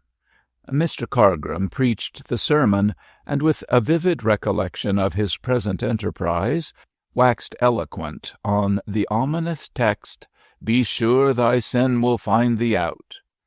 His belief that the bishop was guilty of some crime, for the concealment of which he intended to bribe Jentham, had been strengthened by an examination on that very morning of the cheque-book. Dr. Pendle had departed on horseback for Southbury after an early breakfast, and after hurriedly dispatching his own, Cargrim had hastened to the library. Here, as he expected, he found the cheque-book carelessly left in an unlocked drawer of the desk, and on looking over it he found that one of the butts had been torn out. The previous butt bore a date immediately preceding that of Dr. Pendle's departure for London, so Cargrim had little difficulty in concluding that the bishop had drawn the next cheque in London, and had torn out the butt to which it had been attached. This showed, as the chaplain very truly thought, that Dr. Pendle was desirous of concealing not only the amount of the cheque, since he had kept no note of the sum on the butt, but of hiding the fact that the cheque had been drawn at all. This conduct, coupled with the fact of Jentham's allusion to Tom Tiddler's ground and his snatch of extempore song, confirmed Cargrim in his suspicions that Pendle had visited London for the purpose of drawing out a large sum of money, and intended to pay the same over to Jentham that very night on Southbury Heath. With this in his mind, it was no wonder that Cargrim preached a stirring sermon. He repeated his warning text over and over again. He illustrated it in the most brilliant fashion, and his appeals to those who had secret sins to confess them at once were quite heartrending in their pathos. As most of his congregation had their own little peccadilloes to worry over, Mr. Cargrim's sermon made them quite uneasy, and created a decided sensation, much to his own gratification. If Bishop Pendle had only been seated on his throne to hear that sermon, Cargrim would have been thoroughly satisfied. But alas, the bishop, worthy man, was confirming innocent sinners at Southbury, and thus lost any chance he might have had of profiting by his chaplain's eloquence. However, the congregation could not be supposed to know the secret source of the chaplain's eloquence, and his withering denunciations were supposed to arise from a consciousness of his own pure and open heart. The female admirers of Cargrim particularly dwelt in after-church gossip on this presumed cause of the excellent sermon they had heard, and when the preacher appeared he was congratulated on all sides. Miss Tancred for once forgot her purse story, and absolutely squeaked in the highest of keys in her efforts to make the young man understand the amount of pleasure he had given her. Even Mrs. Pansy was pleased to express her approval of so well-chosen a text, and looked significantly at several of her friends as she remarked that she hoped they would take its warning to heart.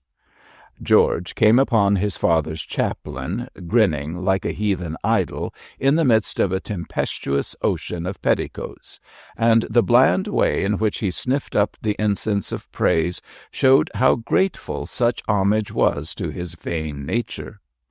At that moment he saw himself a future bishop, and that at no very great distance of time.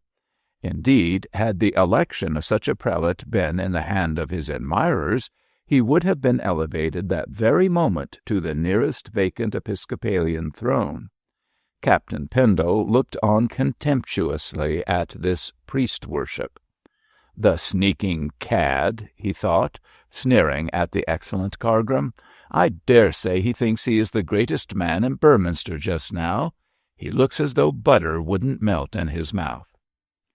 There was no love lost between the chaplain and the captain, for on several occasions the latter had found Cargrim a slippery customer and lax in his notions of honour, while the curate, knowing that he had not been clever enough to hoodwink George, hated him with all the fervour and malice of his petty soul. However, he hoped soon to have the power to wound Captain Pendle through his father, so he could afford to smile blandly in response to the young soldier's contemptuous look. And he smiled more than ever when brisk Miss Whichelow, with her small face ruddy as a winter apple, marched up and joined in the congratulations. "In future I shall call you Boanerges, Mr. Cargrim," she cried, her bright little eyes dancing. "You quite frightened me. I looked into my mind to see what sins I had committed." "And found none, I'm sure," said the courtly chaplain. "You would have found one if you had looked long enough," growled Mrs. Pansy, who hated the old maid as a rival practitioner amongst the poor. "And that is, you did not bring your niece to hear the sermon. I don't call such carelessness Christianity." "Don't look at my sins through a microscope, Mrs. Pansy. I did not bring Mab because she is not well." "Oh, really, dear Miss Winchelow," chimed in Daisy Norsham. "Why, I thought that your sweet niece looked the very picture of health. All those strong, tall women do. Not like poor little me." "You need dieting," retorted Miss Whichelow, with a disparaging glance. "Your face is pale and pasty. If it isn't powder, it's bad digestion." "Miss Whichelow!" cried the outraged spinster. "I'm an old woman, my dear, and you must allow me to speak my mind. I'm sure Mrs. Pansy always does." "You need not be so very unpleasant. No, really." "The truth is always unpleasant," said Mrs. Pansy, who could not forbear a thrust even at her own guest, but Miss Whichelow doesn't often hear it, with a dig at her rival. "Come away, Daisy. Mr. Cargrim, next time you preach, take for your text, 'The tongue is a two-edged sword.'" "Do, Mr. Cargrim," cried Miss Whichelow, darting an angry glance at Mrs. Pansy, "and illustrate it with the one to whom it particularly applies." "Ladies, ladies!" remonstrated Cargrim, while both combatants ruffled their plumes like two fighting cocks, and the more timid of the spectators scuttled out of the way. How the situation would have ended it is impossible to say, as the two ladies were equally matched, but George saved it by advancing to greet Miss Whitchello. When the little woman saw him, she darted forward and shook his hand with unfeigned warmth. "My dear Captain Pendle," she cried, "I am so glad to see you, and thank you for your noble conduct of last night." "Why, Miss Whitchello, it was nothing," murmured the modest hero. "Indeed, I must say it was very valiant," said Cargrim graciously. "Do you know, ladies, that Miss Arden was attacked last night by a tramp, and Captain Pendle knocked him down?" "Oh, really? How very sweet!" cried Daisy, casting an admiring look at George's handsome face, which appealed to her appreciation of manly beauty. "What was Miss Arden doing to place herself in the position of being attacked by a tramp?" asked Mrs. Pansy in a hard voice. "This must be looked into." "Thank you, Mrs. Pansy, I have looked into it myself," said Miss Whitchello. "Captain Pendle, come home with me to luncheon and tell me about it. Mr. Cargrim, you come also."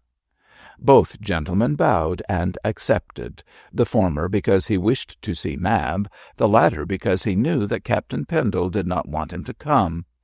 As Miss Whitchello moved off with her two guests, Mrs. Pansy exclaimed in a loud voice, "Poor young men! Luncheon indeed! They will be starved. I know for a fact that she weighs out the food in scales." Then, having had the last word, she went home in triumph. Chapter 11. Miss Whitchello's Luncheon Party. The little lady trotted briskly across the square and guided her guests to a quaint old house squeezed into one corner of it. Here she had been born some 60-odd years before.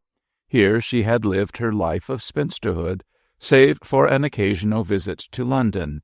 And here she hoped to die, although at present she kept death at a safe distance by hygienic means and dietary treatment.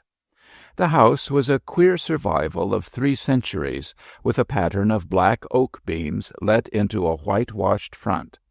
Its roof shot up into a high gable at an acute angle, and was tiled with red clay squares, mellowed by time to the hue of rusty iron.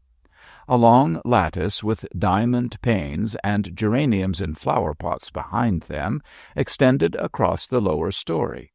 2 little jutting windows, also the criss-cross pattern, looked like 2 eyes in the 2nd story, and high up in the 3rd, the casement of the attic peered out coyly from under the eaves.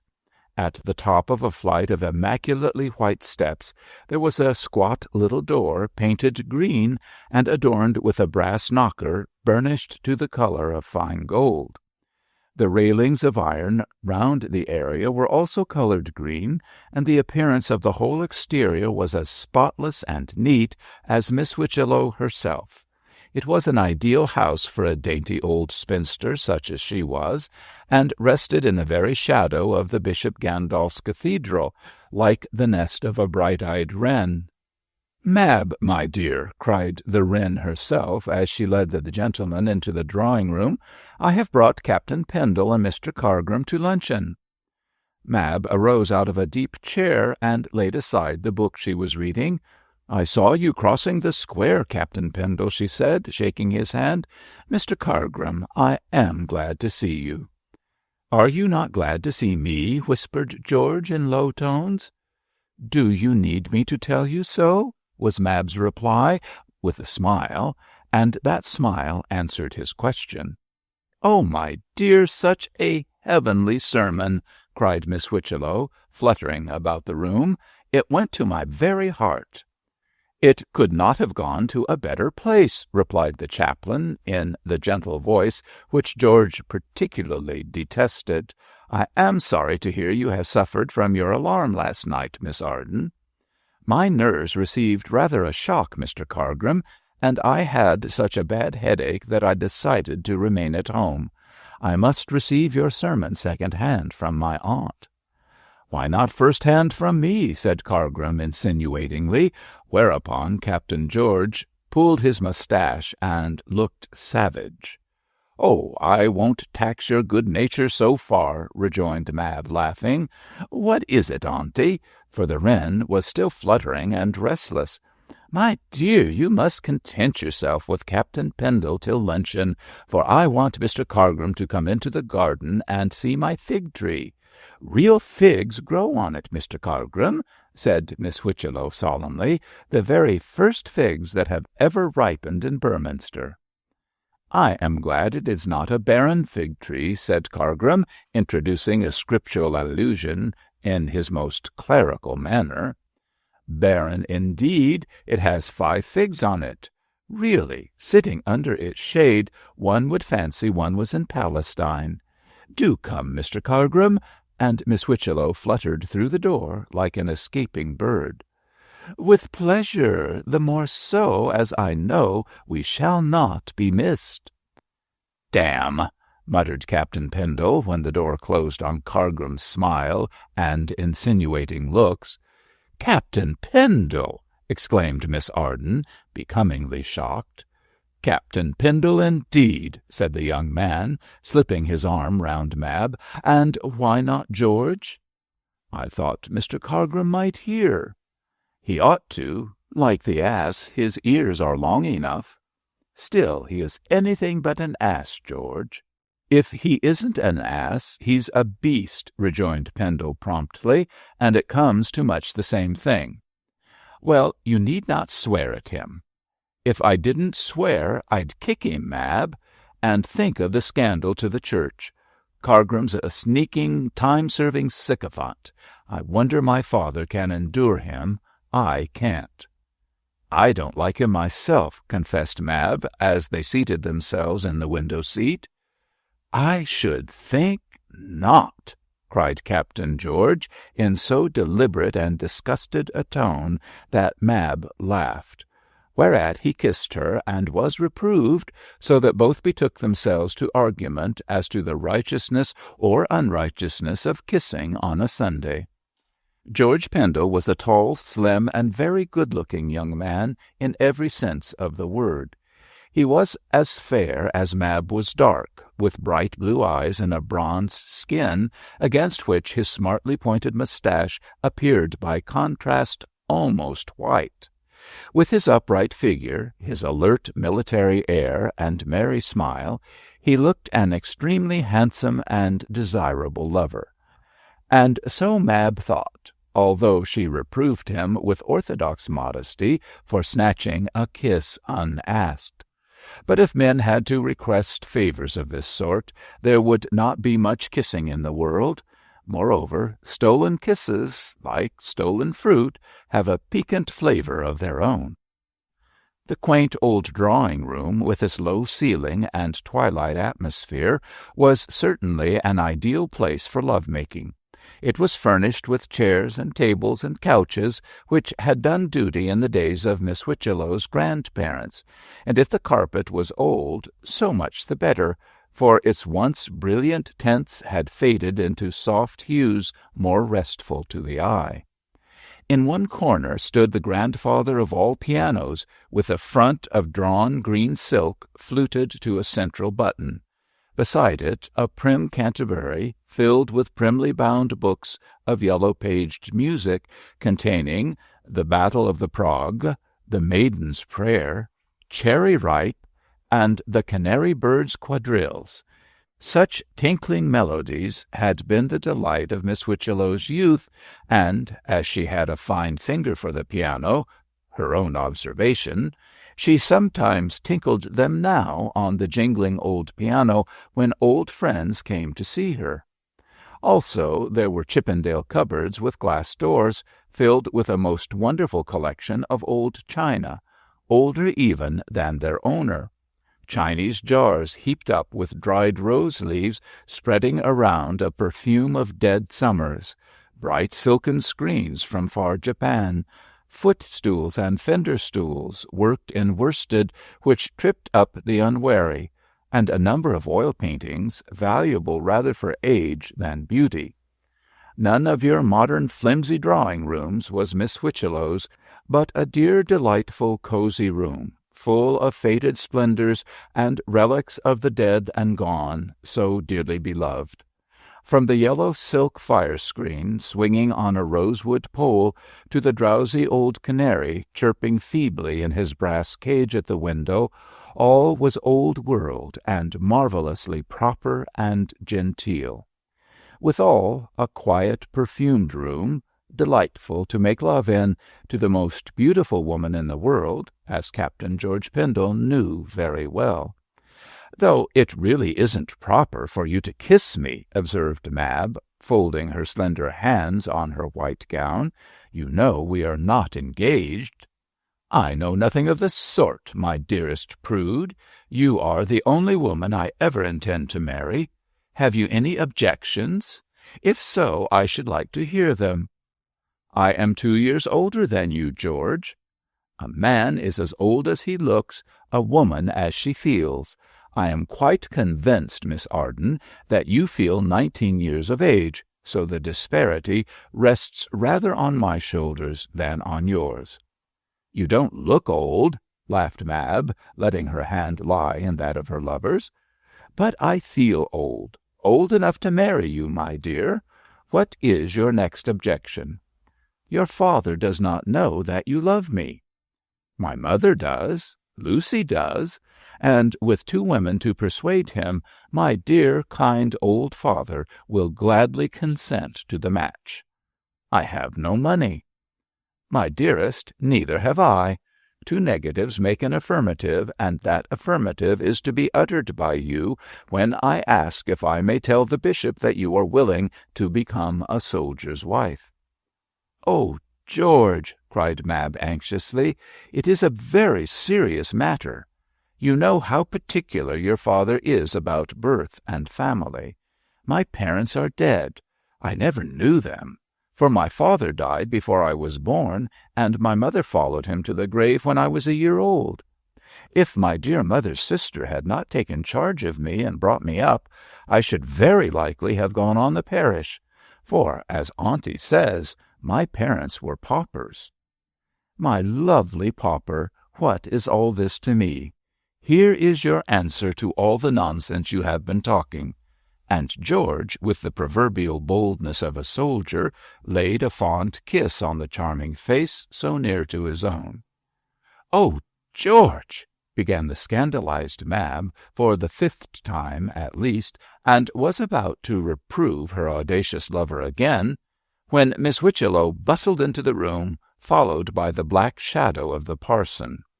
George and Mab sprang apart with alacrity, and each wondered, while admiring the cathedral opposite, if Miss Whichelow or Cargram had heard the sound of that stolen kiss. Apparently the dear unsuspecting old Jenny Wren had not, for she hopped up to the pair in her bird-like fashion and took George's arm.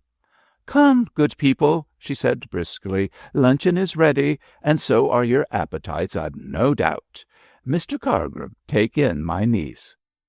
In 5 minutes the quartet were seated round a small table in Miss Whichelow's small dining-room. The apartment was filled with oak furniture, black with age and wondrously carved. The curtains and carpet and cushions were of faded crimson rep, and as the gaily striped sun-blinds were down, the whole was enwrapped in a sober brown atmosphere, restful to the eye and cool to the skin. The oval table was covered with a snow-white cloth, on which sparkled silver and crystal round a Nankin porcelain bowl of blue and white, filled with deep red roses. The dinner plates were of thin china, painted with sprawling dragons in yellow and green. The food, in spite of Mrs. Pansy's report, was plentiful and dainty, and the wines came from the stock laid down by the father of the hostess in the days when dignitaries of the church knew what good wine was. It is true that a neat pair of brass scales was placed beside Miss Whichelow, but she used them to weigh out such portions of food as she judged to be needful for herself, and did not mar her hospitality by interfering with the appetite of her guests. The repast was tempting, the company congenial, and the two young men enjoyed themselves greatly. Miss Whichelow was an entertainer worth knowing, if only for her cook. "Mab, my dear," cried the lively old lady, "I am ashamed of your appetite. Don't you feel better for your morning's rest?" "Much better, thank you, Auntie, but it is too hot to eat." "Try some salad, my love. It is cool and green and excellent for the blood. If I had my way, people would eat more green stuff than they do." "Like so many Nebuchadnezzars," suggested Cargrim, always scriptural. "Well, some kinds of grass are edible, you know, Mr. Cargrim, although we need not go on all fours to eat them as he did. So many people would need to revert to their natural characters of animals if that custom came in," said George, smiling. "A certain great poet remarked that everyone had a portion of the nature of some animal," observed Cargrim, "especially women." "Then Mrs. Pansy is a magpie," cried Mab, with an arch look at her aunt. "She is a magpie and a fox and a laughing hyena, my dear." "Oh, Auntie, what a trinity!" "I suppose, Cargrim, all you black-coated parsons are rooks," said George. "No doubt, Captain. And you soldiers are lions." "Auntie is a Jenny Wren." "And Mab is a white peacock," said Miss Whichelow with a nod. "Captain Pendle, protect me," laughed Mrs. Arden. "I decline to be called a peacock." "You are a golden bird of paradise, Miss Arden." "Ah, that is a pretty compliment, Captain Pendle. Thank you." While George laughed, and Cargrim, rather tired of these zoological comparisons, strove to change the subject by an allusion to the adventure of the previous night. "The man who attacked you was certainly a wolf," he said decisively.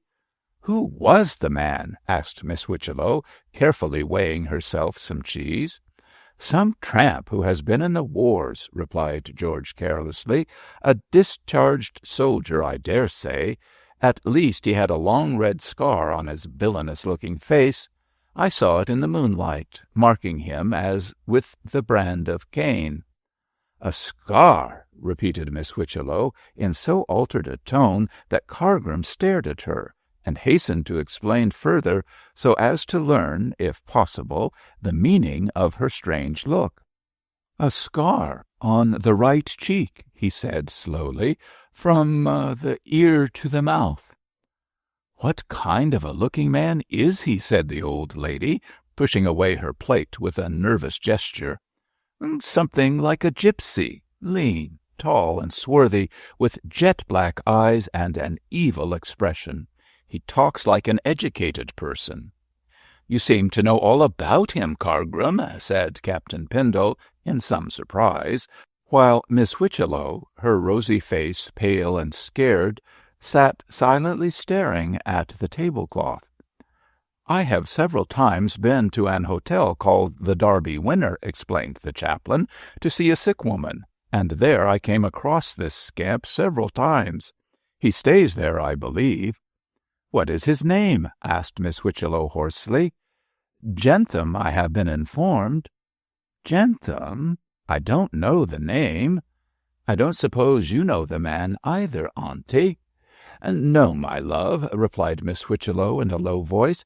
I don't suppose I know the man either. Is he still at the Derby Winner, Mr. Cargrim?"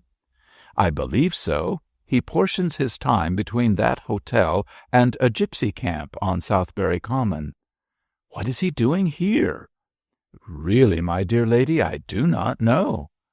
"Auntie, one would think you knew the man," said Mab, amazed at her aunt's emotion.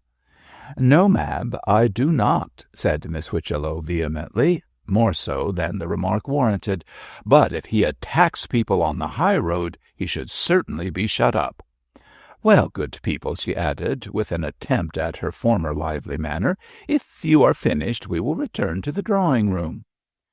All attempts to restore the earlier harmony of the visit failed, for the conversation languished, and Miss Whitchello was silent and distraught.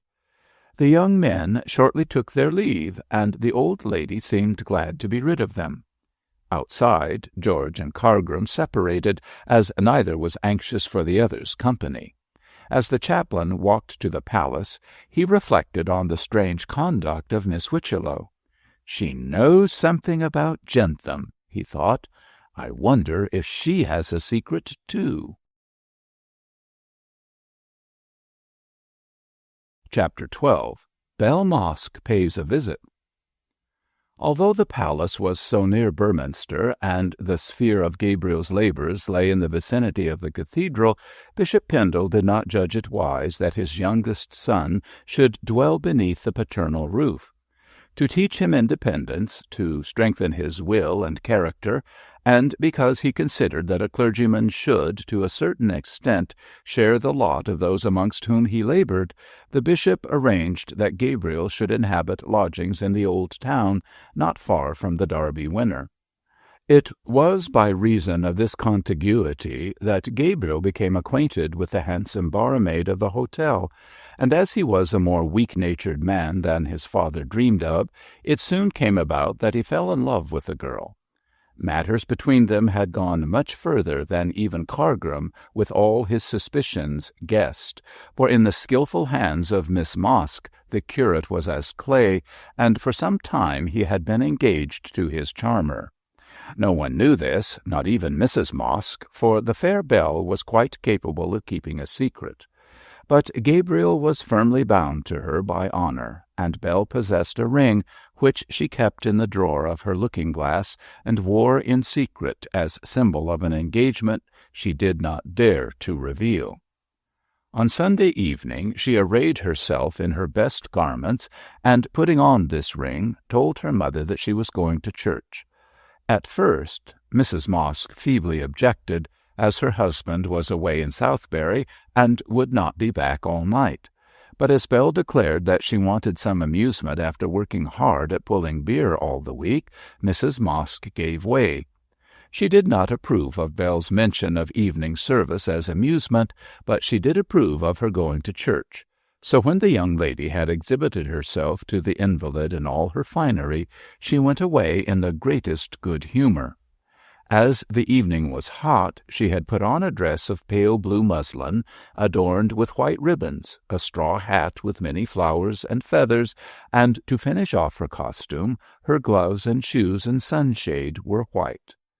As these cool colours rather toned down the extreme red of her healthy complexion, she really looked very well, and when Gabriel saw her seated in a pew near the pulpit, behaving as demurely as a cat that is after cream, he could not but think how pretty and pious she was.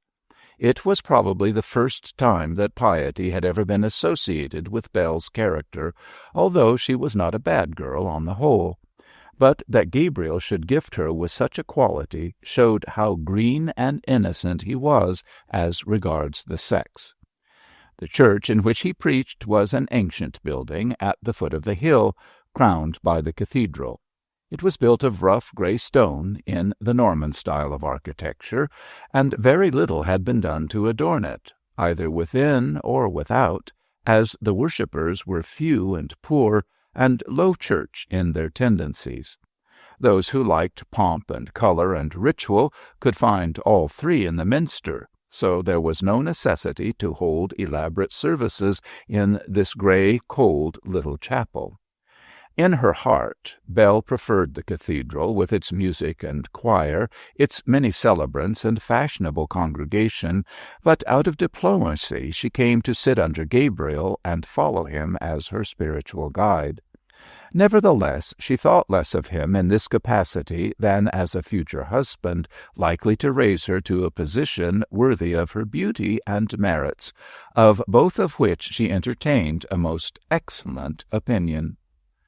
As usual, the pews were half empty, But Gabriel, being a devout parson, performed the service with much earnestness. He read the lessons, lent his voice to the assistance of the meagre choir, and preached a short but sensible discourse which pleased everyone. Belle did not hear much of it, for her mind was busy with hopes that Gabriel would shortly induce his father to receive her as a daughter-in-law. It is true that she saw difficulties in the way, but to a clever woman like herself she did not think them unconquerable. Having gone so far as to engage herself to the young man, she was determined to go to the whole length and benefit as much as possible for her sacrifice, as she thought it, of accepting the somewhat trying position of a curate's wife. With her bold good looks and aggressive love of dress and amusement, Belle was hardly the type likely to do credit to a parsonage, but any doubts on that score never entered her vain mind. When the service was over and the sparse congregation had dwindled away, she went round to the vestry and asked Jarper, the cross old verger, if she could see Mr. Pendle. Jarper, who took a paternal interest in the curate, and did not like Miss Mosk overmuch, since she stinted him of his full measure of beer when he patronized her father's hotel, replied in surly tones that Mr. Pendle was tired and could see no one. "But I must see him," persisted Belle, who was as obstinate as a mule. "My mother is very ill." "Then why don't you stay to home and look arter her?" "She sent me out to ask Mr. Pendle to see her, and I want none of your insolence, Jacob Jarper." "Don't 'ee be bold, Miss Marks. I have been verger here these 60 year, I have, and I don't want to be told my duty by sich as you." "Such as me, indeed!" cried Belle, with a flash of the paternal temper. "If I wasn't a lady, I'd give you a piece of my mind." "Hee, hee, hee," chuckled Jarper. "'Pears as you're all ladies by your own way of showing. Not that you ain't handsome, far be it from me to say as you ain't, but Muster Pendle, well, that's a different matter." At this moment Gabriel put an end to what threatened to develop into a quarrel by appearing at the vestry door.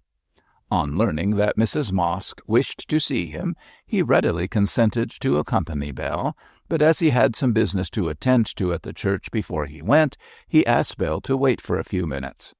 "I'll be some little time, Jarper," said he kindly to the sour old verger, "so if you give me the keys, I'll lock up, and you can go home to your supper." "I am hungry, Mr. Pendle," confessed Jarper, "and it ain't at my time of life as old folk should starve. I've locked up the whole church excepting the vestry door, and here's the key oft.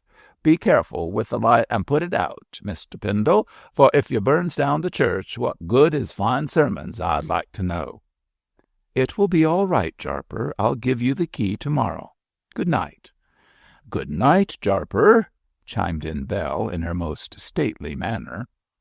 "Thank ye, Muster Pendle. Good night, but I don't want no beer from you this evening, Miss Belle Mosk," growled the old man, and chuckling over this exhibition of wit, he hobbled away to his supper. "These common people are most insolent," said Belle, with an affectation of fine ladyism. "Let us go into the vestry, Gabriel. I wish to speak to you." "Oh, you needn't look so scared. There's nobody about, now that old Doughton Carey one has gone," this last in allusion to Jarper's lameness.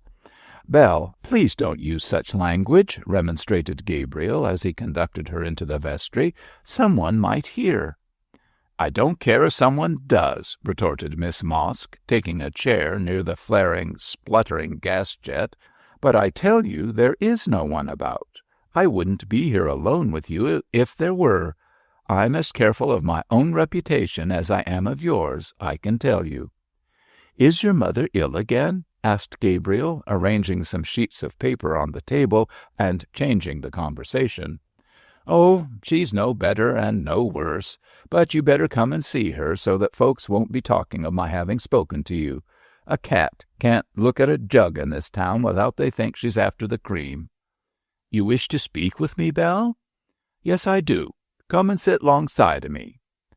Gabriel, being very much in love, obeyed with the greatest willingness, and when he sat down under the gas-jet would have taken Belle in his arms, but that she evaded his clasp. "There's no time for anything of that sort, my dear," said she sharply. "We've got to talk business, you and I. We have." "Business? About our engagement?" "You've hit it, Gabriel. That's the business I wish to understand. How long is this sort of thing going on?" "What sort of thing?" "Now, don't pretend to misunderstand me," cried Belle with acerbity, "or you and I shall fall out of the cart." "What sort of thing, indeed? Why, my engagement to you being kept secret, your pretending to visit Mother when it's me you want, my being obliged to hide the ring you gave me from Father's eyes. That's the sort of thing, Mr. Gabriel Pendle." "I know it is a painful position, dearest, but—" "Painful position," echoed the girl contemptuously. "Oh, I don't care 2 straws about the painful position. It's the danger I'm thinking about." "Danger? What do you mean? Danger from whom?" "From Mrs. Pansy, from Mr. Cargrim. She guesses a lot, and he knows more than is good for either you or I. I don't want to lose my character." "Belle, no one dare say a word against your character." "I should think not," retorted Miss Mosk, firing up. "I'd have the law on them if they did. I can look after myself, I hope, and there's no man I know likely to get the better of me. I don't say I'm an aristocrat, Gabriel, but I'm an honest girl, and as good a lady as any of them. I'll make you a first-class wife in spite of my bringing up." Gabriel kissed her. "My darling Belle, you are the sweetest and cleverest woman in the world. You know how I adore you." Belle knew very well, for she was sharp enough to distinguish between genuine and spurious affection. Strange as it may appear, the refined and educated young clergyman was deeply in love with this handsome, bold woman of the people. Some lovers of flowers prefer full-blown roses, ripe and red, to the most exquisite buds. Gabriel's tastes were the same, and he admired the florid beauty of Belle with all the ardor of his young and impetuous heart. He was blind to her liking for incongruous colors in dress. He was deaf to her bold expressions and defects in grammar. What lured him was her ripe, rich, exuberant beauty. What charmed him was the flash of her white teeth and the brilliancy of her eyes when she smiled. What dominated him was her strong will and practical way of looking on worldly affairs. Opposite natures are often attracted to one another by the very fact that they are so undeniably unlike, and the very characteristics in Belle which pleased Gabriel were those which he lacked himself.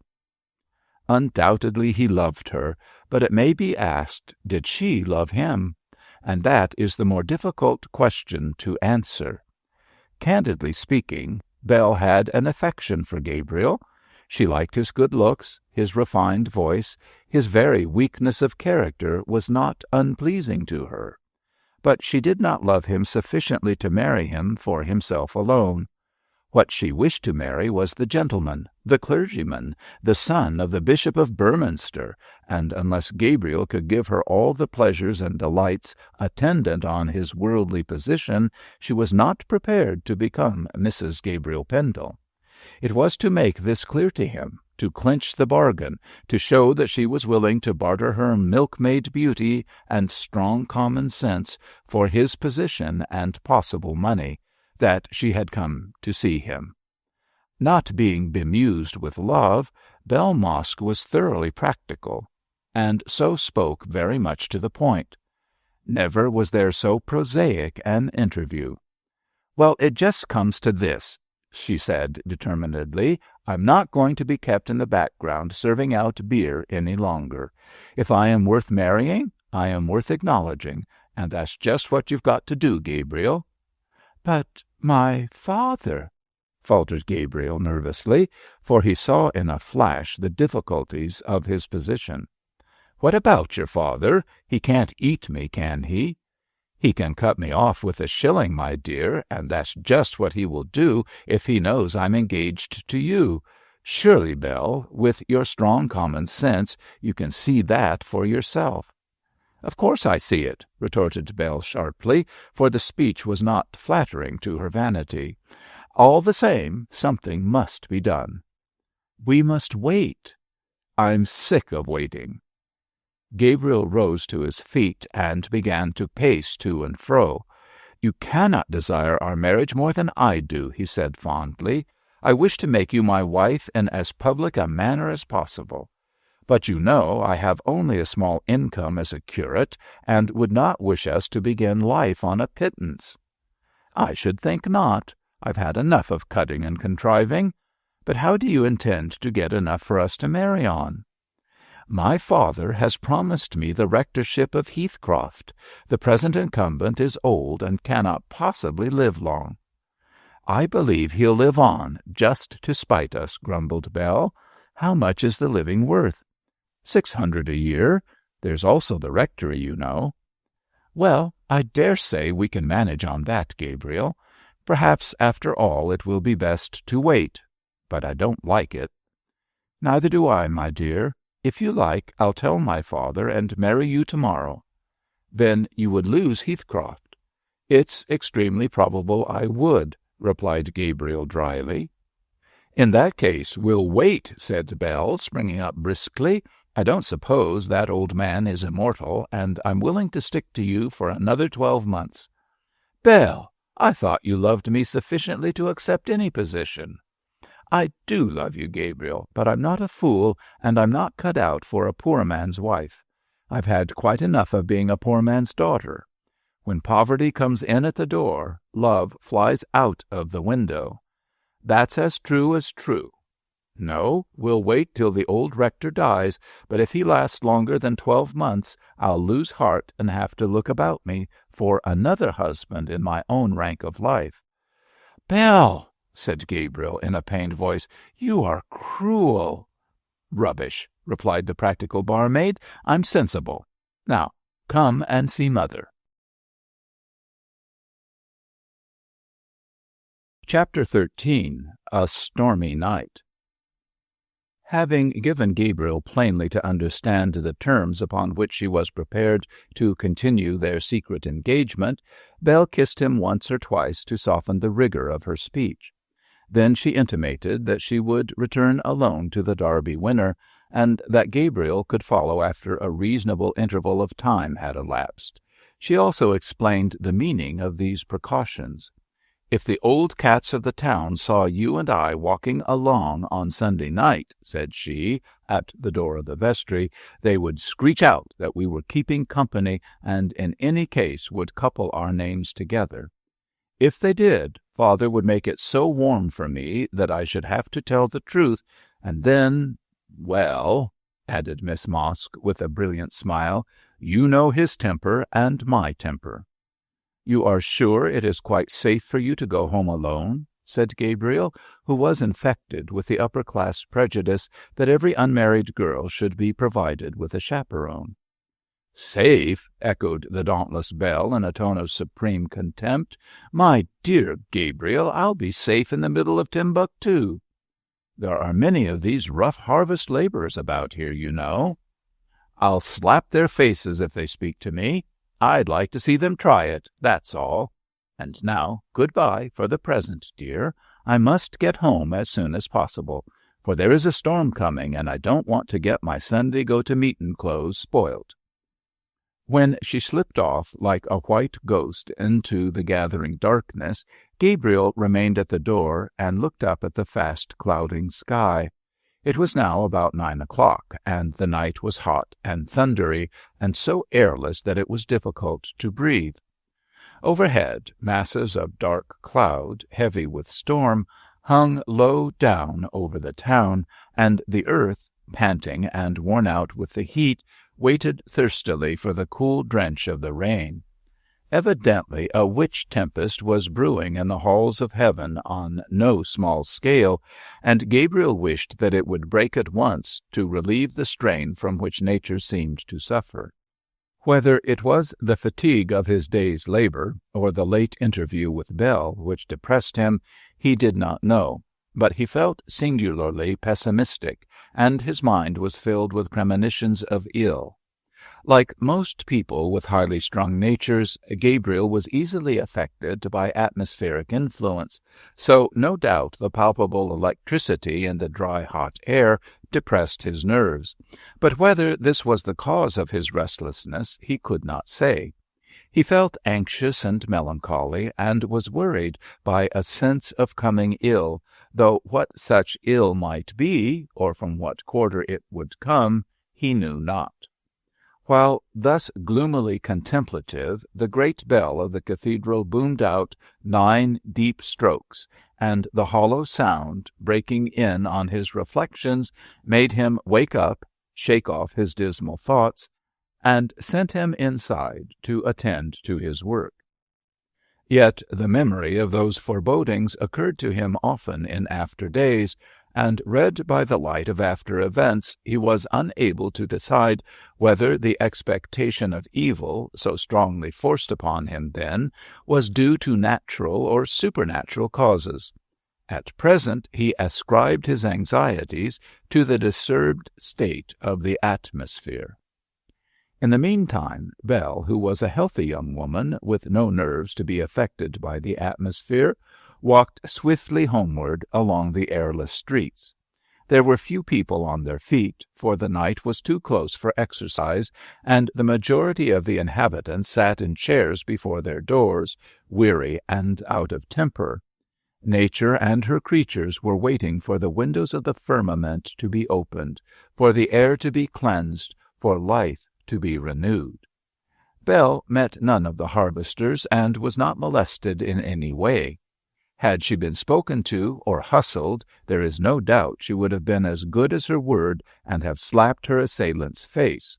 Fortunately, there was no need for her to proceed to such extremes. At the door of the Derby winner, she was rather surprised to find Miss Whitchello waiting for her. The little old lady wore her poke bonnet and old-fashioned black silk cloak, and appeared anxious and nervous, and altogether unlike her usual cheery self. Belle liked Miss Whitchello as much as she disliked Mrs. Pansy. Therefore she greeted her with unfeigned pleasure, although she could not help expressing her surprise that the visitor was in that quarter of the town so late at night. Miss Whitchello produced a parcel from under her voluminous cloak, and offered it as an explanation of her presence. "This is a pot of calf's foot jelly for your mother, Miss Mosk," she said. "Mr. Cargrim came to luncheon at my house today, and he told me how ill your mother is. I was informed that she was asleep, so, not wishing to disturb her, I waited until you returned." "It is very kind of you to take so much trouble, Miss Whitchello," said Belle gratefully, receiving the jelly. "I hope you have not been waiting long." "Only 10 minutes. Your servant told me that you would return soon." "I have been to church and stopped after service to talk to some friends, Miss Whitchello. Won't you come in for a few minutes? I'll see if my mother is awake." "Thank you. I'll come in for a time, but do not waken your mother on my account. Sleep is always the best medicine in case of sickness. I hope Mrs. Mosk is careful of her diet." "Well, she eats very little." "That is wise. Very little food, but that little nourishing and frequently administered. Give her a cup of beef tea 2 or 3 times in the night, my dear, and you'll find it will sustain the body wonderfully." "I'll remember to do so," replied Belle gravely, although she had no intention of remaining awake all night to heat beef tea and dose her mother with it, especially as the invalid was not ill enough for such extreme measures. But she was so touched by Miss Whitchello's kindness that she would not have offended her by scouting her prescription for the world. By this time Miss Whitchello was seated in a little private parlour off the bar, illuminated by an oil lamp. This Belle turned up, and then she noticed that her visitor looked anxious and ill at ease. Once or twice she attempted to speak, but closed her mouth again. Belle wondered if Mrs. Pansy had been at work, coupling her name with that of Gabriel's, and whether Miss Whitchello had come down to relieve her conscience by warning her against seeing too much of the curate. But as she knew very well, Miss Whitchello was too nervous and too much of a lady to give her opinion on questions unasked, and therefore, banishing the defiant look which had begun to harden her face, she waited to hear if it was any other reason than bestowing the jelly which had brought the little old spinster to so disreputable a quarter of the town at so untoward an hour. Finally, Miss Whitchello's real reason for calling came out by degrees, and in true feminine fashion she approached the main point by side issues. "Is your father in, Miss Mosk?" she asked, clasping and unclasping her hands feverishly on her lap. "No, Miss Whitchello. He rode over this afternoon to Southberry on business, and we do not expect him back till tomorrow morning." "Poor father!" sighed Bell. "He went away in anything but good spirits, for he is terribly worried over money matters." "The payment of his rent is troubling him, perhaps?" "Yes, Miss Whitchello. This is an expensive hotel, and the rent is high. We find it so difficult to make the place pay that we are behindhand with the rent. Sir Harry Brace, our landlord, has been very kind in waiting, but we can't expect him to stand out of his money much longer. I'm afraid in the end we'll have to give up the Derby winner. But it is no good my worrying you about our troubles," concluded Bell in a more vivacious tone. "What do you wish to see father about, Miss Whitchello? Anything that I can do?" "Well, my dear, it is this way," said the old lady nervously. "You know that I have a much larger income than I need, and that I am always ready to help the deserving." "Oh, I know, Miss Whitchello. You give help where Mrs. Pansy only gives advice. I know who is most thought of, that I do." "Mrs. Pansy has her own methods of dispensing charity, Miss Mosk." "Tracts and interference," muttered Bell under her breath, meddlesome old tabby that she is. "Mr. Cargrim was at my house to-day, as I told you," pursued Miss Whitchello, not having heard this remark, "and he mentioned a man called Jentham as a poor creature in need of help." "He's a poor creature, I dare say," said Miss Mosk, tossing her head, "for he owes father more money than he can pay, although he does say that he'll settle his bill next week. But he's a bad lot." "A bad lot, Miss Mosk?" "As bad as they make 'em, Miss Whitchello. Don't you give him a penny, for he'll only waste it on drink." "Does he drink to excess?" "I should think so. He finishes a bottle of brandy every day." "Oh, Miss Mosk, how very dreadful!" cried Miss Whitchello, quite in the style of Daisy Norsham. "Why is he staying in Beorminster?" "I don't know, but it's for no good, you may be sure. If he isn't here, he's hobnobbing with those gipsy wretches who have a camp on Southberry Common. Mother Jael and he are always together." "Can you describe him?" asked Miss Whitchello, with some hesitation. "He is tall and thin, with a dark, wicked-looking face, and he has a nasty scar on the right cheek, slanting across it to the mouth. But the funny thing is that with all his rags and drunkenness, there is something of the gentleman about him. I don't like him, yet I can't dislike him. He's attractive in his own way from his very wickedness. But I'm sure," finished Bell with a vigorous nod, "that he's a black-hearted Nero. He has done a great deal of damage in his time, both to men and women. I'm as sure of that as I sit here, though I can give no reason for saying so." Miss Whitchello listened to this graphic description in silence. She was very pale, and held her handkerchief to her mouth with one trembling hand. The other beat nervously on her lap, and it was only by a strong effort of will that she managed to conquer her emotion. "I dare say you are right," she observed in a tremulous voice. "Indeed, I might have expected as much, for last night he frightened my niece and her maid on the high road. I thought it would be best to give him money and send him away, so that so evil a man should not remain here to be a source of danger to the town." "Give him money?" cried Miss Mosk. "I'd give him the cat-o'-nine-tails if I had my way. Don't you trouble about him, Miss Whitchello. He's no good." "But if I could see him, I might soften his heart," pleaded the old lady, very much in earnest. "Soften a brickbat," rejoined Bell. "You'd have just as much success with one as with the other. Besides, you can't see him, Miss Whitchello, at all events not tonight, for he's on the common with his nasty gypsies, and won't be back till the morning. I wish he'd stay away altogether, I do." "In that case I shall not trouble about him," said the old lady, rising. "On some future occasion I may see him, but you need not say I was asking for him, Miss Mosk. I won't say a word. He'd only come worrying around your house if he thought you wanted to give him money." "Oh, he mustn't do that. He mustn't come there," cried Miss Whitchello, alarmed. "He won't, for I'll hold my tongue. You can rest easy on that score, Miss Whitchello. But my advice is, don't pick him up out of the mire. He'll only fall back into it again." "You have a bad opinion of him, Miss Mosk."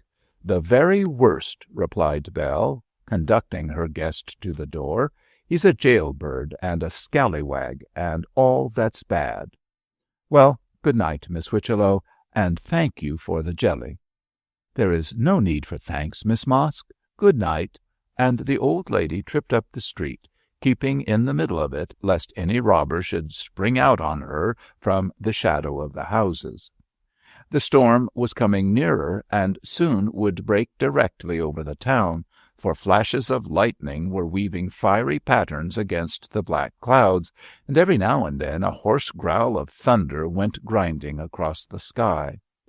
Anxious to escape the coming downfall, Miss Whitchello climbed up the street towards the cathedral as quickly and steadily as her old legs could carry her. Just as she emerged into the close, a shadow blacker than the blackness of the night glided past her.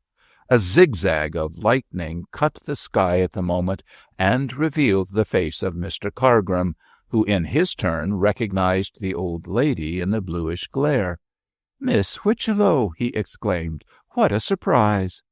"You may well say that, Mr. Cargrim," replied the old lady with a nervous movement, for the sound of his voice and the sudden view of his face startled her not a little. "It is not often I am out at this hour, but I have been taking some jelly to Mrs. Mosk." "You are a good Samaritan, Miss Whitchello. I hope she is better." "I think so, but I did not see her as she is asleep. I spoke with her daughter, however." "I trust you were not molested by that ruffian Jentham, who stays at the Derby Winner," said Cargrim, with hypocritical anxiety. "Oh, no, he is away on Southberry Heath with his gypsy friends, I believe. At least, Miss Mosk told me so. Good night, Mr. Cargrim," she added, evidently not anxious to prolong the conversation. "I wish to get under shelter before the storm breaks. Let me see you to your door, at least." Miss Whitchello rejected this officious offer by dryly remarking that she had accomplished the worst part of her journey, and, bidding the chaplain good night, tripped across the square to her own Jenny Wren nest. Cargrim looked after her with a doubtful look as she vanished into the darkness, then, turning on his heel, walked swiftly down the street towards Eastgate. He had as much aversion to getting wet as a cat, and put his best foot foremost so as to reach the palace before the rain came on. Besides, it was 10 o'clock, a late hour for a respectable parson to be abroad.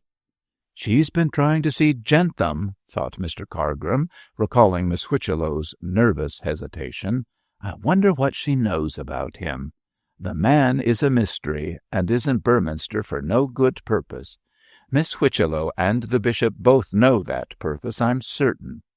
Well, well, 2 secrets are better than 1, and if I gain a knowledge of them both, I may inhabit Heathcroft rectory sooner than I expect." Cargrim's meditations were here cut short by the falling of heavy drops of rain, and he put all his mind into his muscles to travel the faster. Indeed, he almost ran through the new town, and was soon out on the country road which conducted to the palace. But in spite of all his speed, the rain caught him, for with an incessant play of lightning and a constant roll of thunder came a regular tropical downpour. The rain descended in one solid mass, flooding the ground and beating flat the crops. Cargrim was drenched to the skin, and by the time he slipped through the small iron gate near the big ones into the Episcopalian Park, he looked like a lean water-rat. Being in a bad temper from his shower bath, he was almost as venomous as that animal, and raced up the avenue in his sodden clothing, shivering and dripping. Suddenly he heard the quick trot of a horse, and guessing that the bishop was returning, he stood aside in the shadow of the trees to let his superior pass by. Like the chaplain, Dr. Pendle was streaming with water, and his horse's hoofs plashed up the sodden ground as though he were crossing a marsh. By the vivid glare of the lightnings which shot streaks of blue fire through the descending deluge, Cargrim caught a glimpse of the bishop's face. It was deathly pale, and bore a look of mingled horror and terror. Another moment, and he had passed into the blackness of the drenching rain, leaving Cargrim marvelling at the torture of the mind which could produce so terrible an expression. "It is the face of Cain," whispered Cargrim to himself. "What can his secret be?" Chapter 14. Rumor Full of Tongues. It is almost impossible to learn the genesis of a rumor. It may be started by a look, a word, a gesture, and it spreads with such marvelous rapidity that by the time public curiosity is fully aroused, no one can trace the original source. So many and winding are the channels through which it has flowed. Yet there are exceptions to this general rule, especially in criminal cases, where, for the safety of the public, it is absolutely necessary to get to the bottom of the matter. Therefore, the rumor which pervaded Beorminster on Monday morning was soon traced by the police to a carter from Southbury. This man mentioned to a friend that when crossing the heath during the early morning, he had come across the body of a man. The rumor, weak in its genesis, stated first that a man had been hurt, later on that he had been wounded. By noon it was announced that he was dead, and finally the actual truth came out that the man had been murdered. The police authorities saw the carter and were conducted by him to the corpse, which after examination they brought to the dead house in Beorminster.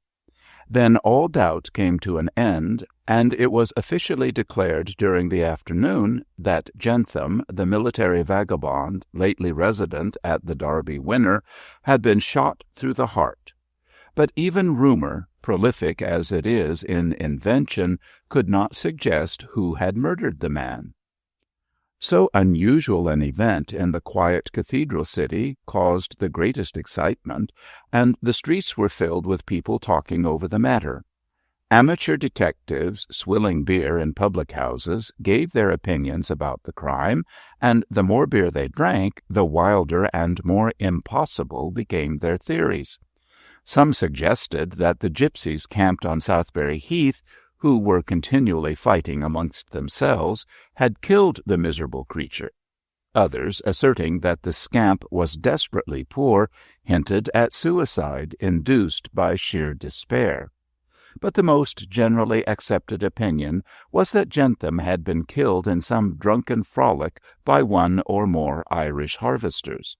The Beorminster reporters visited the police station and endeavoured to learn what Inspector Tinkler thought. He had seen the body, he had viewed the spot where it had been found, he had examined the carter, Giles Crake, so he was the man most likely to give satisfactory answers to the questions as to who had killed the man, and why he had been shot. But Inspector Tinkler was the most wary of officials, and pending the inquest and the verdict of 12 good men and true, he declined to commit himself to an opinion. The result of this reticence was that the reporters had to fall back on their inventive faculties, and next morning published 3 theories, side by side, concerning the murder, so that the Beorminster Chronicle, containing these suppositions, proved to be as interesting as a police novel and quite as unreliable. But it amused its readers and sold largely, therefore proprietor and editor were quite satisfied that fiction was as good as fact to tickle the long ears of a credulous public. As the dead man had lodged at the Derby Winner, and many people had known him there, quite a sensation was caused by the report of his untimely end. From morning till night, the public-house was thronged with customers, thirsting both for news and beer. Nevertheless, although business was so brisk, Mosk was by no means in a good temper. He had returned early that morning from Southbury, and had been one of the first to hear about the matter. When he heard who had been killed, he regarded the committal of the crime quite in a personal light, for the dead man owed him money, and his death had discharged the debt in a way of which Mr. Mosk did not approve.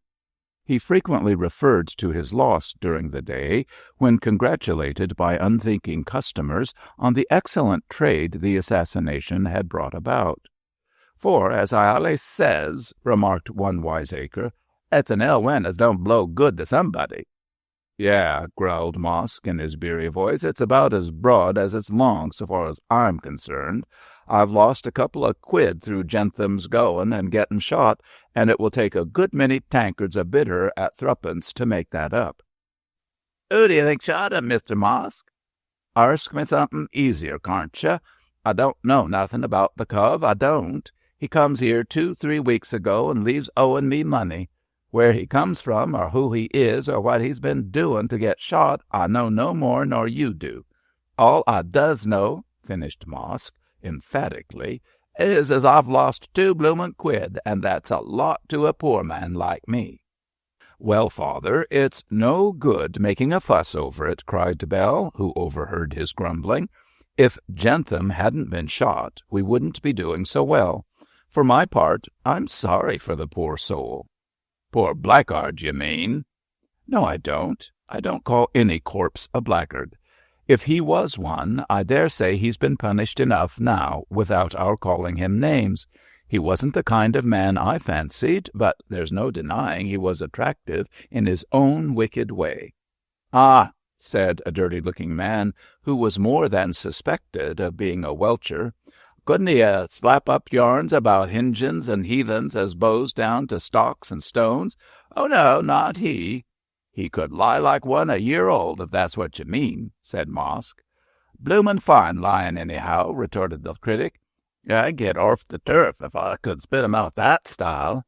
Make me fortune, I would, on the pipers." "You've been chucked orf the turf often enough as it is," replied the landlord sourly. Whereat, to give the conversation a less personal application, the dirty welcher remarked that he would drain another bitter. "I suppose you'll be as drunk as a pig by night," said Bell, taking the order. "Jentham was bad, but he wasn't a swine like you." "Garn, he got drunk, didn't he?" "Oh, no, you bet he didn't." "He got drunk like a gentleman, at all events. None of your sauce, Black, or I'll have you chucked. You know me by this time, I hope." In fact, as several of the customers remarked, Miss Bell was in a fine temper that morning, and her tongue raged round like a prairie fire. This bad humor was ascribed by the public to the extra work entailed on her by the sensation caused by the murder, but the true cause lay with Gabriel.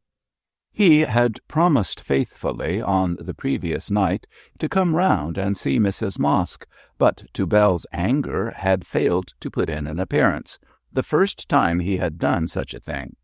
As Miss Mosk's object was always to have an ostensible reason for seeing Gabriel in order to protect her character, she was not at all pleased that he had not turned her excuse for calling on him into an actual fact.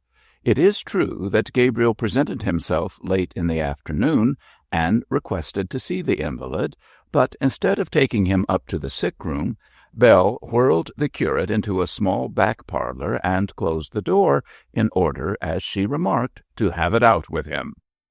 "Now then," said she, planting her back against the door, "what do you mean by treating me like a bit of dirt?"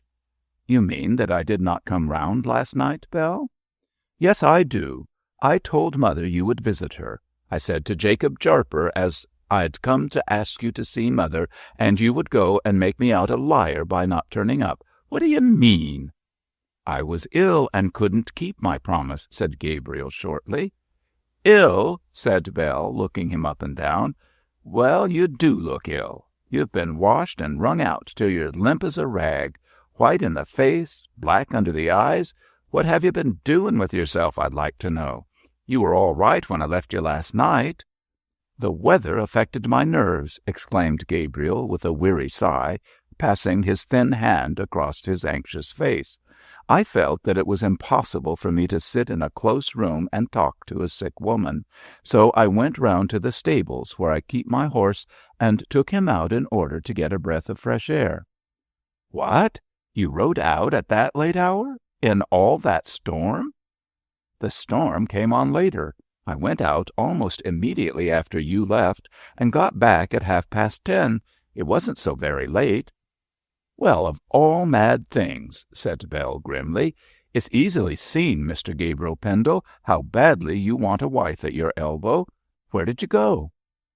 "I rode out to Southberry Heath," replied Gabriel with some hesitation. "Lord a mercy! Where Jentham's corpse was found?" The curate shuddered.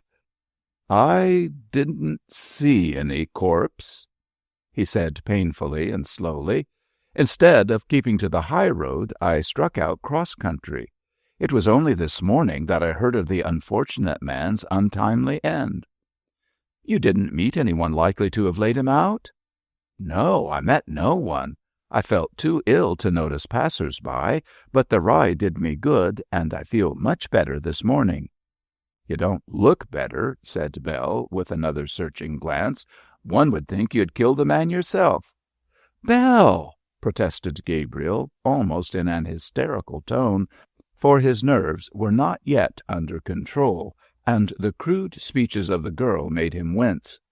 "Well, well, I'm only joking. I know you wouldn't hurt a fly, but you do look ill, that's a fact. Let me get you some brandy." "Oh, no, thank you. Brandy would only make me worse. Let me go up and see your mother." "I shan't. You're not fit to see anyone. Go home and lie down till your nerves get right. You can see me after 5 if you like, for I'm going to the dead house to have a look at Jentham's body." "What? To see the corpse of that unhappy man?" cried Gabriel, shrinking away. "Why not?" answered Bell coolly, for she had that peculiar love of looking on dead bodies characteristic of the lower classes. "I want to see how they killed him." "How who killed him?" "The person as did it, silly. Though I don't know who could have shot him unless it was that old cat of a Mrs. Pansy." "Well, I can't stay here talking all day, and Father will be wondering what I'm up to. You go home and lie down, Gabriel." "Not just now. I must walk up to the palace." The bishop will be in a fine way about this murder. It's years since anyone got killed here. I hope they'll catch the wretch as shot Jentham, though I can't say I liked him myself." "I hope they will catch him," replied Gabriel mechanically. "Good day, Miss Mosk. I shall call and see your mother tomorrow." "Good day, Mr. Pendle, and thank you oh so much." This particular form of farewell was intended for the ears of Mr. Mosk and the general public, but it failed in its object so far as the especial person it was intended to impress was concerned. When the black-clothed form of Gabriel vanished, Mr. Mosk handed over the business of the bar to an active pot-boy and conducted his daughter back to the little parlour. Bell saw from his lowering brow that her father was suspicious of her lengthened interview with the curate and was bent upon causing trouble. However, she was not the kind of girl to be daunted by black looks, and, moreover, was conscious that her father would be rather pleased than otherwise to hear that she was honourably engaged to the son of Bishop Pendle. So she sat down calmly enough at his gruff command and awaited the coming storm. If driven into a corner, she intended to tell the truth. Therefore she faced her father with the greatest coolness. "What do you mean by it?" cried Mosk, bursting into angry words as soon as the door was closed. "What do you mean, you hussy?" "Now look here, father," said Bell quickly. "You keep a civil tongue in your head, or I won't use mine. I'm not a hussy, and you have no right to call me one." "No right? Ain't I your lawfully begotten father?" "Yes, you are, worse luck. I'd have had a duke for my father if I'd been asked what I wanted." "Wouldn't a bishop content you?" sneered Mosk, with a scowl on his pimply face. "You're talking of Mr. Pendle, are you?" said Bell, wilfully misunderstanding the insinuation. "Yes, I am, you jade, and I won't have it. I tell you I won't." "Won't have what, father? Give it a name." "Why, this carrying on with that parson chap. Not as I've a word to say against Mr. Pendle, because he's worth a dozen of the Cargram lot, but he's gentry, and you're not." "What's that got to do with it?" demanded Bell, with supreme contempt. "This much," raved Mosk, clenching his fist, "that I won't have you running after him, do you hear?" "I hear. There is no need for you to rage the house down, father. I'm not running after Mr. Pendle. He's running after me." "That's just as bad. You'll lose your character." Bell fired up and bounced to her feet. "Who dares to say a word against my character?" she asked, panting and red. "Old Jarper, for one. He said you went to see Mr. Pendle last night." "So I did." "Oh, you did you? And here you been talking alone with him this morning for the last hour? What do you mean by disgracing me?" "Disgracing you?" scoffed Bell. "Your character needs a lot of disgracing, doesn't it? Now, be sensible, father," she added, advancing towards him, "and I'll tell you the truth.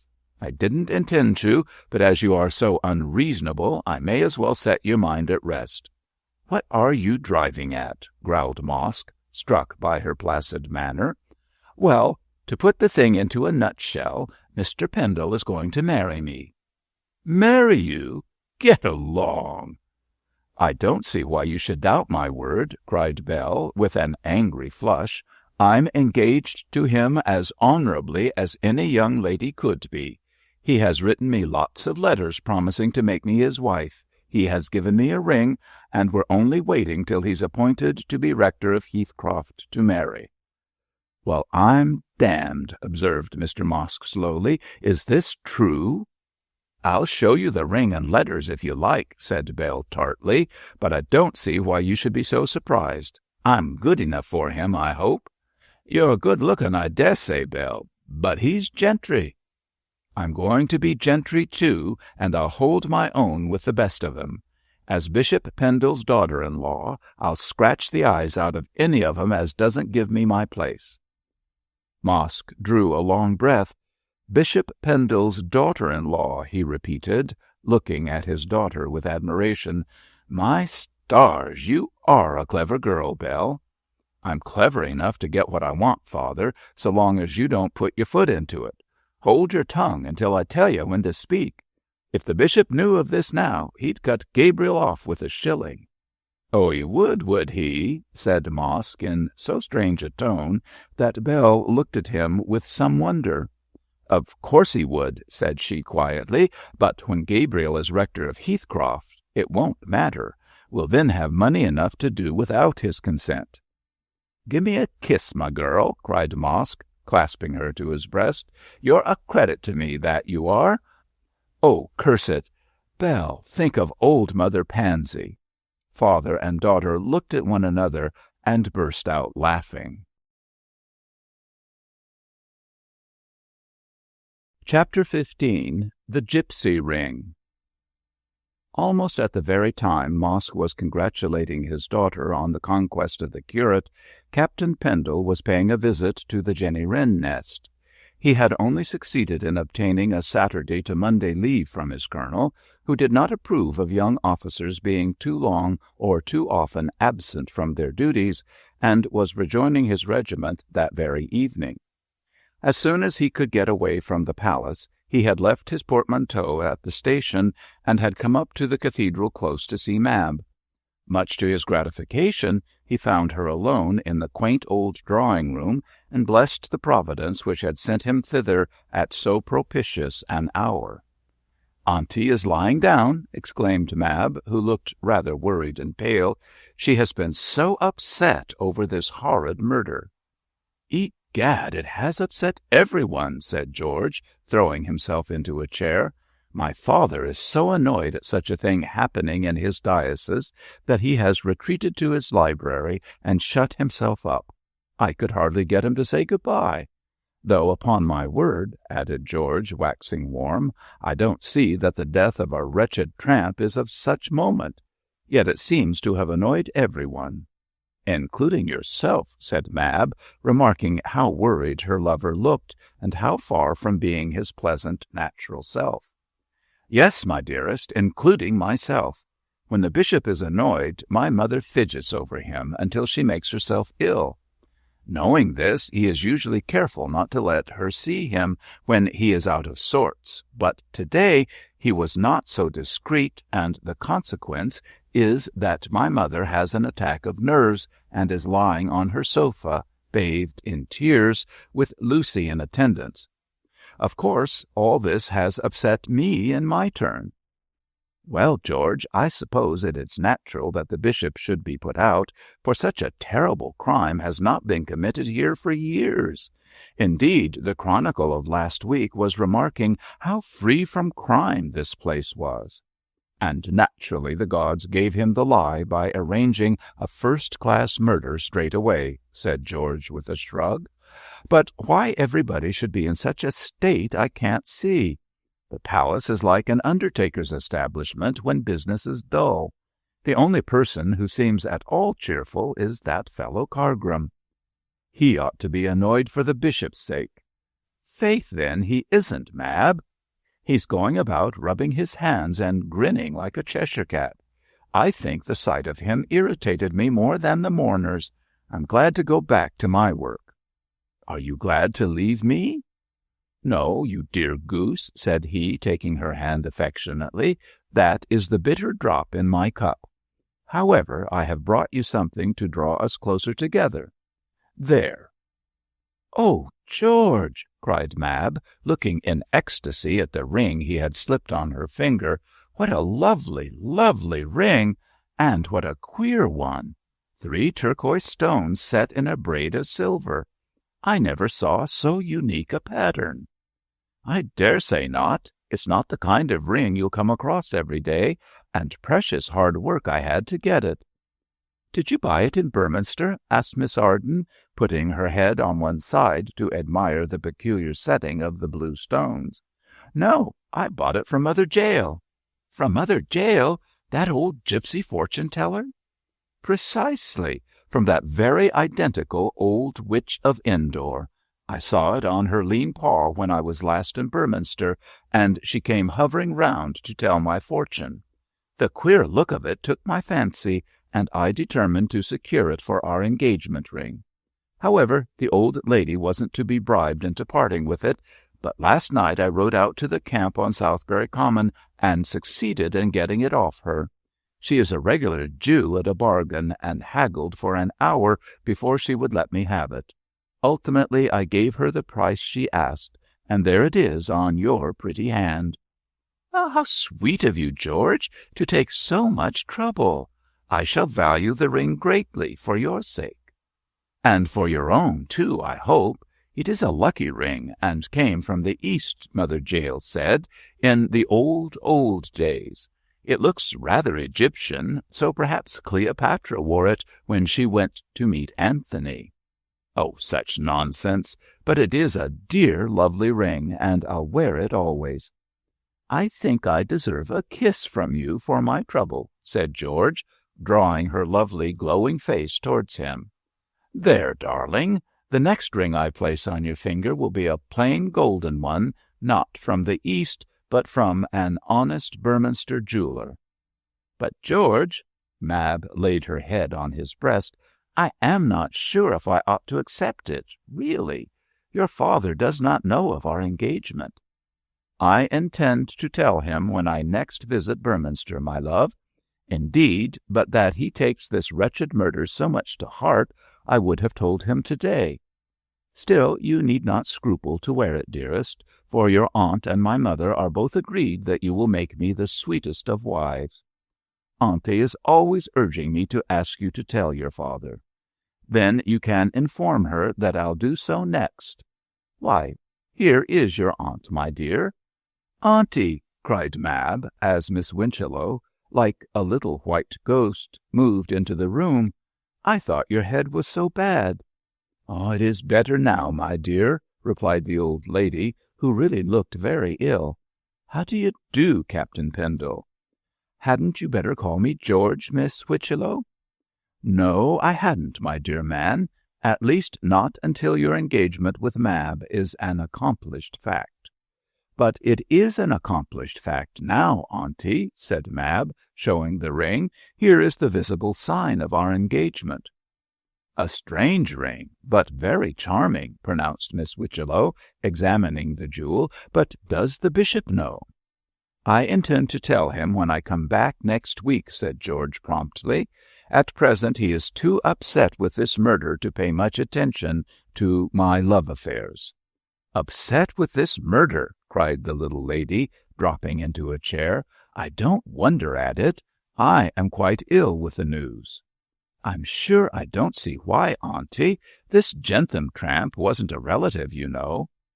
Miss Winchellow shuddered, and, if possible, turned paler. "He was a human being, Mab," she said in a low voice, "and it is terrible to think that the poor wretch, however evil he may have been, should have come to so miserable an end. Is it known who shot him, Captain Pendle?" "No. There are all sorts of rumors, of course, but none of them very reliable. It's a pity, too," added George reflectively, "for if I had only been a little earlier in leaving Mother Jael, I might have heard the shot and captured the murderer." "What do you mean, Captain Pendle?" cried Miss Winchellow with a start. "Why, didn't I tell you?" "No, of course I didn't. It was Mab I told." "What did you tell her?" questioned the old lady with some impatience. "That I was on Southberry Heath last night." "What were you doing there?" "Seeing after the gypsy ring for Mab," explained George, pulling his mustache. "I bought it of Mother Jael and had to ride out to the camp to make the bargain. As I'm going back into harness today, there isn't much time to lose, so I went off last night after dinner between 8 and 9 o'clock, and the old jade kept me so long fixing up the business that I didn't reach home until 11. By Jove, I got a jolly ducking. Looked like an insane river god dripping with wet." "Did you see anything of the murder, Captain Pendle?" "No, I didn't even hear the shot, though that wasn't to be wondered at, considering the row made by rain and thunder." "Where was the body found?" "Somewhere in a ditch near the high road, I believe.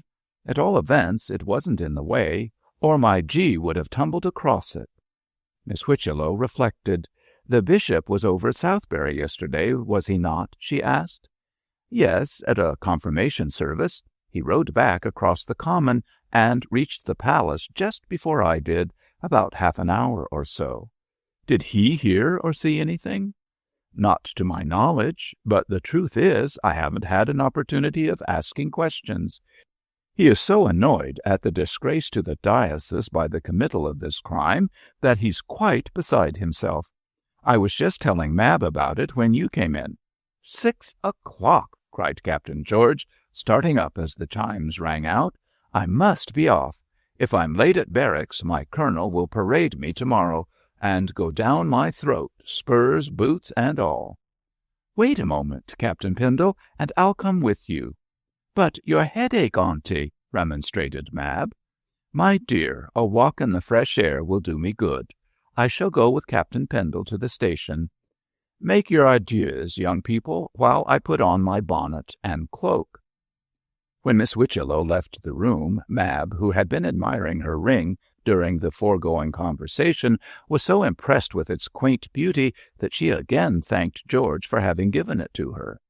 This piece of politeness led to an exhibition of tenderness on the part of the departing lover, and during the dragon's absence this foolish young couple talked the charming nonsense which people in their condition particularly affect. Realism is a very good thing in its own way, but to set down an actual love conversation would be carrying it to excess. Only the exaggerated exaltation of mind attendant on love-making can enable lovers to endure the transcendentalism with which they bore one another. And then the look which makes an arrow of the most trifling phrase, the caress which gives the merest glance a most eloquent meaning.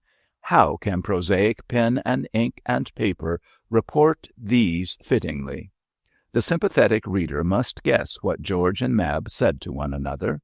He must fancy how they said it, and he or she must see in his or her mind's eye how young and beautiful and glowing they looked when Miss Whitchello, as the prose of their poetry, walked into the room. The dear old lady smiled approvingly when she saw their bright faces, for she too had lived in Arcady, although the envious gods had turned her out of it long since. "Now, Captain Pendle, when you have done talking nonsense with that child, I'm ready."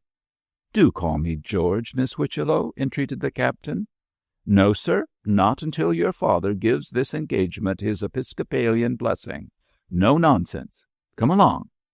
But Miss Whitchello's bark was worse than her bite, for she discreetly left the room, so that the lovebirds could take a tender leave of each other, and Captain Pendle found her standing on the steps outside with a broad smile on her face.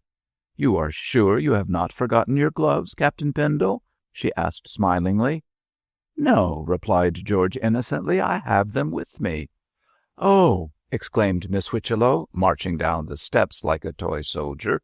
"In my youth, young men in your condition always forgot their gloves." "By Jove, I have left something behind me, though." "Your heart, probably." "Never mind, it is in safe keeping. None of your tricks, sir. Come, come." And Miss Whitchello marched the captain off with a twinkle in her bright eyes. The little old lady was one of those loved by the gods, for she would undoubtedly die young in heart. Still, as she walked with Captain Pendle to the station in the gathering darkness, she looked worried and white. George could not see her face in the dusk, and moreover was too much taken up with his late charming interview to notice his companion's preoccupation. In spite of her sympathy, Miss Whitchello grew weary of a monologue on the part of George, in which the name of Mab occurred 50 times and more. She was glad when the train steamed off with this too happy lover, and promised to deliver all kinds of unnecessary messages to the girl George had left behind him. "But let them be happy while they can," murmured Miss Whitchello, as she tripped back through the town. "Poor souls, if they only knew what I know." As Miss Whitchello had the meaning of this enigmatic speech in her mind, she did not think it was necessary to put it into words, but, silent and pensive, walked along the crowded pavement. Shortly she turned down a side street which led to the police station, and there paused in a quiet corner to pin a veil round her head, a veil so thick that her features could hardly be distinguished through it. The poor lady adopted this as a kind of disguise, forgetting that her old-fashioned poke bonnet and quaint silk cloak were as well known to the inhabitants of Beorminster as the cathedral itself. That early-century garb was as familiar to the rascality of the slums as to the richer citizens. Even the police knew it well, for they had often seen its charitable wearer by the bedsides of dying paupers. It thus happened that when Miss Whitchello presented herself at the police station to Inspector Tinkler, he knew her at once, in spite of her foolish little veil. Moreover, in greeting her, he pronounced her name. "Oh, hush, hush, Mr. Inspector," whispered Miss Whitchello with a mysterious glance around. "I do not wish it to be known that I called here." "You can depend upon my discretion, Miss Whitchello, ma'am," said the inspector, who was a bluff and tyrannical ex-sergeant. "And what can I do for you?" Miss Whitchello looked round again. "I wish, Mr. Inspector," said she in a very small voice, "to be taken by you to the dead house." "To the dead house, Miss Whitchello, ma'am?" said the iron Tinkler, hardly able to conceal his astonishment, although it was against his disciplinarian ideas to show emotion. "There is a dead man in there, Mr. Inspector, whom I knew under very different circumstances more than 20 years ago." "Answers to the name of Jentham, perhaps?" suggested Mr. Inspector. "Yes, he called himself Jentham, I believe. I wish to see his body." And the little old lady looked anxiously into Tinkler's purple face. "Miss Whitchello, ma'am," said the ex-sergeant with an official air, "this request requires reflection. Do you know the party in question?" "I knew him, as I told you, more than 20 years ago. He was then a very talented violinist, and I heard him play frequently in London." "What was his name, Miss Whitchello, ma'am?" "His name then, Mr. Inspector, was Amaru." "A stage name, I take it to be, ma'am?" "Yes, a stage name." "What was his real name?" "I can't say," replied Miss Whitchello in a hesitating voice. "I knew him only as Amaru." Here he called himself Jentham. "Do you know anything about this murder, Miss Whitchello, ma'am?" And the inspector fixed a bloodshot gray eye on the thick veil. No, I know nothing about the murder," cried Miss Whitchello in earnest tones. "I heard that this man Jentham looked like a gypsy, and was marked with a scar on the right cheek. From that description I thought he might be Amaru, and I wish to see his body to be certain that I am right." "Well, Miss Whitchello, ma'am," said the stern Tinkler, after some deliberation, "your request is out of the usual course of things, but knowing you as a good and charitable lady, and thinking you may throw some light on this mysterious crime, why, I'll show you the corpse with pleasure." "One moment," said the old lady, laying a detaining hand on the inspector's blue cloth sleeve. "I must tell you that I can throw no light on the subject. If I could, I would. I simply desire to see the body of this man, and to satisfy myself that he is Amaru." "Oh, very good, Miss Whitchello, ma'am. You shall see it.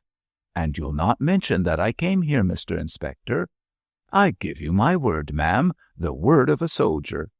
This way, Miss Whitchello, this way." Following the rigid figure of the inspector, the little old lady was conducted by him to a small building of galvanized tin in the rear of the police station.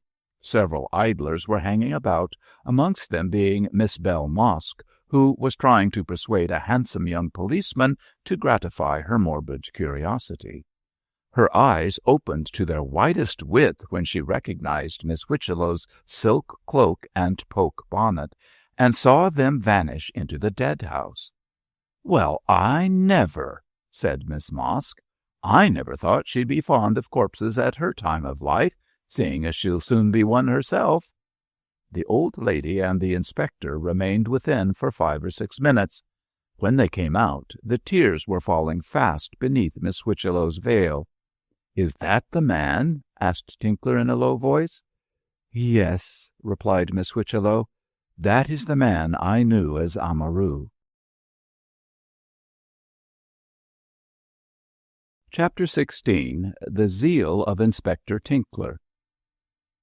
The strange affair of Jentham's murder continued to occupy the attention of the Beorminster public throughout the week, and on the day when the inquest was held, popular excitement rose to fever heat.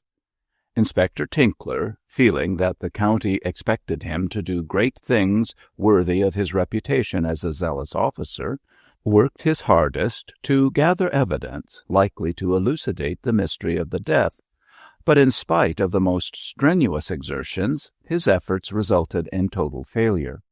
The collected details proved to be of the most meagre description, and when the coroner sat on the body, nothing transpired to reveal the name, or even indicate the identity of the assassin who had provided him with a body to sit on. It really seemed as though the Southbury murder would end in being relegated to the list of undiscovered crimes. "For I can't work miracles," explained the indignant Tinkler when reproached with this result, "and somehow the case has got out of hand. The motive for the shooting can't be got at. The pistol used ain't to be picked up, search how you may. And as for the murderin' villain who fired it, if he ain't down below where he ought to be, I'll take my oath as a soldier he ain't above ground. Take it how you will, this case is a corker and no mistake. It had certainly occurred to Tinkler's bothered mind that Miss Whichelow should be called as a witness, if only to prove that at one time the dead man had occupied a better position in the world, but after a short interview with her he had abandoned this idea. Miss Whichelow declared that she could throw no light on the affair, and that she had lost sight of the quondam violinist for over 30 years. Her recognition of him as Amaru had been entirely due to the description of his gypsy looks and the noticeable cicatrice on his face, and she pointed out to Tinkler that she had not seen the so-called Jentham till after his death. Moreover, it was unlikely that events which had occurred 30 years before could have resulted in the man's violent death at the present time, and Miss Whichelow insisted that she knew nothing of the creature's later circumstances or acquaintances. Being thus ignorant, it was not to be expected that her evidence would be of any value, so at her earnest request Tinkler held his tongue, and forbore to summon her as a witness. Miss Whichelow was greatly relieved in her own mind when the inspector came to this conclusion, but she did not let Tinkler see her relief. From Mosk, the officer had learned that the vagabond who called himself Jentham had appeared at the Derby Winner some 3 weeks previous to the time of his death. He had given no information as to where he had last rested, but so far as Mosk knew, had dropped down from the sky. Certainly his conversation when he was intoxicated showed that he had travelled a great deal, and that his past was concerned with robbery and bloodshed and lawlessness. But the man had talked generally as any traveller might, had refrained from mentioning names, and altogether had spoken so loosely that nothing likely to lead to a tangible result could be gathered from his rambling discourses. He had paid his board and lodging for the first week, but thereafter had lived on credit, and at the time of his death had owed Mosk over £2, principally for strong drink. Usually he slept at the Derby Winner and loafed about the streets all day, but at times he went over to the gypsy camp near Southbury and fraternized with the Romany. This was the gist of Mosk's information, but he added, as an afterthought, that Jentham had promised to pay him when certain moneys which he expected came into his possession. Who was going to pay him this money? Asked Tinkler, pricking up his ears. "Can't you ask me something easier?" growled Mosk. "How should I know? He said he was going to get the divs, but who from or where from I don't know, for he held his tongue so far." "There was no money in the pockets of the clothes worn by the body," said Tinkler musingly. "I dessay not, Mr. Inspector. I don't believe the cove was expecting any money, I don't. 'Twas all moonshine, his talk, to make me trust him for the bed and grub, and a blamed fool I've been doing so," grumbled Mosk. "The pockets were turned inside out, though." "Oh, they was they, Mr. Inspector? Well, that does look queer. But if there was any light-fingered business to be done, I dessay them gypsies have something to do with it." "Did the man go to the gypsy camp on Sunday night?" "Bell says he did," replied Mr. Mosk, "but I went over to Southbury in the arternoon about a little hoss as I'm sweet on, so I don't know what he did, save by hearsay." Bell, on being questioned by the inspector, declared that Jentham had loitered about the hotel the greater part of Sunday, but had taken his departure about 5 o'clock. He did not say that he was going to the camp, but as he often paid a visit to it, she presumed that he had gone there during that evening. "Especially as you found his corpse on the common, Mr. Tinkler," said Bell. "No doubt the poor wretch was coming back from them gypsies." "It's not a bad idea," said Tinkler, scratching his well-shaven chin. "Strikes me as I'll go and look up Mother Jael." The result of an interview with that iniquitous old beldame proved that Jentham had certainly been the guest of the gypsies on Sunday evening, but had returned to Beorminster shortly after 9 o'clock. He had stated that he was going back to the Derby winner, and as it was his custom to come and go when he pleased, the Romany had not taken much notice of his departure. A vagrant like Jentham was quite independent of time. "He was one of your lot, I suppose?" said Mr. Inspector, taking a few notes in his pocket-book, a secretive little article which shut with a patent clasp. "Yes, dearie, yes, Lord bless 'ee," mumbled Mother Jael, blinking her cunning eyes. "He was one of the gentle Romany, sure enough." "Was he with you long, Granny?"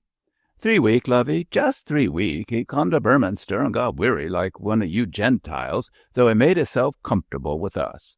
"Blackguards to blackguards and birds of a feather," murmured Tinkler, then asked if Jentham had told Mother Jael anything about himself.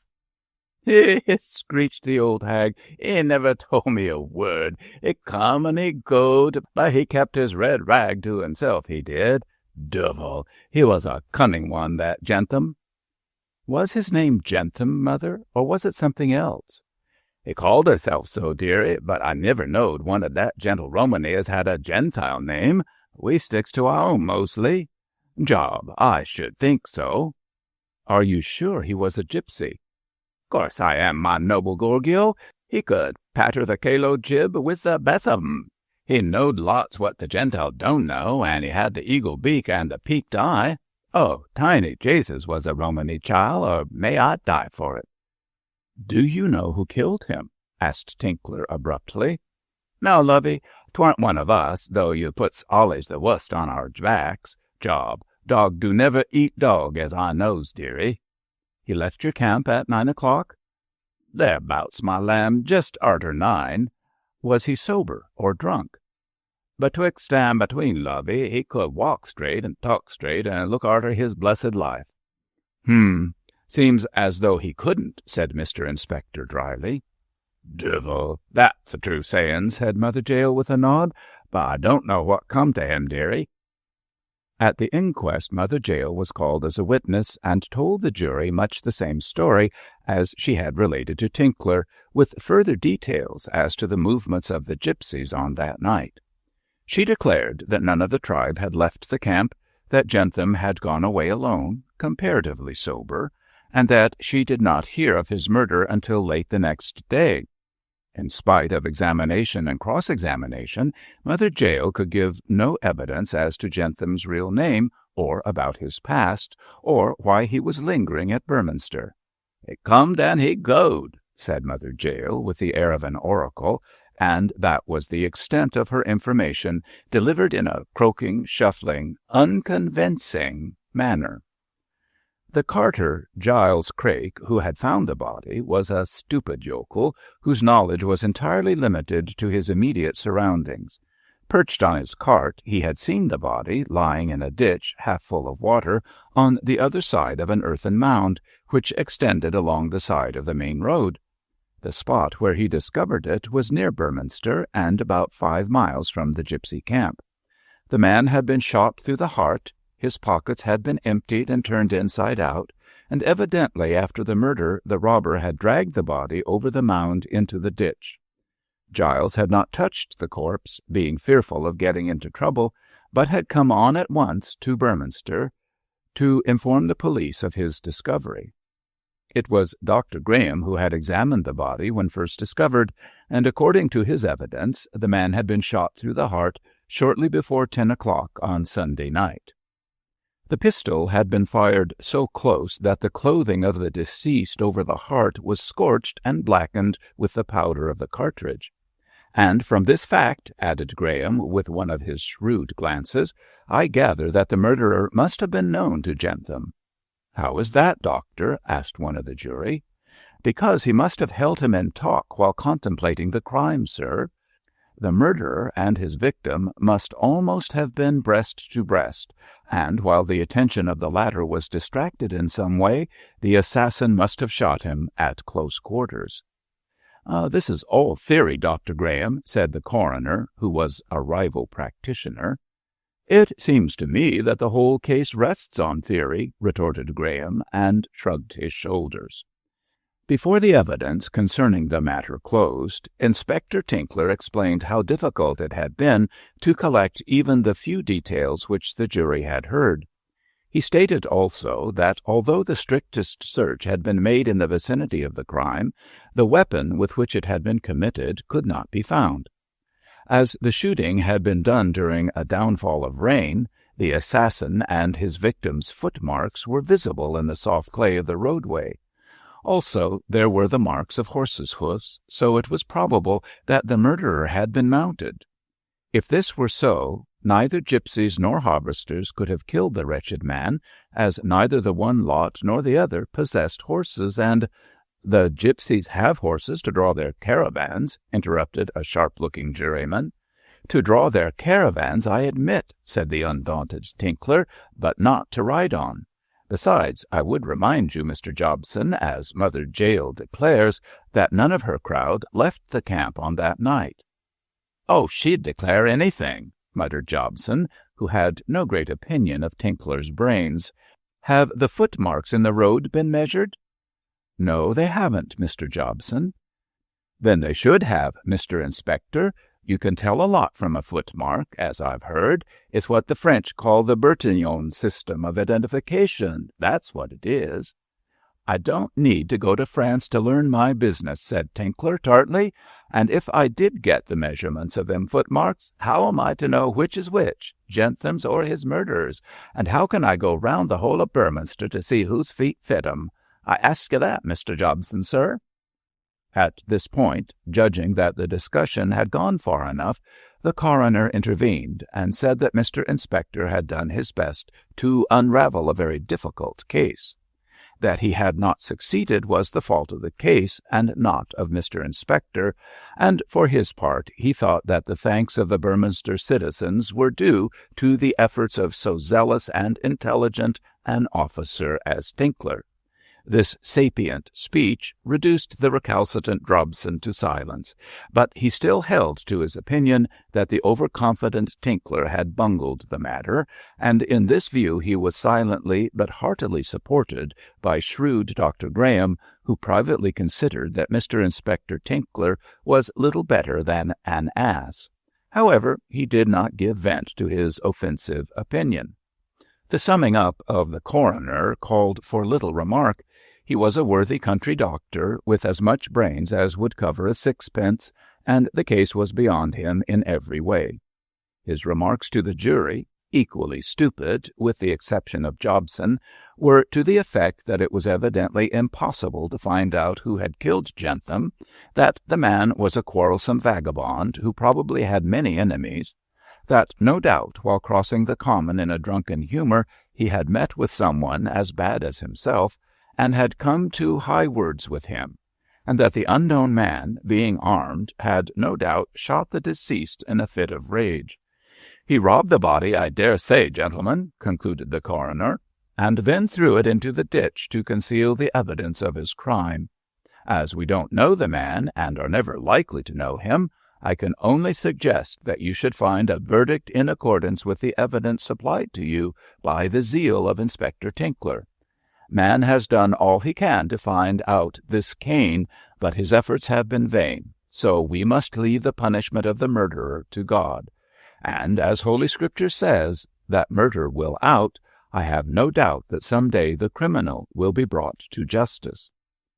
After this wise speech, it was not surprising that the jury brought in a verdict, that the deceased Jentham met with a violent death at the hands of some person or persons unknown, that being the kind of verdict which juries without brains, as in the present instance, generally give. Having thus settled the matter to their own bovine satisfaction, the jury went away after having been thanked for their zeal by the coroner. That gentleman was great on zeal. Said Dr. Graham to himself. "There's too much zeal altogether. I wonder what Monsieur de Talleyrand would have thought of these cabbages and their zeal.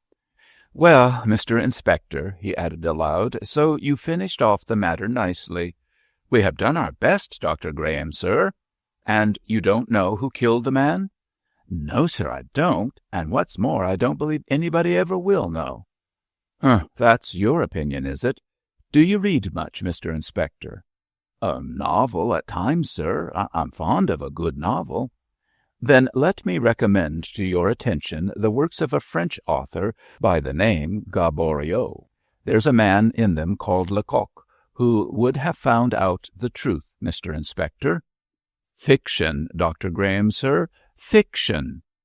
"True enough, Mr. Inspector, but most fiction is founded on fact." "Well, sir," said Tinkler with a superior wise smile, "I should like to see our case in the hands of your Mr. Lecoq." "So would I, Mr. Inspector, or in the hands of Sherlock Holmes. Bless me, Tinkler, they'd do almost as much as you have done. It is a pity that you are not a character in fiction, Tinkler." "Why, sir? Why, may I ask?" "Because your author might have touched you up in weak parts and have gifted you with some brains. Good day, Mr. Inspector." While Graham walked away, chuckling at his banter of this red-tape official, the official himself stood gasping like a fish out of water and trying to realize the insult leveled at his dignity. Jobson, a small man, sidled round to the front of him and made a comment on the situation. "It all comes of your not measuring them footmarks," said Jobson. "In detective novels the clever fellows always do that. But you'd never be put into a book, not you." "You'll be put into jail," cried the outraged inspector. "It's more than Jentham's murderer will, if you've got the catching of him," said Jobson, and walked off. Chapter 17. A Clerical Detective. All this time Mr. Michael Cargrim had not been idle. On hearing of the murder, his thoughts had immediately centered themselves on the bishop. To say that the chaplain was shocked is to express his feelings much too mildly. He was horrified, thunderstruck, terrified. In fact, there was no word in the English tongue strong enough to explain his superlative state of mind. It was characteristic of the man's malignant nature that he was fully prepared to believe in Dr. Pendle's guilt without hearing any evidence for or against this opinion. He was aware that Jentham had been cognizant of some weighty secret concerning the bishop's past, for the concealing of which he was to have been bribed, and when the report of the murder reached the chaplain's ears, he quite believed that in place of paying the sum agreed upon, Dr. Pendle had settled accounts with the blackmailer by shooting him. Cargrim took this extreme view of the matter for two reasons.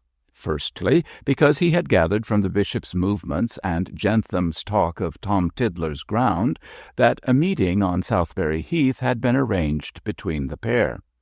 Secondly, because no money was found on the dead body, which would have been the case had the bribe been paid. To the circumstantial evidence that the turned-out pockets pointed to robbery, Mr. Cargrim, at the moment, strangely enough, paid no attention. In considering the case, Cargrim's wish was very much the father to the thought, for he desired to believe in the bishop's guilt, as the knowledge of it would give him a great deal of power over his ecclesiastical superior. If he could only collect sufficient evidence to convict Dr. Pendle of murdering Jentham, and could show him the links in the chain of circumstances by which he arrived at such a conclusion, he had little doubt but that the bishop, to induce him to hide the crime, would become his abject slave. To gain such an immense power and use it for the furtherance of his own interests, Cargrim was quite prepared to compound a possible felony. So the last case of the bishop would be worse than the first. Instead of being in Jentham's power, he would be in Cargrim's, and in place of taking the form of money, the blackmail would assume that of influence. So Mr. Cargrim argued the case out, and so he determined to shape his plans. Yet he had a certain hesitancy in taking the first step. He had, as he firmly believed, a knowledge that Dr. Pendle was a murderer, Yet, although the possession of such a secret gave him unlimited power, he was afraid to use it, for its mere exercise in the present lack of material evidence to prove its truth was a ticklish job. Cargrim felt like a man gripping a comet by its tail, and doubtful whether to hold on or let go. However, this uncertain state of things could be remedied by a strict examination into the circumstances of the case. Therefore Cargrim set his mind to searching them out. He had been present at the inquest, but none of the witnesses brought forward by the bungling Tinkler had made any statement likely to implicate the bishop. Evidently no suspicion connecting Dr. Pendle with Jentham existed in the minds of police or public. Cargrim could have set such a rumour afloat by a mere hint that the dead man and the bishop's strange visitor on the night of the reception had been one and the same, but he did not think it judicious to do this. He wanted the bishop's secret to be his alone, and the more spotless was Dr. Pendle's public character, the more anxious he would be to retain it by becoming Cargrim's slave, in order that the chaplain might be silent regarding his guilt. But to obtain such an advantage it was necessary for Cargrim to acquaint himself with the way in which Dr. Pendle had committed the crime, and this, as he was obliged to work by stealth, was no easy task. After some cogitation, the wily chaplain concluded that it would be best to hear the general opinion of the Burminster gossips in order to pick up any stray scraps of information likely to be of use to him. Afterwards he intended to call on Mr. Inspector Tinkler and hear officially the more immediate details of the case. By what he heard from the police and the social prattlers, Cargrim hoped to be guided in constructing his case against Dr. Pendle.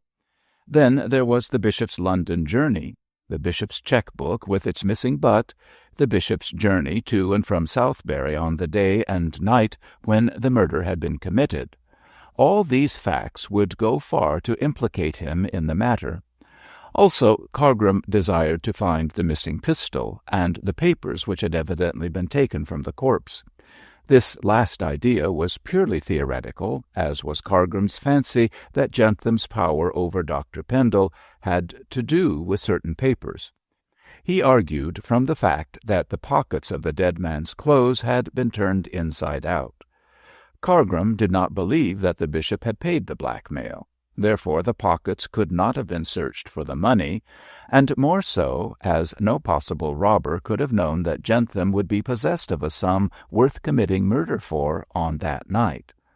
On the other hand, if Jentham had possessed papers which inculpated the bishop in any crime, it was probable that, after shooting him, the assassin had searched for, and had obtained, the papers to which he attached so much value. It was the bishop who had turned the pockets inside out, and, as Cargrim decided, for the above reason. Certainly from a common-sense point of view, Cargrim's theory, knowing what he did know, was feasible enough. Having thus arrived at a point where it was necessary to transmute thought into action, Mr. Cargrim assumed his best clerical uniform, his tallest and whitest jam-pot collar, and drew on a pair of delicate lavender gloves. Spotless and neat and eminently sanctimonious, the chaplain took his demure way towards Mrs. Pansy's residence, as he judged very rightly that she would be the most likely person to afford him possible information. The archdeacon's widow lived on the outskirts of Burminster, in a gloomy old barrack of a mansion surrounded by a large garden, which in its turn was girdled by a high red brick wall with broken glass bottles on the top, as though Mrs. Pansy dwelt in a jail and was on no account to be allowed out. Had such a thing been possible, the whole of Burminster's humanity, rich and poor, would willingly have subscribed large sums to build the wall higher and to add spikes to the glass bottles. Anything to keep Mrs. Pansy in her jail and prevent her issuing forth as a social scourge. Into the jail Mr. Cargrim was admitted with a certain solemnity by a sour-faced footman whose milk of human kindness had turned acid in the thunderstorms of Mrs. Pansy's spite. This engaging Cerberus, conducted the chaplain into a large and sepulchral drawing-room in which the good lady and Miss Norsham were partaking of afternoon tea. Mrs. Pansy wore her customary skirts of solemn black and looked more gloomy than ever. But Daisy, the elderly sylph, brightened the room with a dress of white muslin adorned with many little bows of white ribbon, so that, sartorially speaking, she was very young and very virginal and quite angelical in looks. Both ladies were pleased to see their visitor and received him warmly in their several ways. That is, Mrs. Pansy groaned and Daisy giggled. "Oh, how very nice of you to call, dear Mr. Cargram," said the sylph. "Mrs. Pansy and I are positively dying to hear all about this very dreadful inquest. Tea?" "Thank you. No sugar." "Ah," sighed Mr. Cargram, taking his cup, "it is a terrible thing to think that an inquest should be held in Beorminster on the slaughtered body of a human being. Bread and butter, thank you." "It's a judgment," declared Mrs. Pansy, and devoured a buttery little square of toast with another groan louder than the first. "Oh, do tell me, who killed the poor thing, Mr. Cargram?" gushed Daisy childishly. "No one knows, Miss Norsham. The jury brought in a verdict of wilful murder against some person or persons unknown. You must excuse me if I speak too technically, but those are the precise words of the verdict." "And very silly words they are," pronounced the hostess ex cathedra. "But what can you expect from a parcel of trading fools?" "But, Mrs. Pansy, no one knows who killed this man." "They should find out, Mr. Cargram." "They have tried to do so, and have failed." "That shows that what I say is true. Police and jury are fools," said Mrs. Pansy, with the triumphant air of one clinching an argument. "Oh, dear, it is so very strange," said the fair Daisy. "I wonder really what could have been the motive for the murder." "As the pockets were turned inside out," said Mr. Cargram, "it is believed that robbery was the motive." "Rubbish," said Mrs. Pansy, shaking her skirts. "There's a deal more in this crime than meets the eye." "I believe general opinion is agreed upon that point," said the chaplain dryly. "What is Miss Whichelow's opinion?" demanded the Archdeacon's widow. Cargram could not suppress a start. It was strange that Mrs. Pansy should allude to Mrs. Whichelow, when he also had his suspicions regarding her knowledge of the dead man. "I don't see what she has to do with it," he said quietly, with the intention of arriving at Mrs. Pansy's meaning. "Ah, no more can anyone else, Mr. Cargram, but I know. "Know what, dear Mrs. Pansy? Oh, really, you are not going to say that poor Miss Whichelow fired that horrid pistol?" "I don't say anything, Daisy, as I don't want to figure in a libel action, but I should like to know why Miss Whichelow went to the dead house to see the body." "Did she go there? Are you sure?" exclaimed the chaplain, much surprised. "I can believe my own eyes, can't I?" snapped Mrs. Pansy. "I saw her myself, for I was down near the police station the other evening on one of my visits to the poor. There, while returning home by the dead house, I saw that hussy of a Bell Mosque making eyes at a policeman, and I recognized Miss Whichelow for all her veil." "Did she wear a veil?" "I should think so, and a very thick one. But if she wants to do underhand things, she should change her bonnet and cloak. I knew them. Don't tell me." Certainly Miss Whichelow's actions seemed suspicious, and anxious to learn their meaning from the lady herself, Cargram mentally determined to visit the Jenny Wren house after leaving Mrs. Pansy, instead of calling on Miss Tancred as he had intended. However, he was in no hurry, and asking Daisy for a second cup of tea to prolong his stay, went on drawing out his hostess. "How very strange," said he in allusion to Mrs. Whichelow. "I wonder why she went to view so terrible a sight as that man's body."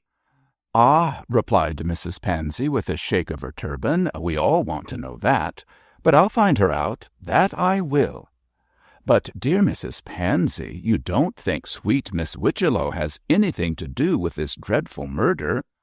"I accuse no one, Daisy. I simply think—" "What do you think?" questioned Cargrim, rather sharply. "I think what I think," was Mrs. Pansy's enigmatic response, and she shut her mouth hard.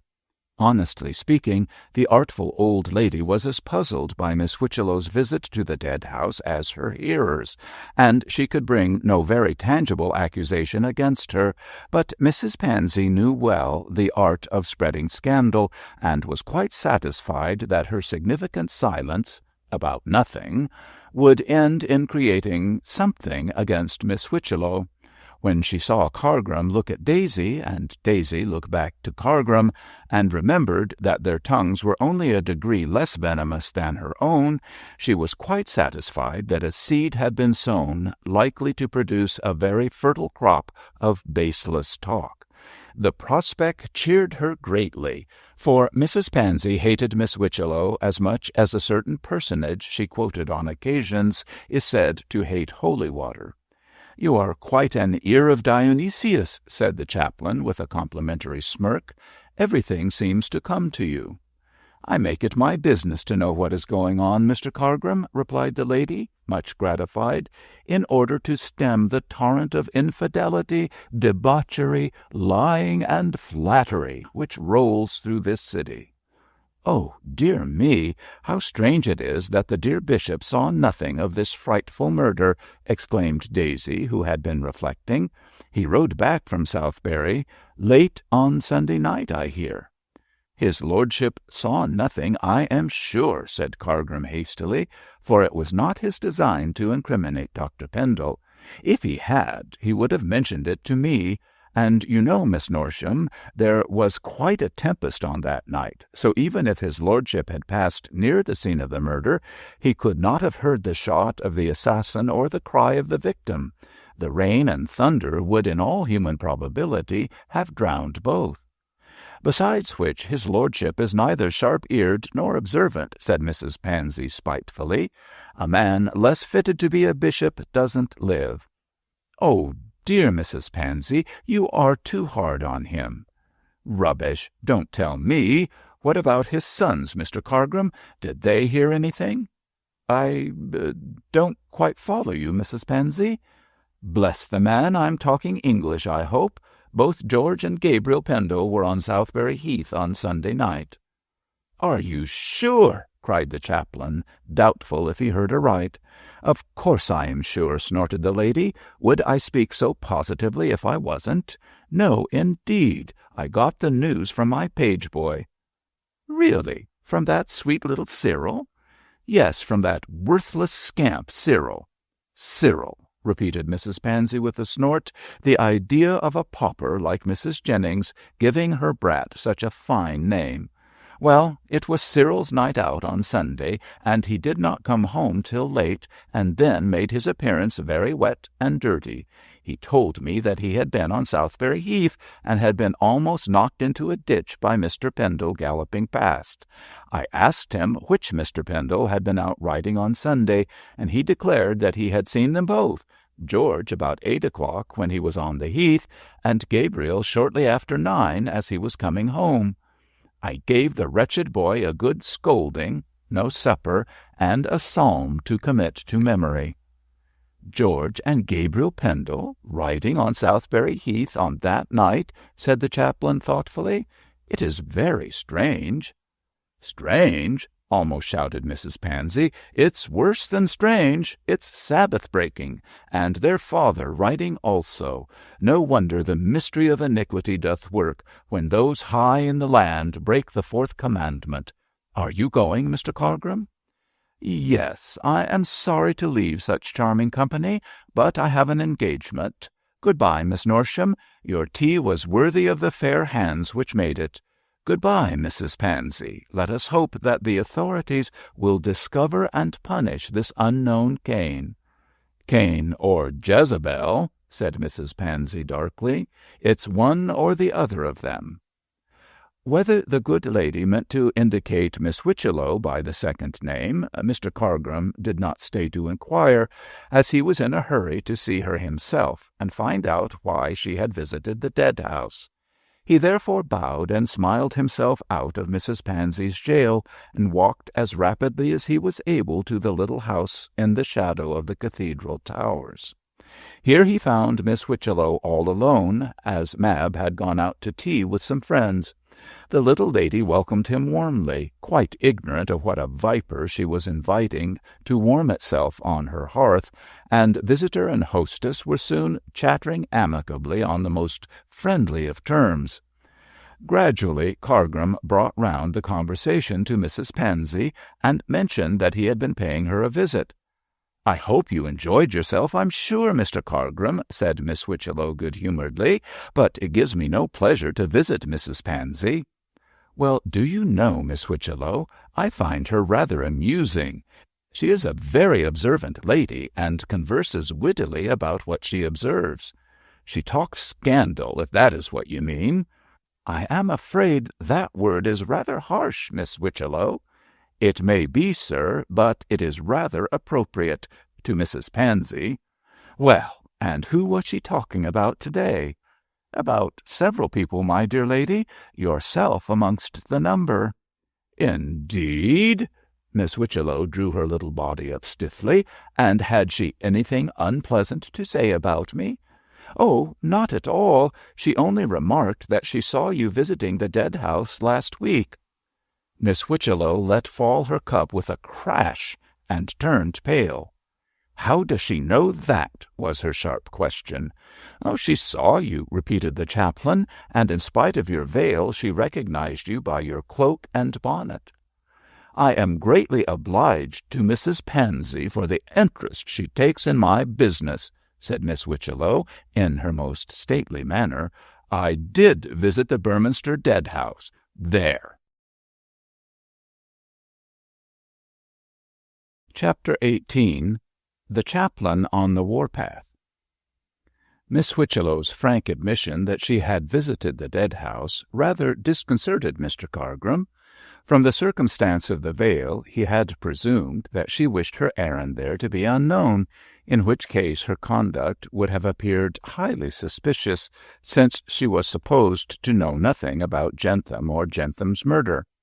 But her ready acknowledgment of the fact apparently showed that she had nothing to conceal. Cargrim, for all his acuteness, did not guess that of two evils Miss Whichelow had chosen the least. In truth, she did not wish her visit to the dead house to be known, but as Mrs. Pansy was cognizant of it, she judged it wiser to neutralize any possible harm that lady could do by admitting the original statement to be a true one. This honesty would take the wind out of Mrs. Pansy's sails, and prevent her from distorting an admitted fact into a fiction of hinted wickedness. Furthermore, Miss Whichelow was prepared to give Cargrim a sufficient reason for her visit, so that he might not invent one. Only by so open a course could she keep the secret of her 30-year-old acquaintance with the dead man. As a rule, the little old lady hated subterfuge, but in this case her only chance of safety lay in beating Pansy, Cargrim, and company with their own weapons. And who can say that she was acting wrongly? "Yes, Mr. Cargrim," she repeated, looking him directly in the face, "Mrs. Pansy is right. I was at the dead house, and I went to see the corpse of the man Jentham. I suppose you, and Mrs. Pansy, wonder why I did so." "Oh, my dear lady," remonstrated the embarrassed chaplain, "by no means. Such knowledge is none of our business. That is, none of my business."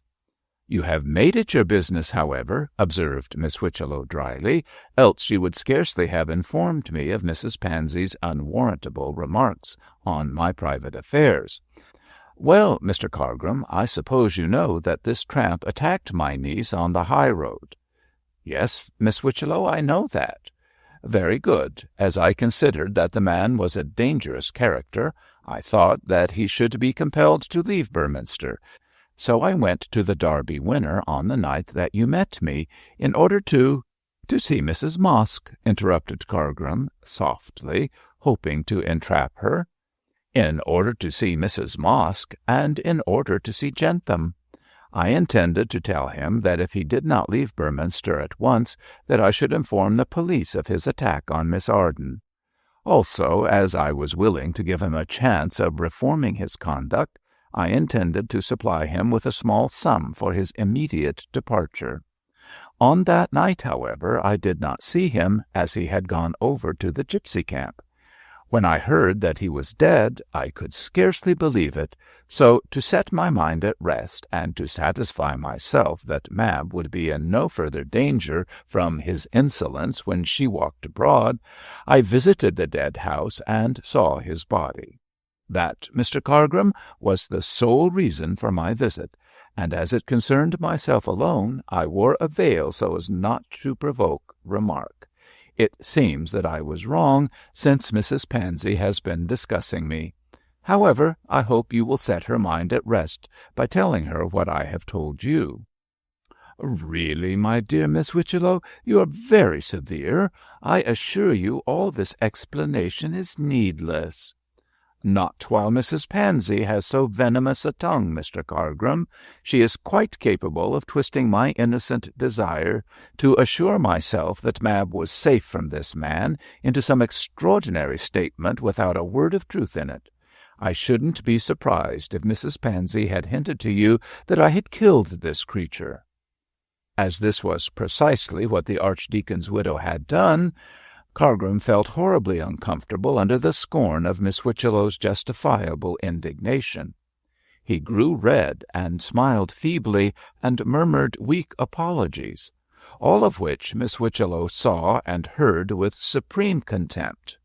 Mr. Cargrim, by his late tittle-tattling conversation, had fallen in her good opinion, and she was not going to let him off without a sharp rebuke for his unfounded chatter.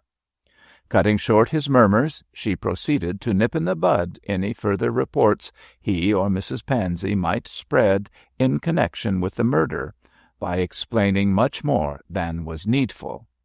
"And if Mrs. Pansy should hear that Captain Pendle was on Southberry Heath on Sunday night," she continued, "I trust that she will not accuse him of shooting the man, although, as I know, and you know also, Mr. Cargrim, she is quite capable of doing so." "Was Captain Pendle on Southberry Heath?" asked Cargrim, who was already acquainted with this fact, although he did not think it necessary to tell Miss Whitchello so. "You don't say so." "Yes, he was. He rode over to the gipsy camp to purchase an engagement ring for Miss Arden from Mother Jael. That ring is now on her finger." "So Miss Arden is engaged to Captain Pendle," cried Cargrim in a gushing manner. "I congratulate you, and her, and him." "Thank you, Mr. Cargrim," said Miss Whitchello stiffly. "I suppose Captain Pendle saw nothing of Jentham at the gipsy camp?" "No, he never saw the man at all that evening." "Did he hear the shot fired?" "Of course he did not," cried Miss Whitchello wrathfully. "How could he hear with the noise of the storm? You might as well ask if the bishop did. He was on Southberry Heath on that night." "Oh, yes, but he heard nothing, dear lady. He told me so." "You seem to be very interested in this murder, Mr. Cargrim," said the little lady with a keen look. "Naturally. Everyone in Beorminster is interested in it. I hope the criminal will be captured." "I hope so, too. Do you know who he is?" "I? My dear lady, how should I know?" "I thought Mrs. Pansy might have told you," said Miss Whitchello coolly. "She knows all that goes on, and a good deal that doesn't. But you can tell her that both I and Captain Pendle are innocent, although I did visit the dead house, and although he was on Southberry Heath when the crime was committed." "You are very severe, dear lady," said Cargrim, rising to take his leave, for he was anxious to extricate himself from his very uncomfortable and undignified position. "Solomon was even more severe, Mr. Cargrim. He said, 'Burning lips and a wicked heart are like a potsherd covered with silver dross.' I fancy there were Mrs. Pansies in those days, Mr. Cargrim." In the face of this choice proverb, Mr. Cargrim beat a hasty retreat. Altogether, Miss Whitchello was too much for him, and for once in his life he was at a loss how to gloss over his defeat. Not until he was in Tinkler's office did he recover his feeling of superiority. With a man, especially with a social inferior, he felt that he could deal, but who can contend with a woman's tongue? It is her sword and shield, her mouth is her bow, her words are the arrows, and the man who hopes to withstand such an armory of deadly weapons is a superfine idiot. Cargrim, not being one, had run away, but in his rage at being compelled to take flight, he almost exceeded Mrs. Pansy in hating the cause of it. Miss Whitchello had certainly gained a victory, but she had also made an enemy. "So the inquest is over, Mr. Inspector," said the ruffled Cargrim, smoothing his plumes. "Over and done with, sir, and the corpse is now 6 feet under earth." "A sad end, Mr. Inspector, and a sad life. To be a wanderer on the face of the earth, to be violently removed when sinning, to be buried at the expense of an alien parish. What a fate for a baptized Christian!" "Don't you take on so, Mr. Cargrim, sir," said Tinkler grimly. "There was precious little religion about Jentham, and he was buried in a much better fashion than he deserved, and not by the parish either." Cargrim looked up suddenly. "Who paid for his funeral, then?" "A charitable person, sir, whose name I am not at liberty to tell anyone, at her own request." "At her own request," said the chaplain, noting Tinkler's slips and putting two and two together with a wondrous rapidity. "Ah, Miss Whitchello is indeed a good lady." Do you know, are you aware that Miss Whitchello buried him, sir?" stammered the inspector, considerably astonished. "I have just come from her house," replied Cargrim, answering the question in the affirmative by implication. "Well, she asked me not to tell anyone, sir, but as she told you, I suppose as I can say as she buried that corpse with a good deal of expense." "It is not to be wondered at, seeing that she took an interest in the wretched creature," said Cargrim, delicately feeling his way. "I trust that the sight of his body in the dead house didn't shock her nerves." "Did she tell you that she visited the dead house?" asked Tinkler, his eyes growing larger at the extent of the chaplain's information. "Of course she did," replied Cargrim, and this was truer than most of his remarks. Tinkler brought down a heavy fist with a bang on his desk. "Then I'm blessed, Mr. Cargrim, sir, if I can understand what she meant by asking me to hold my tongue." "Ah, Mr. Inspector, the good lady is one of those rare spirits who do good by stealth and blush to find it fame." "Seems a kind of silly to go on like that, sir." "We are not all rare spirits, Tinkler." "I don't know what the world would be if we were, Mr. Cargrim, sir. But Miss Whitchello seemed so anxious that I should hold my tongue about the visit and the burial that I can't make out why she talked about them to you or to anybody." "I cannot myself fathom her reason for such unnecessary secrecy, Mr. Inspector, unless it is that she wishes the murderer to be discovered." "Well, she can't spot him," said Tinkler emphatically, "for all she knows about Jentham is 30 years old." Cargrim could scarcely suppress a start at this unexpected information.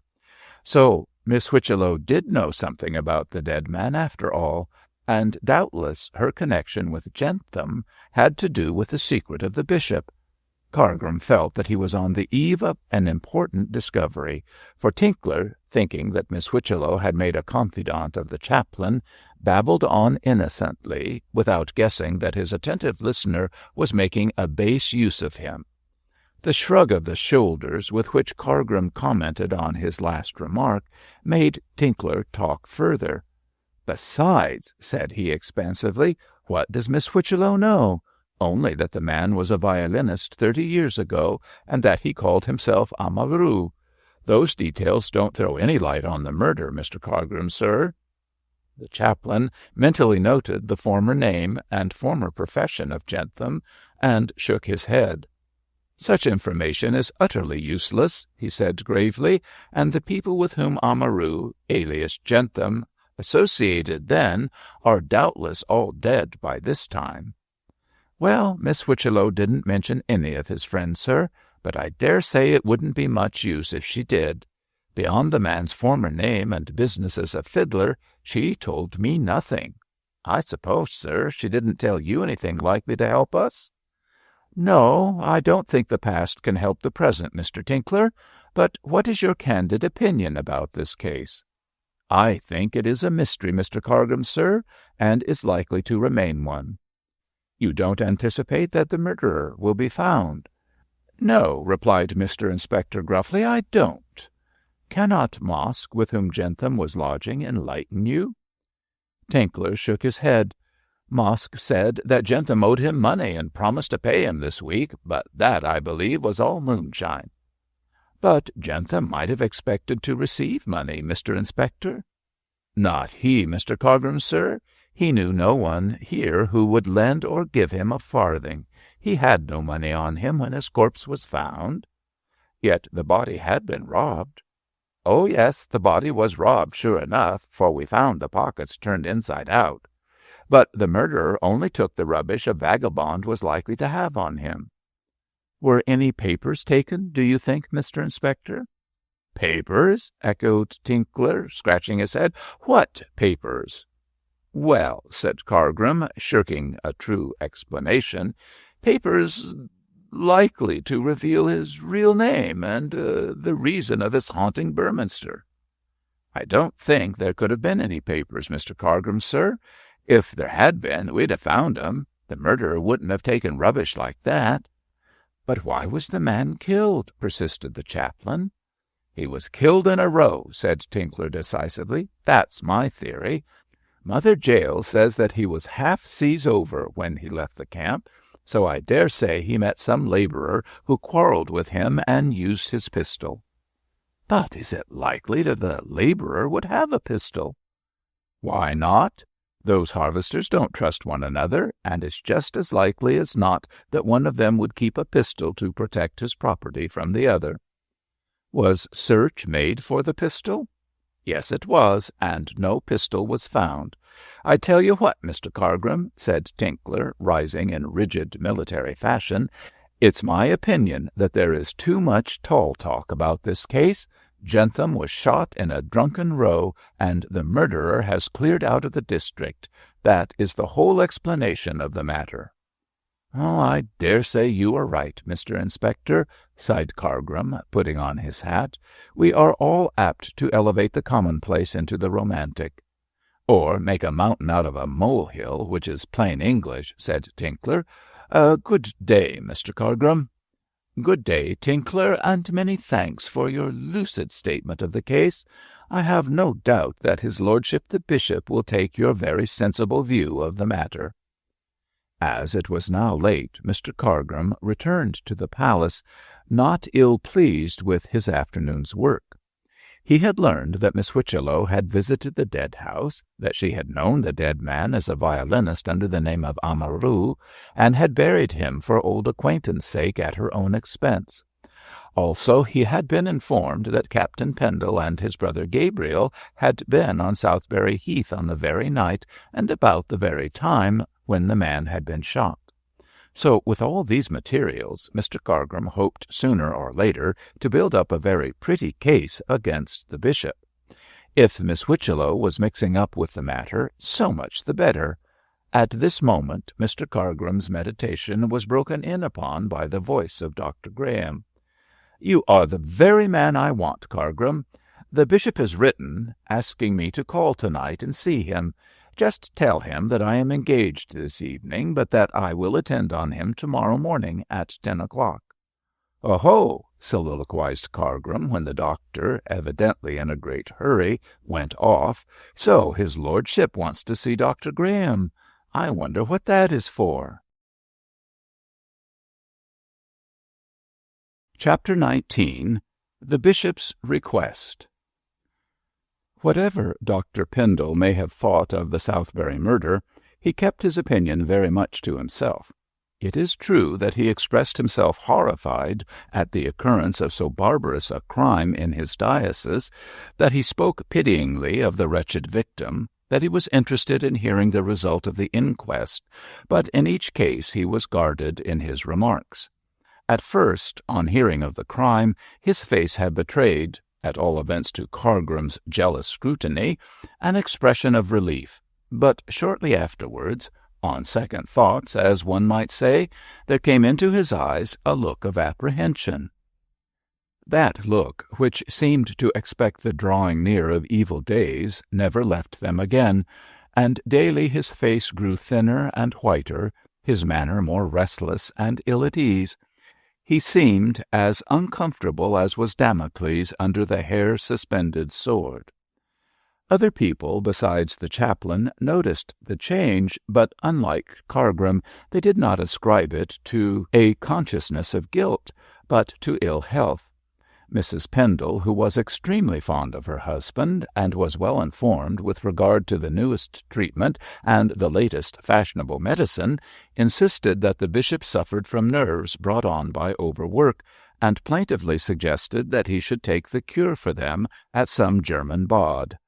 But the bishop, sturdy old Briton that he was, insisted that so long as he could keep on his feet there was no necessity for his womenfolk to make a fuss over him, and declared that it was merely the change in the weather which caused him, as he phrased it, to feel a trifle out of sorts.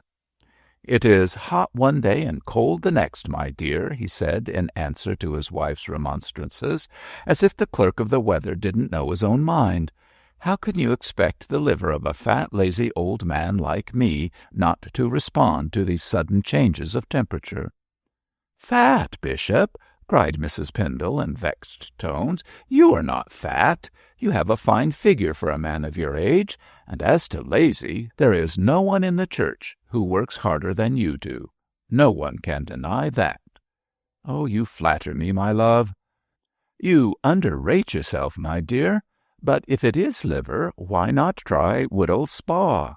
I believe the treatment there is very drastic and beneficial. Why not go there, Bishop? I'm sure a holiday would do you no harm."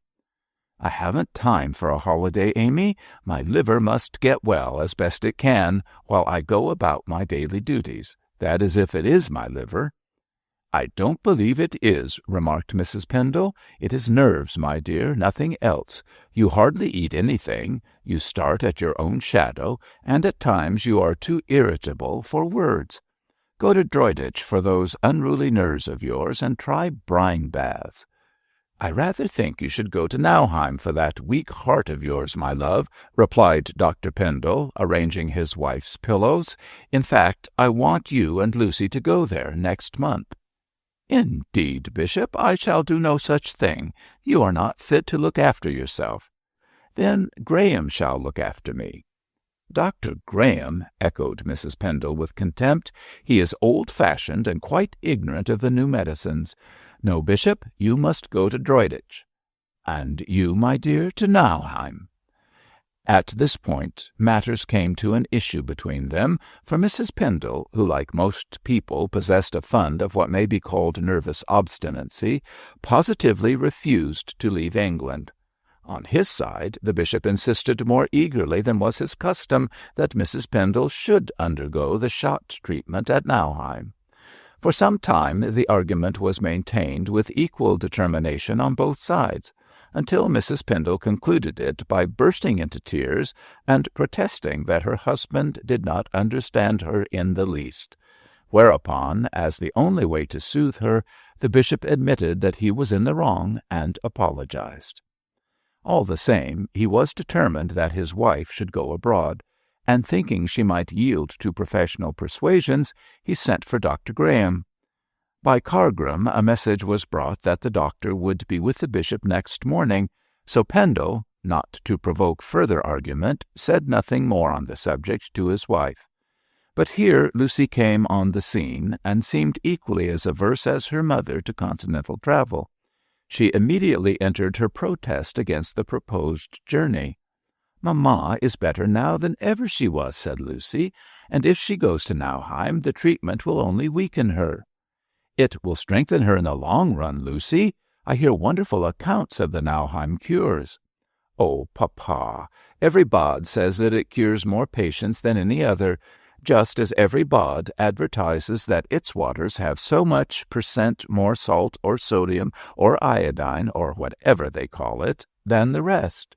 Besides, if you really think Mamma should try this cure, she can have it at Bath or in London. They say it is just as good in either place as at Nauheim." "Oh, I think not, Lucy, and I wish you and your mother would go abroad for a month or two. My mind is made up on the subject." "Why, Papa," cried Lucy playfully, "one would think you wanted to get rid of us." The bishop winced and turned a shade paler. "Oh, you are talking at random, my dear," he said gravely. "If it were not for your mother's good, I should not deprive myself of your society." "Poor mother," sighed Lucy, "and poor Harry," she added as an afterthought. "There need be no poor Harry about the matter," said Dr. Pendle, rather sharply. "If that is what is troubling you, I dare say Harry will be glad to escort you and your mother over to Germany." Lucy became a rosy red with pleasure. "Do you really think Harry would like to come?" she asked in a fluttering voice. "He is no true lover if he doesn't," replied her father with a wan smile. "Now run away, my love. I am busy. Tomorrow we shall settle the question of your going." When tomorrow came, Cargrim, all on fire with curiosity, tried his hardest to stay in the library when Dr. Graham came. But as the bishop wished his interview to be private, he intimated the fact pretty plainly to his obsequious chaplain. In fact, he spoke so sharply that Cargrim felt distinctly aggrieved, and, but for the trained control he kept of his temper, might have said something to show Dr. Pendle the suspicions he entertained. However, the time was not yet ripe for him to place all his cards on the table, for he had not yet conceived a plausible case against the bishop. He was on the point of pronouncing the name Amaru to see if it would startle Dr. Pendle, but remembering his former failures when he had introduced the name of Jentham to the bishop's notice, he was wise enough to hold his tongue. It would not do to arouse Dr. Pendle's suspicions until he could accuse him plainly of murdering the man, and could produce evidence to substantiate his accusation. The evidence Cargrim wished to obtain was that of the check-butt and the pistol, but as yet he did not see his way how to become possessed of either. Pending doing so, he hid himself in the grass like the snake he was, ready to strike his unsuspecting benefactor when he could do so with safety and effect. In accordance with his resolution on this point, Mr. Cargrim was meek and truckling while he was with the bishop, and when Dr. Graham was announced, he sidled out of the library with a bland smile. Dr. Graham gave him a curt nod in response to his gracious greeting, and closed the door himself before he advanced to meet the bishop. Nay, more, so violent was his dislike to good Mr. Cargrim that he made a few remarks about that apostle before coming to the object of his visit. "If you were a student of Lavater, Bishop," said he, rubbing his hands, "you would not tolerate that Jesuitical Rodin near you for one moment." "Jesuitical Rodin, Doctor? I do not understand." "Ah, that comes of not reading French novels, my lord." "I do not approve of the moral tone of French fiction," said the bishop stiffly. "Few of our English Pharisees do," replied Graham dryly. "Not that I rank you among the hypocrites, Bishop, so do not take my remark in too literal a sense." "I am not so thin-skinned or self-conscious as to do so, Graham, but your meaning of a Jesuitical Rodin?" "It is explained in The Wandering Jew of Eugene Sue, Bishop. You should read that novel, if only to arrive by analogy at the true character of your chaplain. Rodin is one of the personages in the book, and Rodin," said the doctor decisively, "is Cargrim." "You are severe, Doctor. Michael is an estimable young man." "Michael and the Dragon," said Graham, playing upon the name. "He is more like the latter than the former. Mr. Michael Cargrim is the young serpent, as Satan is the old one." "I always understood that you considered Satan a myth, Doctor." "So I do. So he is. A bogey of the Middle and Classical ages, constructed out of Pluto and Pan. But he serves excellently well for an illustration of your pet parson." "Cargrim is not a pet of mine," rejoined the bishop coldly, "and I do not say that he is a perfect character. Still, he is not bad enough to be compared to Satan. You speak too hurriedly, Doctor, and if you will pardon my saying so, too irreligiously." "Oh, I beg your pardon. I forgot that I was addressing a bishop. But as to that young man, he is a bad and dangerous character." "Doctor, Doctor," protested the bishop, raising a deprecating hand. "Yes, he is," insisted Graham. "His goodness and meekness are all on the surface. I am convinced that he is a kind of human mole who works underground and makes mischief in secret ways. If you have a cupboard with a skeleton, Bishop, take care Mr. Cargrim doesn't steal the key." Graham spoke with some meaning, for since the illness of Dr. Pendle after Jentham's visit, he had suspected that the bishop was worried in his mind, and that he possessed a secret which was wearing him out. Had he known that the strange visitor was one and the same with the murdered man, he might have spoken still more to the point. But the doctor was ignorant of this, and consequently conceived the bishop's secret to be much more harmless than it really was. However, his words touched his host nearly, for Dr. Pendle started and grew nervous, and looked so haggard and worried that Graham continued his speech without giving him time to make a remark. "However, I did not come here to discuss Cargrim," he said cheerfully, "but because you sent for me." "It is about time," said Graham grimly, surveying the bishop's wasted face and embarrassed manner. "You are looking about as ill as a man can look. What is the matter with you?" "Nothing is the matter with me. I am in my usual health." "You look it," said the doctor ironically. "Good Lord, man," with sudden wrath, "why in the name of the 39 Articles can't you tell me the truth?" "The truth?" echoed the bishop faintly. "Yes, my lord, I said the truth, and I mean the truth. If you are not wrong in body, you are in mind. A man doesn't lose flesh and color and appetite and self-control for nothing. You want me to cure you. Well, I can't, unless you show me the root of your trouble." "I am worried over a private affair," confessed Pendle, driven into a corner. "Something wrong?" asked Graham, raising his eyebrows. "Yes, something is very wrong." "Can't it be put right?" "I fear not," said the bishop in hopeless tones. "It is one of those things beyond the power of mortal man to put right." "Your trouble must be serious," said Graham, with a grave face. "It is very serious. You can't help me. I can't help myself. I must endure my sorrow as best I may. After all, God strengthens the back for the burden." "Oh, Lord," groaned Graham to himself, "that make-the-best-of-it view seems to be the gist of Christianity. What the deuce is the good of laying a too weighty burden on any back when you've got to strengthen it to bear it? Well, Bishop," he added aloud, "I have no right to ask for a glimpse of your skeleton, but can I help you in any way?" "Yes," cried the bishop eagerly, "I sent for you to request your aid. You can help me, Graham, and very materially." "I'm willing to do so. What shall I do?" "Send my wife and daughter over to Nauheim on the pretext that Mrs. Pendle requires the baths, and keep them there for 2 months." Dr. Graham looked puzzled, for he could by no means conceive the meaning of so odd a request. In common with other people, he was accustomed to consider Bishop and Mrs. Pendle a model couple who would be as miserable as 2 separated lovebirds if parted. Yet here was the husband asking his aid to send away the wife on what he admitted was a transparent pretext. For the moment he was nonplussed. "Pardon me, Bishop," he said delicately, "but have you had words with your wife?" "Oh, no, God forbid, Graham.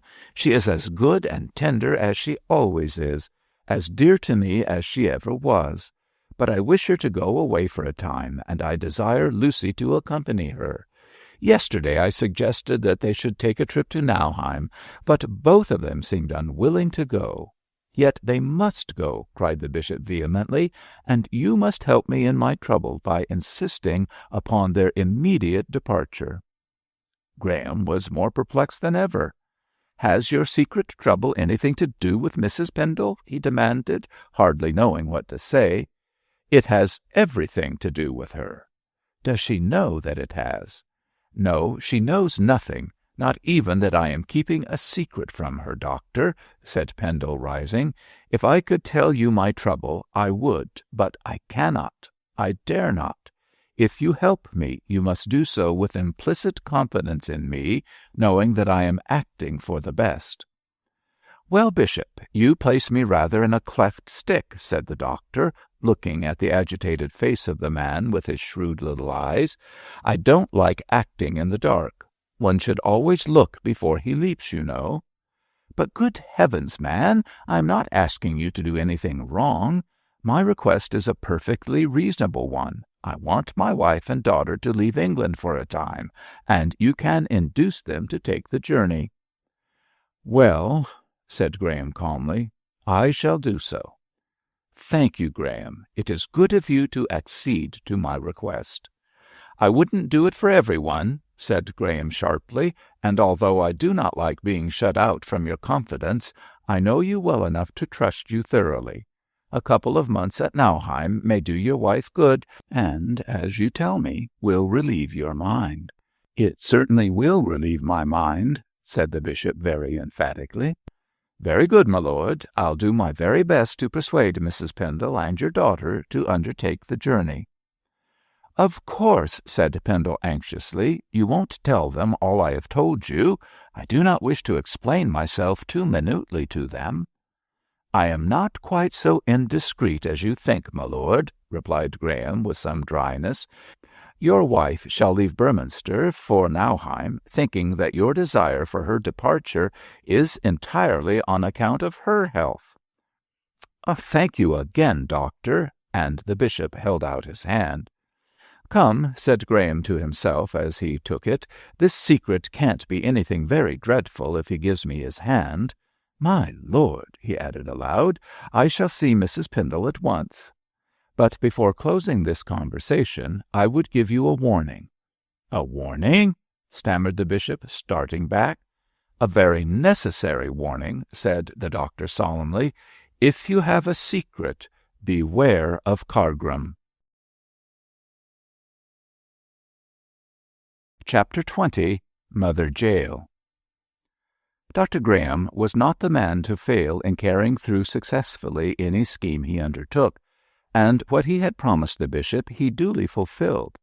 After a rather lengthy interview with Mrs. Pendle and her daughter, he succeeded in arousing their interest in Nauheim and its baths, so much so that before he left the palace they were as eager to go as formerly they had been to stay. This seeming miracle was accomplished mainly by a skilful appeal to Mrs. Pendle's love for experimenting with new medical discoveries in connection with her health. She had never tried the shot treatment for heart dilation, and indeed had heard very little about it, but when fully informed on the subject, her interest in it was soon awakened. She soon came to look on the carbolic spring of Nauheim as the true fountain of youth, and was sanguine that by bathing for a few weeks in its life-giving waters she would return to Berminster hale and hearty and full of vitality. If ever hope told a flattering tale, she did to Mrs. Pendle through the lips of cunning Dr. Graham. "I thought you knew nothing about new medicine or treatments," she observed graciously, "or if you did, that you were too conservative to prescribe them. I see I was wrong." "You were decidedly wrong, Mrs. Pendle. It is only a fool who ceases to acquire knowledge and benefit by it. I am not a cabbage, although I do live in a vegetable garden." Lucy's consent was gained through the glowing description of the benefit her mother would receive from the Nauheim waters, and the opportune arrival of Sir Harry Brace contributed to the wished-for result. The ardent lover immediately declared his willingness to escort Lucy to the world's end. Wherever Lucy was, the Garden of Eden blossomed, and while Mrs. Pendle was being pickled and massaged and put to bed for recuperative slumbers, he hoped to have his future wife all to himself. In her sweet company, even the dull little German watering place would prove a paradise. Cupid is the sole miracle worker in these days of skepticism. "It is all right, Bishop," said the victorious doctor. "The ladies will be off, with Brace in attendance, as soon as they can pack up a wagon load of feminine frippery." "I am sincerely glad to hear it," said Dr. Pendle, and heaved a sigh of relief, which made Graham wag his head and put in a word of advice. "You must take a trip yourself, my lord," he said decisively. "Nothing like change for mental worry. Go to Bath or Putney or Jericho, Bishop. Travel is your anodyne." "I cannot leave Beorminster just now, Graham. When I can, I shall take your advice." The doctor shrugged his shoulders and walked towards the door. There he paused and looked back at the unhappy face of the bishop. A thought struck him, and he returned. "Pendle," he said gently, "I am your oldest friend, and one who honors and respects you above all men. Why not tell me your trouble, and let me help you? I shall keep your secret, whatever it may be." "I have no fears on that score, Graham. If I could trust anyone, I should trust you. But I cannot tell you what is in my mind. No useful result would come of such candor, for only the One above can help me out of my difficulties." "Is it money worries, Bishop?" "No, my worldly affairs are most prosperous." "It is not this murder that is troubling you, I suppose?" The bishop became as pale as the paper on the desk before him, and convulsively clutched the arms of his chair. The murder?" he stammered. "The murder, Graham. Why should that trouble me?" "Cargrim told me that you were greatly upset that such a thing should have occurred in your diocese." "I am annoyed about it," replied Pendle in a low voice, "but it is not the untimely death of that unhappy man which worries me." "Then I give up," said the doctor, with another shrug. "Graham?" "Yes, what is it?" "Do you think that there is any chance of the murderer of this man being discovered?" "If the case had been handled by a London detective while the clues were fresh, I dare say there might have been a chance," replied the doctor. "But that mutton-headed Tinkler has made such a muddle of the affair that I am certain the murderer will never be captured." "Has anything new been discovered since the inquest?" "Nothing. So far as I know, Tinkler is satisfied, and the matter is at an end. Whosoever killed Jentham has only his own conscience to fear." "And God," said the bishop softly. "I always understand that what you churchmen call conscience was the still small voice of the deity," replied Graham dryly. "There is no use in being tautological, Bishop. Well, good day, my lord." "Good day, doctor, and many, many thanks for your kindly help." "Not at all. I only wish that you would let me help you to some purpose by treating me as your friend and unburdening your mind. There is one great truth that you should become a convert to, Bishop." "Ah, what is that?" said Pendle listlessly. "That medical men are the father confessors of Protestantism. Good day." Outside the library, Cargrim was idling about, in the hope of picking up some crumbs of information when Graham took his departure. But the little doctor, who was not in the best of tempers for another conversation, shot past the chaplain like a bolt from the bow, and by the time Cargrim recovered from such brusque treatment, was halfway down the avenue, fuming and fretting at his inability to understand the attitude of Bishop Pendle. Dr. Graham loved a secret as a magpie does a piece of stolen money, and he was simply frantic to find out what vexed his friend. The more so as he believed that he could help him to bear his trouble by sympathy, and perhaps by advice, do away with it altogether. He could not even make a guess at the bishop's hidden trouble, and ran over all known crimes in his mind from murder to arson, without coming to any conclusion, Yet something extraordinary must be the matter to move so easy-going, healthy a man as Dr. Pendle. "I know more of his life than most people," thought Graham, as he trotted briskly along, "and there is nothing in it that I can see to upset him so. He hasn't forged or coined or murdered or sold himself to Pluto, Pan, Satan, so far as I know, and he is too clear-headed and sane to have a monomania about a non-existent trouble. Dear, dear," the doctor shook his head sadly, "I shall never understand human nature. There's always an abyss below an abyss, and the firmest seeming ground is usually quagmire when you come to step on it. George Pendle is a riddle which would puzzle the Sphinx. Another fabulous beast. Well, well, I can only wait and watch until I discover the truth, and then— well, what then? Why, nothing."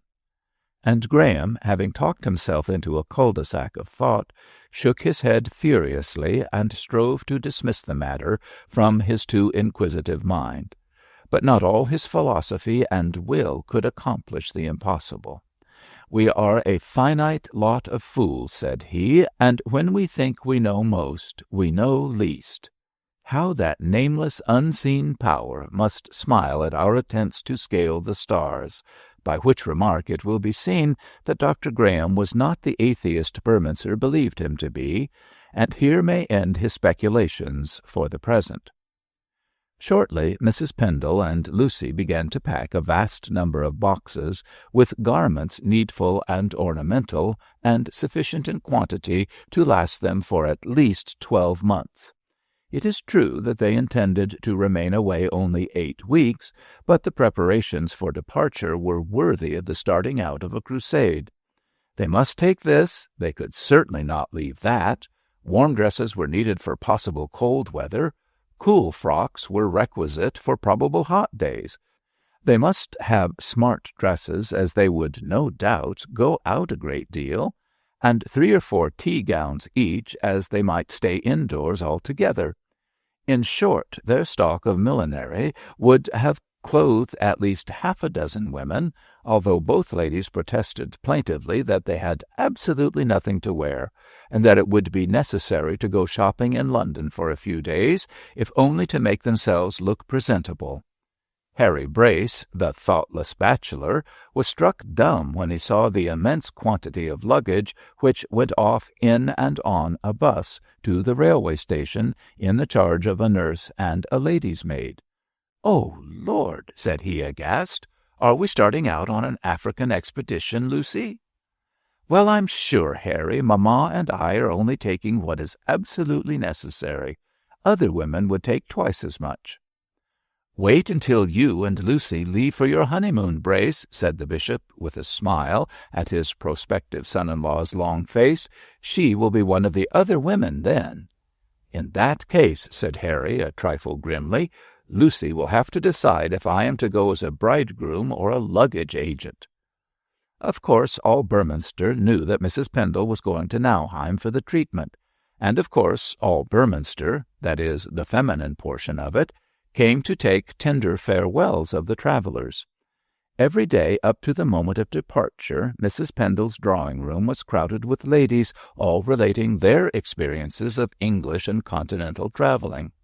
Lucy took leave of at least 12 dear friends, and from the way in which Mrs. Pendle was lamented over, and blessed, and warned, and advised by the wives of the inferior clergy, one would have thought that her destination was the moon, and that she would never get back again. Altogether, the palace was no home for a quiet prelate in those days. At the last moment, Mrs. Pendle found that she would be wretched if her bishop did not accompany her some way on the journey. So Dr. Pendle went with the travellers to London, and spent a pleasant day or so, being hurried about from shop to shop. If he had not been the most angelic bishop in England, he would have revolted. But as he was anxious that his wife should have no cause of complaint, he exhausted himself with the utmost amiability. But the longest lane has a turning, and the day came when Mrs. Pendle and Lucy, attended by the dazed Harry, left for Nauheim via Queensborough, Flushing, and Cologne. Mrs. Pendle declared, as the train moved away, that she was thoroughly exhausted, which statement the bishop quite believed. His wonder was that she and Lucy were not dead and buried. On returning to the empty palace, Bishop Pendle settled himself down for a long rest. Remembering Graham's hint, he saw as little of Cargram as was compatible with the relationship of business. The chaplain noted that he was being avoided, and, guessing that someone had placed Dr. Pendle on his guard against him, became more secretive and watchful than ever. But in spite of all his spying, he met with little success. For although the bishop still continued weary-eyed and worried-looking, he went about his work with more zest than usual. Indeed, he attended so closely to the duties of his position that Cargram fancied he was trying to forget his wickedness by distracting his mind. But as usual, the chaplain had no tangible reason for this belief. And about this time, when most industrious, the bishop began to be haunted not by a ghost, which would have been bearable as ghosts appear usually only in the night-time, but by a queer little old woman in a red cloak, who supported herself with a crutch and looked like a wicked fairy. This, as the bishop ascertained by a casual question, was Mother Jael, the gypsy friend of Jentham, and the knowledge of her identity did not make him the easier in his mind. He could not conceive what she meant by her constant attendance on him, and but that he believed in the wisdom of letting sleeping dogs lie, he would have resented her pertinacity. The sight of her became almost insupportable. Whether Mother Jael intended to terrify the bishop or not, it is hard to say, but the way in which she followed him tormented him beyond measure. When he left the palace, she was there on the road. When he preached in the cathedral, she lurked among the congregation. When he strolled about Beorminster, she watched him round corners, but she never approached him, she never spoke to him, and frequently vanished as mysteriously and unexpectedly as she appeared. Wherever he went, wherever he looked, that crimson cloak was sure to meet his eye. Mother Jael was old and bent and witch-like, with elf locks of white hair and a yellow wrinkled face, but her eyes burned like two fiery stars under her frosted brows, and with these she stared hard at Bishop Pendle until he felt almost mesmerized by the intensity of her gaze. She became a perfect nightmare to the man, much the same as the little old woman of the coffer was to Abu Dah, the merchant in the fantastic Eastern tale. But unlike that pertinacious beldam, she apparently had no message to deliver. She only stared and stared with her glittering evil eyes until the bishop, his nerves not being under control with this constant persecution, almost fancied that the powers of darkness had leagued themselves against him, and had sent this hell-hag to haunt and torment him. Several times he strove to speak to her, for he thought that even the proverb of sleeping dogs might be acted upon too literally. But Mother Jael always managed to shuffle out of the way. She appeared to have the power of disintegrating her body, for where she disappeared to on these occasions the bishop never could find out. One minute he would see her in a red cloak, leaning on her crutch and staring at him steadily, but let him take one step in her direction and she would vanish like a ghost. No wonder the bishop's nerves began to give way. The constant sight of that silent figure with its menacing gaze would have driven many a man out of his mind, but Dr. Pendle resisted the panic which seized him at times and strove to face the apparition, for Mother Jael's flittings deserved such a name, with control and calmness. But the effort was beyond his strength at times. As the weeks went by, Cargram also began to notice the persecution of Mother Jael, and connecting her with Jentham, and Jentham with the bishop, he began to wonder if she knew the truth about the murder. It was not improbable, he thought, that she might be possessed of more important knowledge than she had imparted to the police, and a single word from her might bring home the crime to the bishop. If he was innocent, why did she haunt him? But again, if he was guilty, why did she avoid him? To gain an answer to this riddle, Cargram attempted, when possible, to seize the elusive phantom of Mother Jael, but 3 or 4 times she managed to vanish in her witch-like way. At length, one day, when she was watching the bishop talking to the dean at the northern door of the cathedral, Cargram came softly behind her and seized her arm. Mother Jael turned with a squeak like a trapped rabbit. "Why do you watch the bishop?" asked Cargram sharply. "Bless you, lovey, I don't watch him," whined Mother Jael, cringing. "Nonsense. I've seen you look at him several times." "There ain't no harm in that, my lamb. They do say as a cat can look at a queen, and why not a poor gypsy at a noble bishop? I say, dearie," she added in a hoarse whisper, "what's his first name?" "The bishop's first name? George. Why do you want to know?" "George," pondered Mother Jael, taking no notice of the question. "I always thought the soldier was George." "He is George, too, called after his father. Answer me, why do you want to know the bishop's name? And why do you watch him?" "Ah, my noble Gorgio, that's tellings." "No doubt, so just tell it to me." "Lord, lovey, the likes of you don't want to know what the likes of me thinks." Cargram lost his temper at these evasions. "You are a bad character, Mother Jael. I shall warn the police about you." "Oh, tiny Jesus, hear me. I ain't done nothing wrong. I'm a poor old gypsy. Strike me dead if I ain't." "If you tell me something," said Cargram, changing his tactics, "you shall have this," and he produced a coin.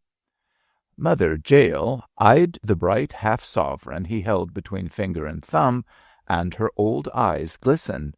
"Yes, dearie, yes. What is it?" "Tell me the truth about the murder," whispered Cargram, with a glance in the direction of the bishop. Mother Jael gave a shrill screech, grabbed the half-sovereign, and shuffled away so rapidly that she was round the corner before Cargram could recover from his surprise. At once he followed, but in spite of all his search he could not find the old hag. Yet she had her eye on him.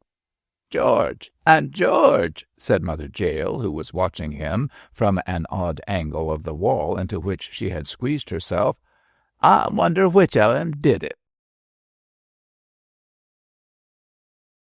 Chapter 21. Mrs. Pansy's Festival. Once a year, the archdeacon's widow discharged her social obligations by throwing open the jail in which she dwelt. Her festival, to which all that Burmester could boast of in the way of society was invited, usually took the form of an out-of-door party, as Mrs. Pansy found that she could receive more people and trouble herself less about their entertainment by filling her grounds than by crushing them into the rather small reception rooms of her house. Besides, the gardens were really charming, and the wide-spreading green of the lawns, surrounded by ample flower-beds, now brilliant with rainbow blossoms, looked most picturesque when thronged with well-dressed, well-bred, well-pleased guests. Nearly all of the invitations had been accepted, firstly because Mrs. Pansy made things unpleasant afterwards for such defiant spirits as stayed away.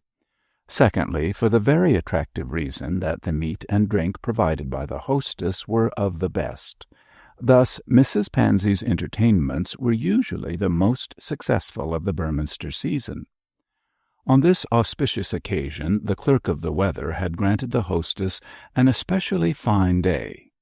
Sunshine filled the cloudless arch of the blue sky, the air was warm, but tempered by a softly blowing breeze, and the guests, to do honor at once to Mrs. Pansy and the delightful weather, wore their most becoming and coolest costumes. Pretty girls laughed in the sunshine, matrons gossiped beneath the rustling trees, and the sober black coats of the clerical element subdued the too vivid tints of the feminine frippery. The scene was animated and full of color and movement, so that even Mrs. Pansy's grim countenance expanded into an unusual smile when greeting fresh arrivals. At intervals, a band played lively dance music. There was croquet and lawn tennis for the young, iced coffee and scandal for the old. Altogether, the company, being mostly youthful and unthinking, was enjoying itself immensely, as the chatter and laughter and smiling and bowing amply testified.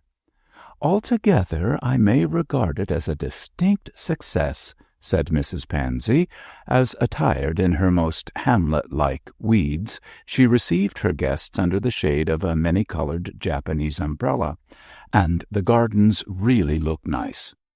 "The gardens of paradise," observed the complimentary Cargrim, who was smirking at the elbow of his hostess. "Don't distort Holy Writ, if you please," snapped Mrs. Pansy, who still reserved the right of being disagreeable even at her own entertainment. "But if you do call this the Garden of Eden, I dare say there are plenty of serpents about." "And many Adams and Eves," said Dr. Graham, surveying the company with his usual cynicism. "But I don't see Lilith, Mrs. Pansy." "Lilith, doctor? What an improper name!" "And what an improper person, my dear lady. Lilith was the other wife of Father Adam." "How dare you, Dr. Graham? The first man a bigamist? Ridiculous! Profane! Only one rib was taken out of Adam." "Lilith wasn't manufactured out of a rib, Mrs. Pansy. The devil created her to deceive Adam. At least, so the Rabbinists tell us." "Oh, those Jewish creatures," said the lady with a sniff. "I don't think much of their opinion. What do Jews know about the Bible?" "As much as authors generally know about their own books, I suppose," said Graham dryly. "We are becoming theological," observed Cargrim smoothly. "Not to say blasphemous," growled Mrs. Pansy. "At least the doctor is, like all skeptics of his infidel profession. Remember Ananias and his lies, sir? I shall rather remember Eve and her curiosity," laughed Graham. "And to follow so good an example, let me inquire what yonder very pretty tent contains, Mrs. Pansy." "That is a piece of Daisy's foolishness, doctor. It contains a gypsy, whom she induced me to hire for some fortune-telling rubbish." "Oh, how sweet, how jolly!" cried a mixed chorus of young voices. "A real gypsy, Mrs. Pansy?" And the good lady was besieged with questions. "She is cunning and dirty enough to be genuine, my dears. Some of you may know her, Mother Jael." "Aroint thee witch!" cried Dr. Graham. "That old beldam? Oh, she can pen Dunkerum to some purpose. I have heard of her. So have the police." "What language is that?" asked Miss Whichelow, who came up at this moment with a smile and a word for all. "It sounds like swearing." "I'd like to see anyone swear here," said Mrs. Pansy grimly. "Set your mind at rest, dear lady. I was speaking Romany, the black language, the callow jib which the gypsies brought from the East when they came to plunder the hen-coops of Europe." "Do you mean to tell me that those creatures have a language of their own?" asked Miss Whichelow disbelievingly. "Why not? I dare say their ancestors made bricks on the plain of Shinar, and were lucky enough to gain a language without the trouble of learning it." "You allude to the Tower of Babel, sir," said Mrs. Pansy with a scowl. "Rather to the Tower of Fable, dear lady, since the whole story is a myth." Not caring to hear this duel of words, and rather surprised to learn that Mother Jael was present, Cargrim slipped away at the first opportunity to ponder over the information and consider what use he could make of it. So the old woman still followed the bishop, had followed him even into society, and had made herself Mrs. Pansy's professional fortune-teller, so that she might still continue to vex the eyes of her victim with the sight of her eternal red cloak. Dr. Pendle was at that very moment walking amongst the guests, with his youngest son by his side, and appeared to be more cheerful and more like his former self than he had been for some time. Apparently he was as yet ignorant that Mother Jael was in his immediate vicinity.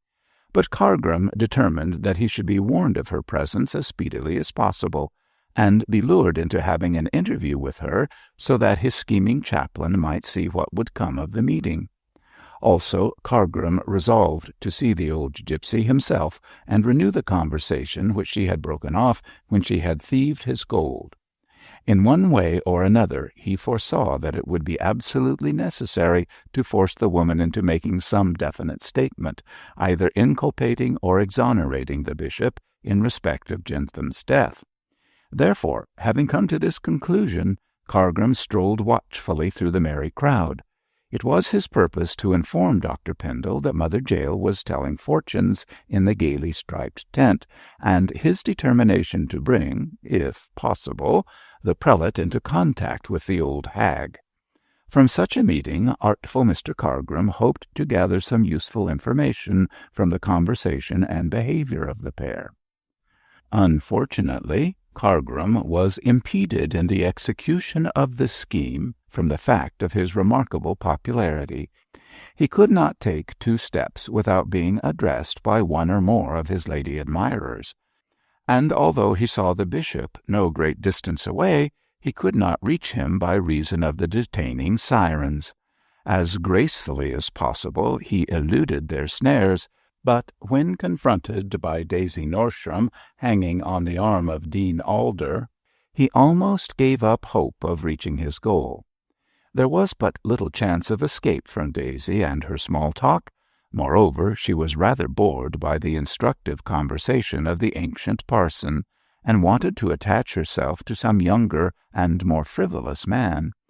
Cupid in cap and gown and spectacles is a decidedly prosy divinity. "Oh, dear Mr. Cargrim," cried the gushing Daisy, "is it really you? Oh, how very sweet of you to come today! And what is the very latest news of poor dear Mrs. Pendle?" "I believe the Nauheim baths are doing her a great deal of good, Miss Norsham. If you will excuse—" "Nauheim," croaked the dean with a dry cough, "is unknown to me, save as a geographical expression, but the town of Baden-Baden, formerly called Aurelia Aquensis, was much frequented by the Romans on account of its salubrious and health-giving springs. I may also instance Aachen, vulgarly termed Aix-la-Chapelle, but known to the Latins as Aquisgranum, or—" "How interesting!" interrupted Daisy, cutting short this stream of information. "You do seem to know everything, Mr. Dean. The only German watering place I have been to is Wiesbaden, where the doctors made me get up at 5 o'clock to drink the waters. And fancy, Mr. Cargrim, a band played at the Kochbrunnen at 7 in the morning. Did you ever hear anything so horrid?" "Music at so early an hour would be trying, Miss Norsham." "Aqua Maticae was the Roman appellation of Wiesbaden," murmured Dr. Alder, twiddling his eyeglass. "I hear on good medical authority that the waters are most beneficial to renovate health and arrest decay. I should advise his lordship the bishop to visit the springs, for of late I have noticed that he appears to be sadly out of sorts." "He is looking much better to-day," observed the chaplain with a glance at the bishop, who was now conversing with Miss Whitchello. "Oh, the poor dear bishop should have his fortune told by Mother Jael." "That would hardly be in keeping with his exalted position, Miss Norsham." "Oh, really, I don't see that it is so very dreadful," cried Daisy, with one of her silvery peals of artificial laughter. "And it's only fun. Mother Jael might tell him if he was going to be ill or not, you know, and he might take medicine if he was. Besides, she does tell the truth. Oh, really, it's too awful what she knew about me. But I'm glad to say she prophesied a lovely future." "Marriage and money, I presume?" "Well, you are clever, Mr. Cargrim. That is just the fortune she told me. How did you guess? I'm to meet my future husband here. He is to be rich and adore me, and I'm to be very, very happy." "Oh, I'm sure so charming a young lady deserves to be," said Cargrim, bowing. Siderum regina bicornis audi luna puellas, quoted Mr. Dean with a side glance at the radiant Daisy, and if that confident lady had understood Latin, she would have judged from his satirical quotation that Dr. Alder was not so subjugated by her charms as to contemplate matrimony. But being ignorant, she was, in accordance with the proverb, blissful, and babbled on with a never-failing stream of small talk, which was at times momentarily obstructed by the heavy masses of information cast into it by the dean. Leaving this would-be May and wary old December to their unequal flirtation, Cargrim again attempted to reach the bishop, but was captured by Miss Tancred, much to his disgust. She entertained him with a long and minute account of her rheumatic pains and the means by which she hoped to cure them. Held thus as firmly as the wedding guest was by the ancient mariner, Cargrim lost the chance of hearing a very interesting conversation between Miss Whichelow and the bishop, but from the clouded brow of Dr. Pendle he saw that something was wrong, and chafed at his enforced detention. Nevertheless, Miss Tancred kept him beside her until she exhausted her trickle of small talk. It took all Cargrim's tact and politeness and Christianity to endure patiently her gabble. "Yes, Bishop," Miss Whichelow was saying, with some annoyance, "your son has admired my niece for some considerable time. Lately they became engaged, but I refused to give my consent until your sanction and approval had been obtained." "George has said nothing to me on the subject," replied Dr. Pendle in a vexed tone, "yet he should certainly have done so before speaking to your niece." "Oh, no doubt, but unfortunately young men's heads do not always guide their hearts. Still, Captain Pendle promised me to tell you all during his present visit to Beorminster, and of course both Mrs. Pendle and your daughter Lucy know of his love for Mab." "It would appear that I am the sole person ignorant of the engagement, Miss Whichelow." "It was not with my consent that you were kept in ignorance, Bishop, but I really do not see why you should discourage the match. You can see for yourself that they make a handsome pair."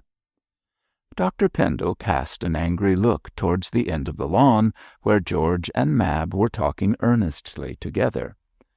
"I don't deny their physical suitability," he said severely, "but more than good looks are needed to make a happy marriage." "Am I to understand that you disapprove of my niece?" cried the little old lady, drawing herself up. "Oh, by no means, by no means. How can you think me so wanting in courtesy? But I must confess that I desire my son to make a good match." "You should rather wish him to get a good wife," retorted Miss Whichelow, who was becoming annoyed. "But if it is fortune you desire, I can set your mind at rest on that point. Mab will inherit my money when I die, and should she marry Captain Pendle during my lifetime, I shall allow the young couple 1,000 a year." "1,000 a year, Miss Whichelow?" "Yes, and more if necessary. Let me tell you, Bishop, I am much better off than people think." The bishop, rather nonplussed, looked down at his neat boots and very becoming gaiters. "I am not so worldly minded as you infer, Miss Whichelow," said he mildly, "and did George desire to marry a poor girl, I have enough money of my own to humour his whim. But if his heart is set on making Miss Arden his wife, I should like, if you will pardon my candour, to know more about the young lady." "Mab is the best and most charming girl in the world," said the little Jenny Wren, pale and a trifle nervous. "I can see that for myself. You misunderstand me, Miss Whichelow, so I must speak more explicitly. Who is Miss Arden?" "She is my niece," replied Miss Whichelow, with trembling dignity, "the only child of my poor sister, who died when Mab was an infant in arms." "Quite so," assented the bishop with a nod. "I have always understood such to be the case. But, Mr. Arden?" "Mr. Arden," faltered the old lady, turning her face from the company that its pallor and anxiety might not be seen. "Her father, is he alive?" "No," cried Miss Whitchello, shaking her head. "He died long, long ago." "Who was he?" A gentleman. A gentleman of independent fortune." Dr. Pendle bit his nether lip and looked embarrassed. "Miss Whitchello," he said at length in a hesitating tone, "your niece is a charming young lady, and, so far as she herself is concerned, is quite fit to become the wife of my son George." "I should think so, indeed," cried the little lady with buckram civility. "But," continued the bishop with emphasis, "I have heard rumours about her parentage which do not satisfy me. Whether those are true or not is best known to yourself, Miss Whitchello, but before consenting to the engagement you speak of, I should like to be fully informed on the point." "To what rumours does your lordship refer?" asked Miss Whitchello, very pale-faced, but very quiet. "This is neither the time nor place to inform you," said the bishop hastily. "I see Mr. Cargrim advancing.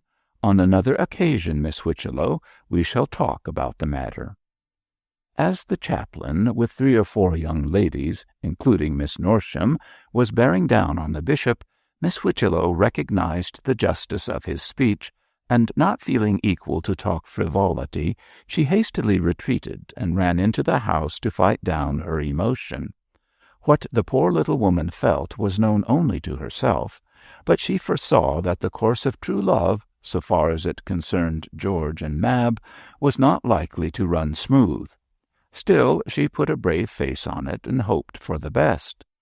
In the meantime, Bishop Pendle was enveloped in a whirl of petticoats as Cargrim's Amazonian escort, prompted by the chaplain, was insisting that he should have his fortune told by Mother Jael. The bishop looked perturbed on hearing that his red-cloaked phantom was so close at hand, but he managed to keep his countenance, and laughingly refused to comply with the demand of the ladies. "Think of what the newspapers would say," he urged, "if a bishop were to consult this witch of Endor." "Ah, but really it is only a joke." "A dignitary of the church shouldn't joke, Miss Norsham."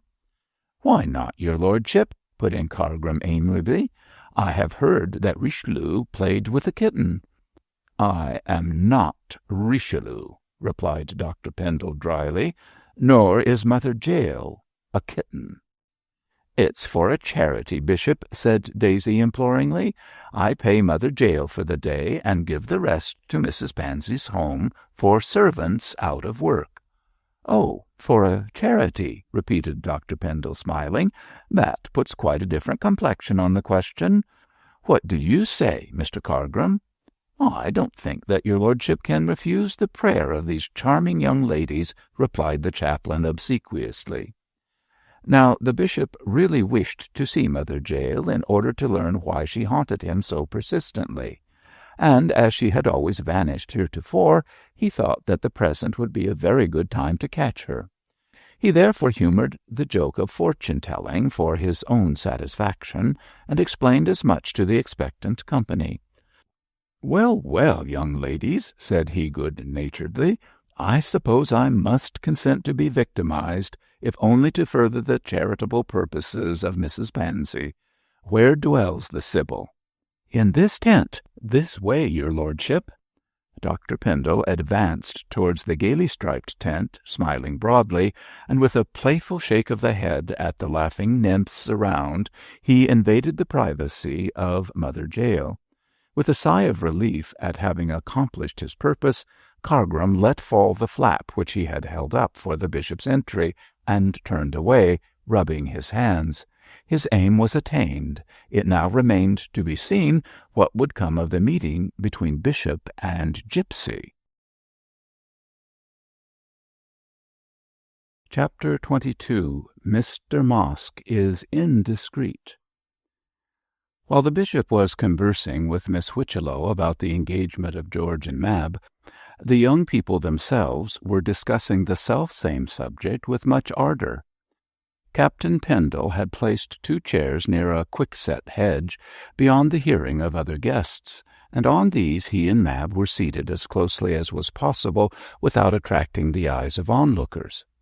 Their attitude and actions were guarded and indifferent for the misleading of the company, but their conversation, not being likely to be overheard, was confidential and lover-like enough. No spectator from casual observation could have guessed their secret. "You must tell your father about our engagement at once," said Mab with decision. "He should have known of it before I consented to wear this ring." "I'll tell him tomorrow, dearest, although I am sorry that Lucy and the mater are not here to support me." "But you don't think that he will object to me, George?" "I should think not," replied Captain Pendle, smiling at the very idea. "Object to having the prettiest daughter-in-law in the county? You don't know what an eye for beauty the bishop has." "If you are so sure of his consent, I wonder you did not tell him before," pouted Mab. "Auntie has been very angry at my keeping our engagement secret." "Darling, you know it isn't a secret. We told Cargram, and when he is aware of it, the whole town is. I didn't want to tell my father until I was sure you would marry me." "You have been sure of that for a long time." "In a sort of way," asserted Captain Pendle, "but I was not absolutely certain until I placed a ring on that pretty hand. Now I'll tell my father, get his Episcopalian benediction, and wire the news to Lucy and the mater. We shall be married in spring. Miss Whichelow will be the bridesmaid, and all will be hay and sunshine." "Oh, what nonsense you talk, George!" "I do more than talk nonsense if the eyes of Europe were not on us. Mother Jael is telling fortunes in that tent, my fairy queen, so let us go in and question her about the future. Besides," added George, with an insinuating smile, "I don't suppose she would mind if I gave you 1 kiss." Mab laughed and shook her head. "You will have to dispense with both kiss and fortune for the present," said she, "for your father has this moment gone into the tent." "What? Is Saul also among the prophets?" cried George, with uplifted eyebrows. "Won't there be a shine in the tents of Shem when it is published abroad that Bishop Pendle has patronized the witch of Endor?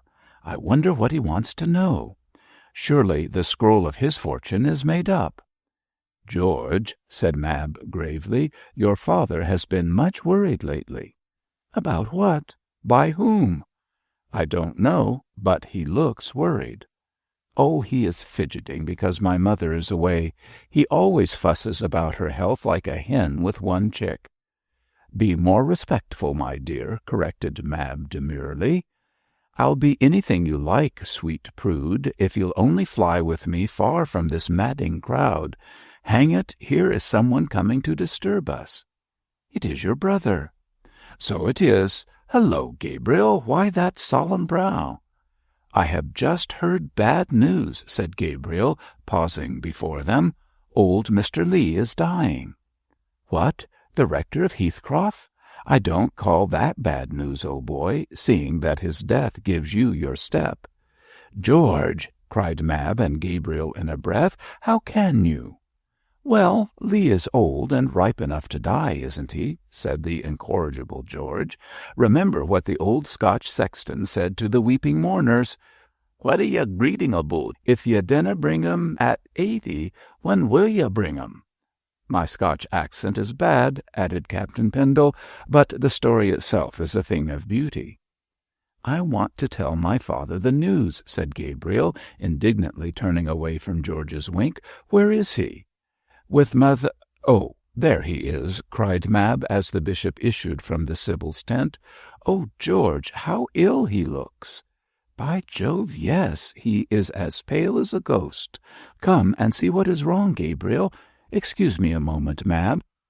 The 2 brothers walked forward, but before they could reach their father, he was already taking his leave and shaking hands with Mrs. Pansy.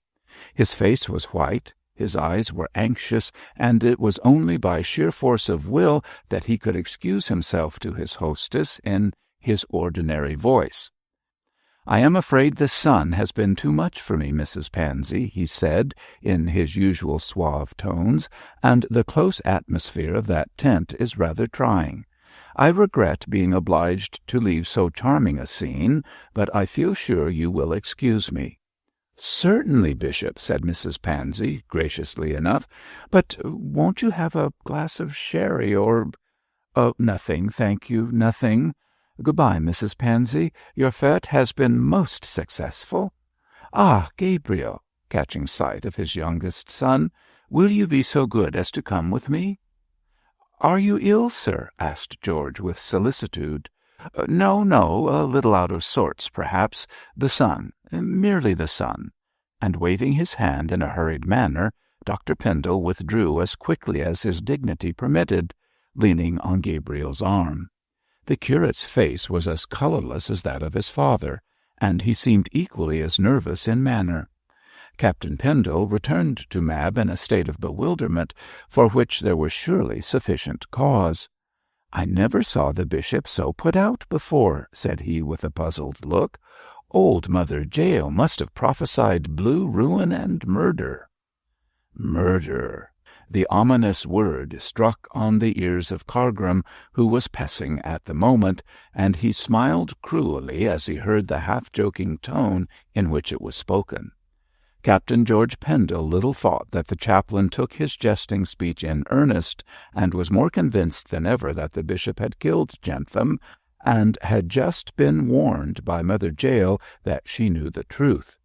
This, then, as Cargrim considered, was her reason for haunting the bishop in his incomings and outgoings. Of course, it was impossible that the bishop's agitation could have escaped the attention of the assembled guests, and many remarks were made as to its probable cause. His sudden illness at his own reception was recalled, and taken in conjunction with this seizure, it was observed that Dr. Pendle was working too hard, that his constitution was breaking up, and that he sadly needed a rest. The opinion on this last point was unanimous. "For I will say," remarked Mrs. Pansy, who was an adept at damning with faint praise, "that the bishop works as hard as his capacity of brain will let him." "And that is a great deal," said Dr. Graham tartly. "Bishop Pendle is one of the cleverest men in England." "That is right, doctor," replied the undaunted Mrs. Pansy. "Always speak well of your patients." Altogether, so high stood the bishop's reputation as a transparently honest man that no one suspected anything was wrong save Graham and Mr. Cargrim. The former remembered Dr. Pendle's unacknowledged secret, and wondered if the gipsy was in possession of it, while the latter was satisfied that the bishop had been driven away by the fears roused by Mother Jael's communication, whatever that might be. But the general opinion was that too much work and too much sun had occasioned the bishop's illness, and it was spoken of very lightly as a mere temporary ailment, soon to be set right by complete change and complete rest. Thus Dr. Pendle's reputation of the past stood him in good stead, and saved his character thoroughly in the present. "Now," said Cargrim to himself, "I know for certain that Mother Jael is aware of the truth, also that the truth implicates the bishop in Jentham's death. I shall just go in and question her at once. She can't escape from that tent so easily as she vanished the other day." But Cargrim quite underrated Mother Jael's power of making herself scarce, for when he entered the tent he found it tenanted only by Daisy Norsham, who was looking in some bewilderment at an empty chair. The cunning old gipsy had once more melted into thin air. "Where is she?" demanded Cargrim, regretting that his clerical garb prevented him from using appropriate language. "Oh, really, dear Mr. Cargrim, I don't know. After the dear bishop came out so upset with the heat, we all ran to look after him, so I suppose Mother Jael felt the heat also, and left while our backs were turned. It is really very vexing," sighed Daisy, "for lots of girls are simply dying to have their fortunes told. And, oh," making a sudden discovery, How very, very dreadful!" "What is it?" asked the chaplain, staring at her tragic face. "That wicked old woman has taken all the money. Oh, poor Mrs. Pansy's home!" "She has no doubt run off with the money," said Cargrim, in what was for him a savage tone. "I must question the servants about her departure. Miss Norsham, I am afraid that your beautiful nature has been imposed upon by this deceitful vagrant." Whether this was so or not, one thing was clear, that Mother Jael had gone off with a considerable amount of loose silver in her pocket. The servants knew nothing of her departure, so there was no doubt that the old crone, used to dodging and hiding, had slipped out of the garden by some back way, while the guests had been commiserating the bishop's slight illness. As Cargrim wanted to see the gipsy at once, and hoped to force her into confessing the truth by threatening to have her arrested with the stolen money in her pocket, he followed on her trail while it was yet fresh. Certainly Mother Jael had left no particular track by which she could be traced, but Cargrim, knowing something of her habits, judged that she would either strike across Southberry Heath to the tents of her tribe, or take refuge for the time being at the Derby Winner. It was more probable that she would go to the hotel than run the risk of being arrested in the gipsy camp, so Cargrim, adopting this argument, took his way down to Eastgate. He hoped to run Mother Jael to earth at the tap-room of the hotel. On arriving at the Derby Winner, he walked straight into the bar and found it presided over by a grinning pot-boy. A noise of singing and shouting came from the little parlour at the back, and when the chaplain asked for Mr. Mosk, he was informed by the smiling Ganymede that the governor was enjoying hisself, going on like 1 o'clock. "Dear, dear," said the scandalized chaplain, "am I to understand that your master has taken more than is good for him?" "Yus, he's just drunk up to jolliness, sir." "And Miss Mosk?" "She's a-trying to get him to bed, as young missus and old missus is trying upstairs."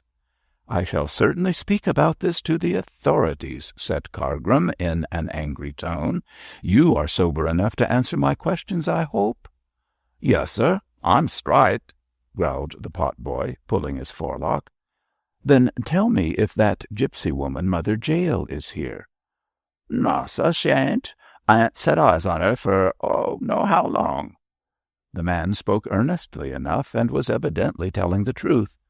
Much disappointed to find that the old crone was not in the neighbourhood, the chaplain was about to depart, when he heard Mosk begin to sing in a husky voice, and also became aware that Belle, as he judged from the raised tones of her voice, was scolding her father thoroughly. His sense of duty got the better of his anxiety to find Mother Jael, and feeling that his presence was required, he passed swiftly to the back of the house and threw open the door of the parlour with fine clerical indignation. "What is all this noise, Mosk?" he cried sharply. "Do you wish to lose your licence?" Mosk, who was seated in an armchair, smiling and singing, with a very red face, was struck dumb by the chaplain's sudden entrance and sharp rebuke. Belle, flushed and angered, was also astonished to see Mr. Cargrim, but hailed his arrival with joy as likely to have some moral influence on her riotous father. Personally, she detested Cargrim, but she respected his cloth, and was glad to see him wield the thunders of his clerical position. "That is right, Mr. Cargrim," she cried with flashing eyes. "Tell him he ought to be ashamed of drinking and singing with mother so ill upstairs." "I don't mean to do any harm," said Mosk, rising sheepishly, for the shock of Cargrim's appearance sobered him a good deal. "I was just to have a glass to celebrate a joyful day." "Cannot you take your glass without becoming intoxicated?" said Cargrim in disgust. "I tell you what, Mosk, if you go on in this way, I shall make it my business to warn Sir Harry Brace against you." "I told you how 'twould be, father," put in Belle reproachfully. "You unnatural child, going agin your parent," growled Mr. Mosk. "Wasn't I drinking to your health, 'cause the old un at Heathcroft was passing to his long home?" Tell me that." "What do you mean, Mosk?" asked the chaplain, starting. "Oh, nothing, sir," interposed Bell hurriedly. "Father don't know what he is saying." "Yes, I do," contradicted her father sulkily. "Old Mr. Lee, "The parson of Heathcroft is dying, and when he dies you'll live at Heathcroft with—" "Father, hold your tongue." "With my son-in-law, Gabriel." "Your son-in-law?" gasped Cargrim, recoiling. Is your daughter the wife of young Mr. Pendle?" "No, I am not, Mr. Cargrim," cried Bell nervously. "It's father's nonsense." "It's Bible truth, saving your presence," said Moss, striking the table. "Young Mr. Pendle is engaged to marry you, ain't he? And he's a-going to have the living at Heathcroft, ain't he? And old Lee's a-dying fast, ain't he?" "Go on, father, you've done it now," said Bell resignedly, and sat down. Cargrim was almost too surprised to speak. The rector of Heathcroft dying? Gabriel engaged to marry this common woman? He looked from one to the other in amazement, at the triumphant Mosk and the blushing girl. "Is this true, Miss Mosk?" he asked doubtfully. "Yes, I am engaged to marry Gabriel Pendle," cried Bell, with a toss of her head. "You can tell the whole town so, if you like. Neither he nor I will contradict you." "It's as true," growled Mosk. "My daughter's going to be a lady." "I congratulate you both," said Cargrim gravely. "This will be a surprise to the bishop," and feeling himself unequal to the situation, he made his escape. "Well, father," said Bell, "this is a pretty kettle of fish, this is." Chapter 23. In the Library. Certainly there was little enough to admire in Mr. Cargrim's character. Still, he was not altogether a bad man. In common with his fellow creatures, he also had his good qualities, but these were somewhat rusty for want of use. As Mrs. Rawdon Crawley, née Sharp, remarked, most people can be good on 5,000 a year, and if Cargrim had been high-placed and wealthy, he would no doubt have developed his better instincts for lack of reasons to make use of his worser. But being only a poor curate, he had a long ladder to climb, which he thought could be ascended more rapidly by kicking down all those who impeded his progress, and by holding on to the skirts of those who were a few rungs higher. Therefore he was not very nice in his distinction between good and evil, and did not mind by what means he succeeded, so long as he was successful. He knew very well that he was not a favourite with the bishop, and that Dr. Pendle would not give him more of the Levitical loaves and fishes than he could help. But as the holder of the Berminster See was the sole dispenser of these viands with whom Cargrim was acquainted, it behoved him at all risks to compel the bestowal of gifts which were not likely to be given of free will. Therefore Cargrim plotted and planned and schemed to learn the bishop's secret and set him under his thumb. But with all the will in the world, the schemer was not clever enough to deal with the evidence he had accumulated. The bishop had had an understanding with Jentham. He had attempted to secure his silence, as was proved by the torn-out butt of the cheque-book. He had, as Cargrim suspected, killed the blackmailer to bury his secret in the grave, and he had been warned by Mother Jael that she knew of his wicked act. This was the evidence, but Cargrim did not know how to place it ship-shape in order to prove to Bishop Pendle that he had him in his power. It needed a trained mind to grapple with these confused facts, to follow out clues, to arrange details, and Cargrim recognized that it was needful to hire a helper. With this idea he resolved to visit London, and there engage the services of a private inquiry agent. And as there was no time to be lost, he decided to ask the bishop for leave of absence on that very night. There is nothing so excellent as prompt attention to business, even when it consists of the dirtiest kind. Nevertheless, to allow his better nature some small opportunity of exercise, Cargrim determined to afford the bishop one chance of escape. The visit to the Derby winner had given him at once a weapon and a piece of information. The rector of Heathcroft was dying, so in the nature of things it was probable that the living would soon be vacant. From various hints, Cargrim was aware that the bishop destined this snug post for his younger son, but Gabriel Pendle was engaged to marry Belle Mosk, and when the bishop was informed of that fact, Cargrim had little doubt but that he would refuse to consecrate his son to the living. Then, failing Gabriel, the chaplain hoped that Dr. Pendle might give it to him, and if he did so, Mr. Cargrim was quite willing to let bygones be bygones. He would not search out the bishop's secret, at all events for the present, although if Dean Alder died, he might make a later use of his knowledge to get himself elected to the vacant post. However, the immediate business in hand was to secure Heathcroft Rectory at the expense of Gabriel.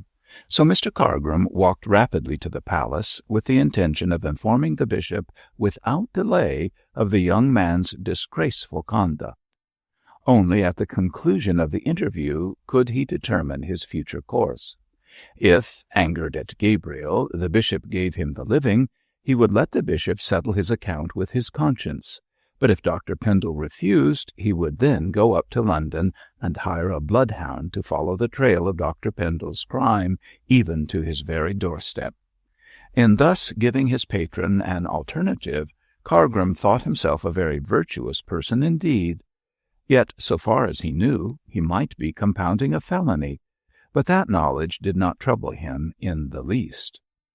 With this pretty little scheme in his head, the chaplain entered the library in which Dr. Pendle was usually to be found, and sure enough the bishop was there, sitting all alone and looking as wretched as a man could. His face was grey and drawn. He had aged so markedly since Mrs. Pendle's garden party that Mr. Cargrim was quite shocked, and he started nervously when his chaplain glided into the room. A nerve storm, consequent on his interview with Mother Jael, had exhausted the bishop's vitality, and he seemed hardly able to lift his head. The utter prostration of the man would have appealed to anyone save Cargrim, but that astute young parson had an end to gain, and was not to be turned from it by any display of mental misery. He put his victim on the rack and tortured him as delicately and scientifically as any inquisition of the good old days, when Mother Church, anticipating the saying of the French Revolution, said to the backsliders of her flock, "Be my child, lest I kill thee." So Cargrim, like a modern Torquemada, racked the soul instead of the body, and devoted himself very earnestly to this congenial talk. "I beg your pardon, my lord," said he, making a feint of retiring. "I did not know that your lordship was engaged." "I am not engaged," replied the bishop, seemingly glad to escape from his own sad thoughts. Come in, come in. You have left Mrs. Pansy's fete rather early." "But not so early as you, sir," said the chaplain, taking a chair where he could command an uninterrupted view of the bishop's face. "I fear you are not well, my lord." "No, Cargrim, I am not well. In spite of my desire to continue my duties, I am afraid that I shall be forced to take a holiday for my health's sake." "Your lordship cannot do better than join Mrs. Pendle in Nauheim." "I was thinking of doing so," said the bishop, glancing at a letter at his elbow, "especially as Sir Harry Brace is coming back on business to Berminster. I do not wish my wife to be alone in her present uncertain state of health. As to my own, I'm afraid no springs will cure it. My disease is of the mind, not of the body." "Ah," sighed Cargrim sagely, "the very worst kind of disease. May I ask what you are troubled about in your mind?" "About many things, Cargrim, many things. Amongst them the fact of this disgraceful murder. It is a reflection on the diocese that the criminal is not caught and punished." "Does your lordship wish the assassin to be captured?" asked the chaplain, in his softest tone, and with much apparent simplicity. Dr. Pendle raised his head and darted a keen look at his questioner.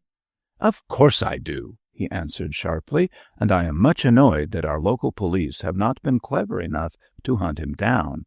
Have you heard whether any more evidence has been found?" "None likely to indicate the assassin, my lord, but I believe that the police have gathered some information about the victim's past." The bishop's hand clenched itself so tightly that the knuckles whitened. "About Jentham?" he muttered in a low voice, and not looking at the chaplain. "Aye, what about him?" "It seems, my lord," said Cargrim, watchful of his companion's face, "that 30 years ago the man was a violinist in London, and his professional name was Amaru." "A violinist? Amaru?"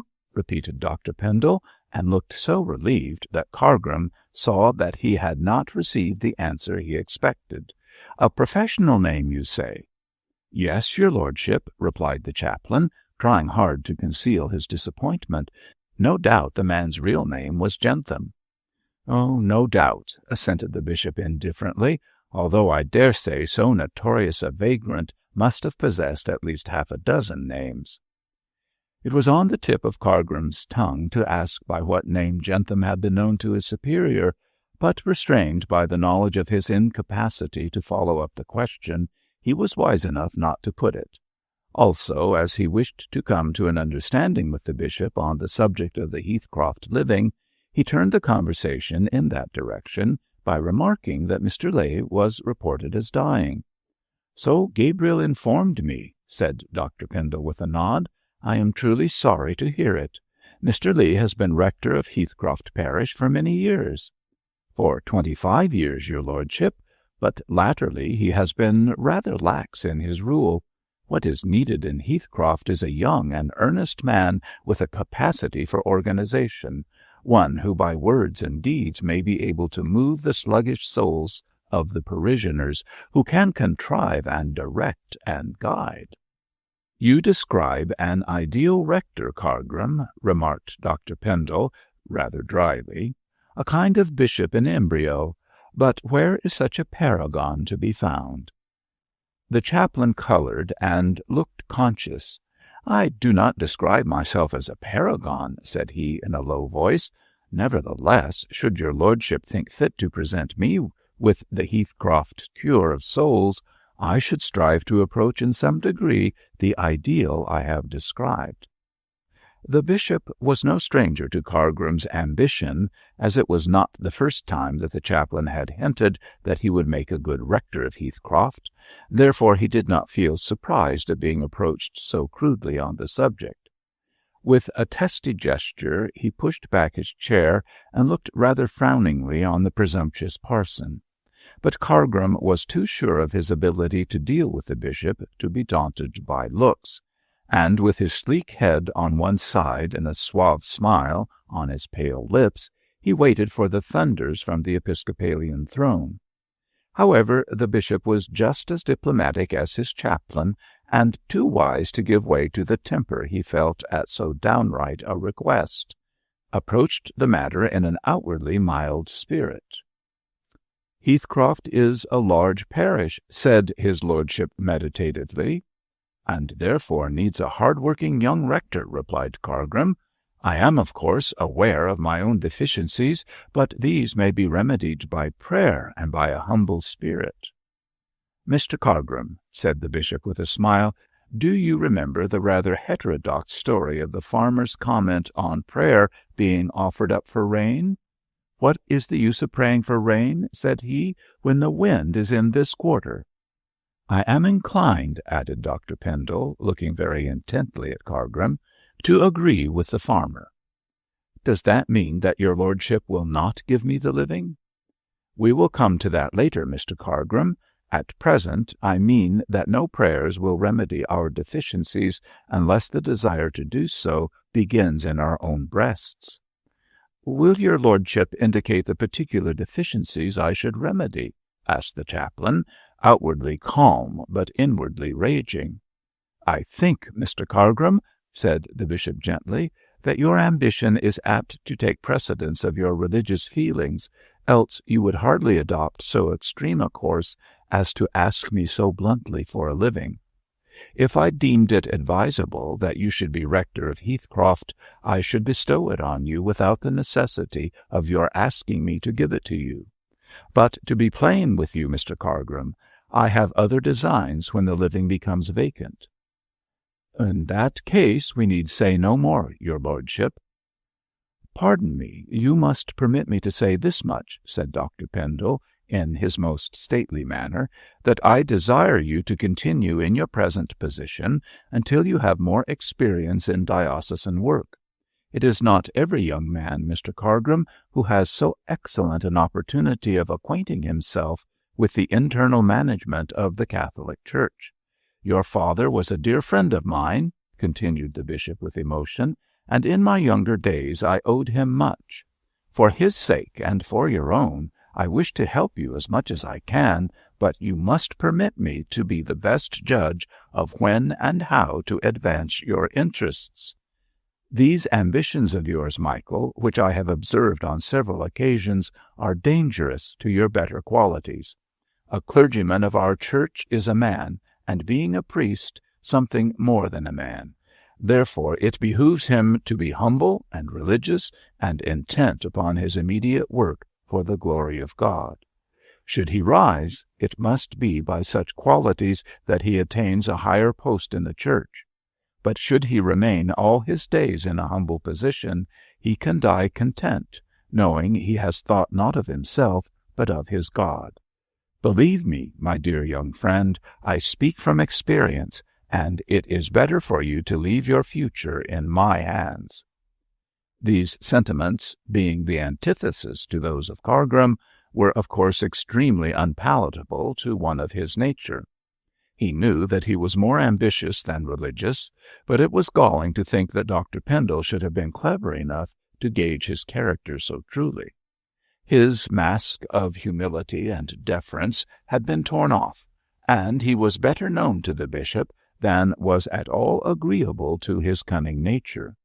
He saw that so far as the Heathcroft living was concerned, he would never obtain it as a free gift from Dr. Pendle. Therefore it only remained to adopt the worser course and force the prelate to accede to his request.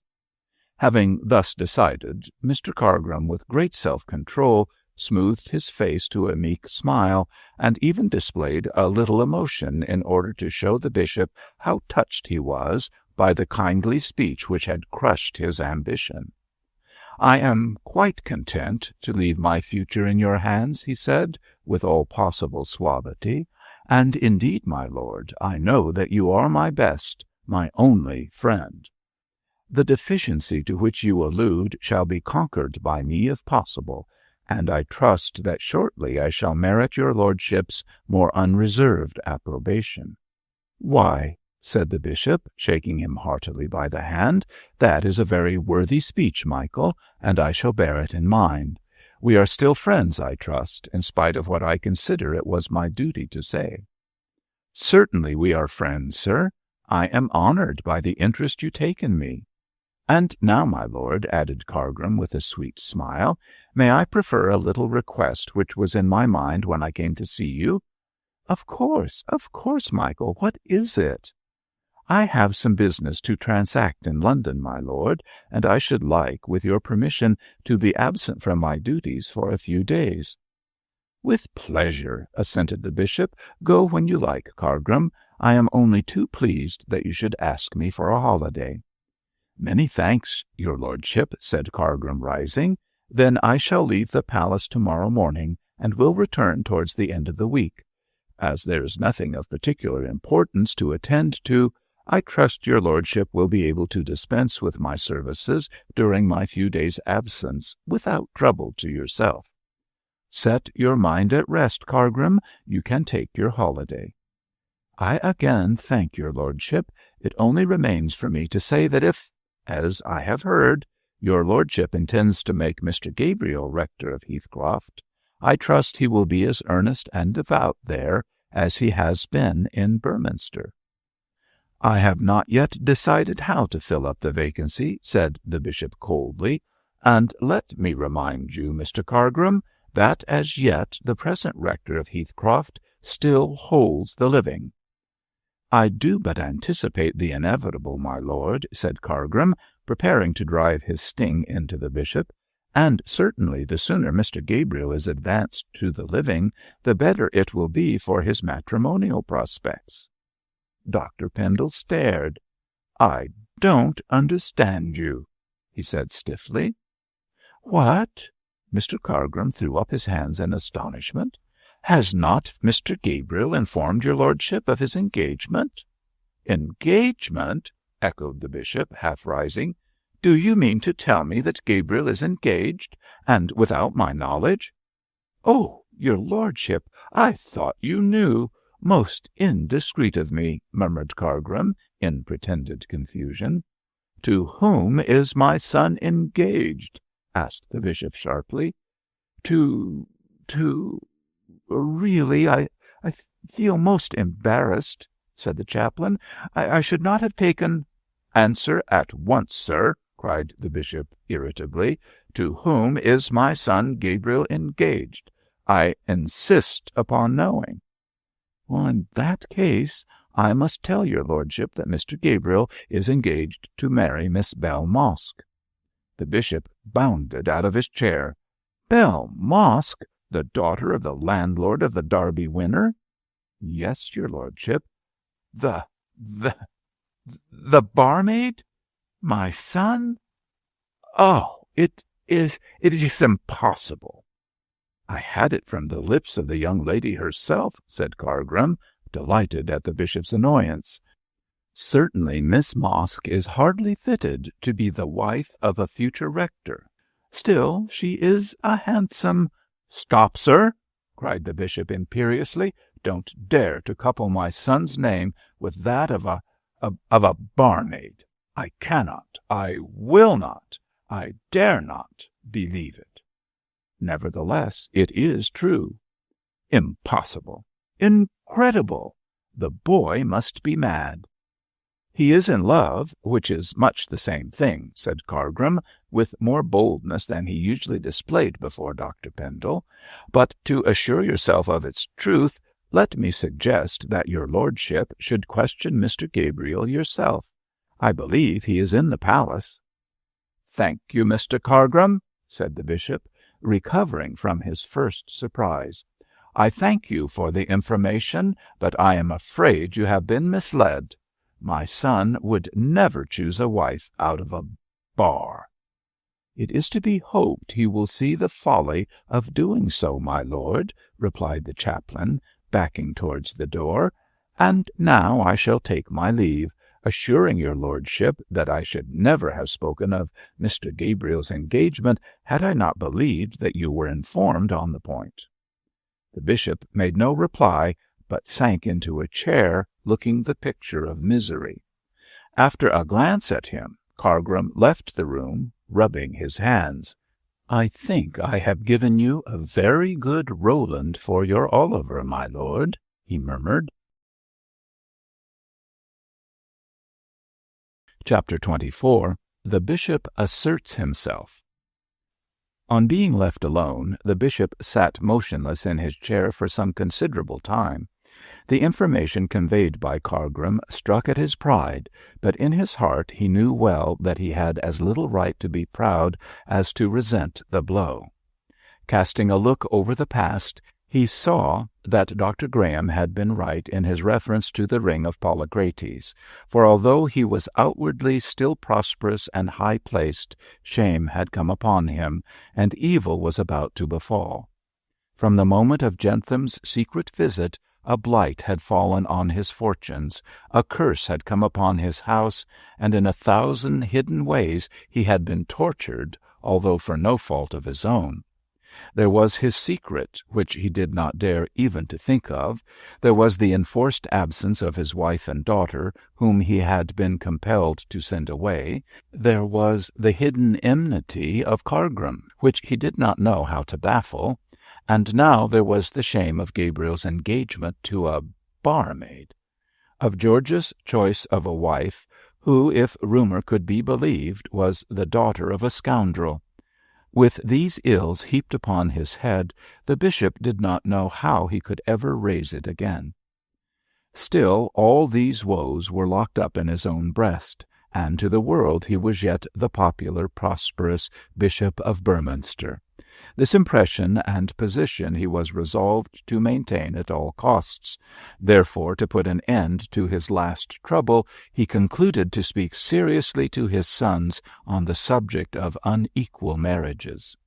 A pressure of the electric button summoned the servant, who was instructed to request Captain Pendle and Mr. Gabriel to see their father at once in the library. It would seem as though they almost expected the message, for in a few minutes they were both in the room, George with his usual jaunty, confident air, but Gabriel with an anxious look. Yet neither of the young men guessed why the bishop had sent for them. Least of all George, who never dreamed for a moment that his father would oppose his engagement with Mab Arden. "Sit down, both of you," said Dr. Pendle in grave tones. "I have something serious to say." And the bishop took up an imposing position on the hearthrug. The two sons looked at one another. "There is no bad news from Nauheim, I hope, sir," said George, quite ignorant of the meaning of this exordium. "No, Lucy's last letter about your mother was very cheerful indeed. I wish to speak seriously to both of you. As you are the elder, George, I shall begin with you. Gabriel I shall reason with later." "Reason with me?" wondered the curate. "Have I been doing anything which requires me to be reasoned with?" And he gave a half-smile, never thinking how soon his jest would be turned into bitter earnest. "I think a word in season will do you no harm," answered his father austerely, "but I shall address myself to George first." "I am all attention, sir," said the captain, rather weary of this solemnity. "What have I done?" "You have concealed from me the fact of your engagement to Miss Arden." "Oh," cried George, smiling, "so Miss Whitchelo has been speaking."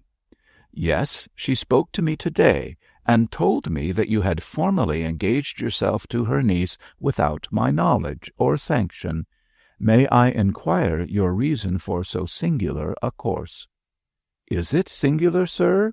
asked George in a half-joking tone. "I always understood that it was first necessary to obtain the lady's consent before making the matter public. I asked Mab to be my wife when I last visited Beorminster, and I intended to tell you of it this time, but I find that Miss Whitchelo has saved me the trouble. However, now that you know the truth, sir," said Captain Pendle with his sunny smile, "may I ask for your approval and blessing?" "You may ask," said the bishop coldly, "but you shall have neither." "Father!" The answer was so unexpected that George jumped up from his chair with a cry of surprise, and even Gabriel, who was in the secret of his brother's love for Mab, looked astonished and pained. "I do not approve of the engagement," went on the bishop imperturbably. "You do not approve of Mab?" said Captain Pendle slowly, and his face became pale with anger. "I said nothing about the lady," corrected the bishop haughtily. "You will be pleased, sir, to take my words as I speak them. I do not approve of the engagement." "On what grounds?" asked George, quietly enough. "I know nothing about Miss Arden's parents. She is the daughter of Miss Whitchelo's sister." "I am aware of that. But what about her father?" "Her father?" repeated George, rather perplexed. "I never inquired about her father. I do not know anything about him." "Indeed," said the bishop. "It is just as well that you do not." Captain Pendle looked disturbed. "Is there anything wrong with him?" he asked nervously. "I thought he was dead and buried ages ago." "I believe he is dead, but from all accounts he was a scoundrel." "From whose account, Bishop?"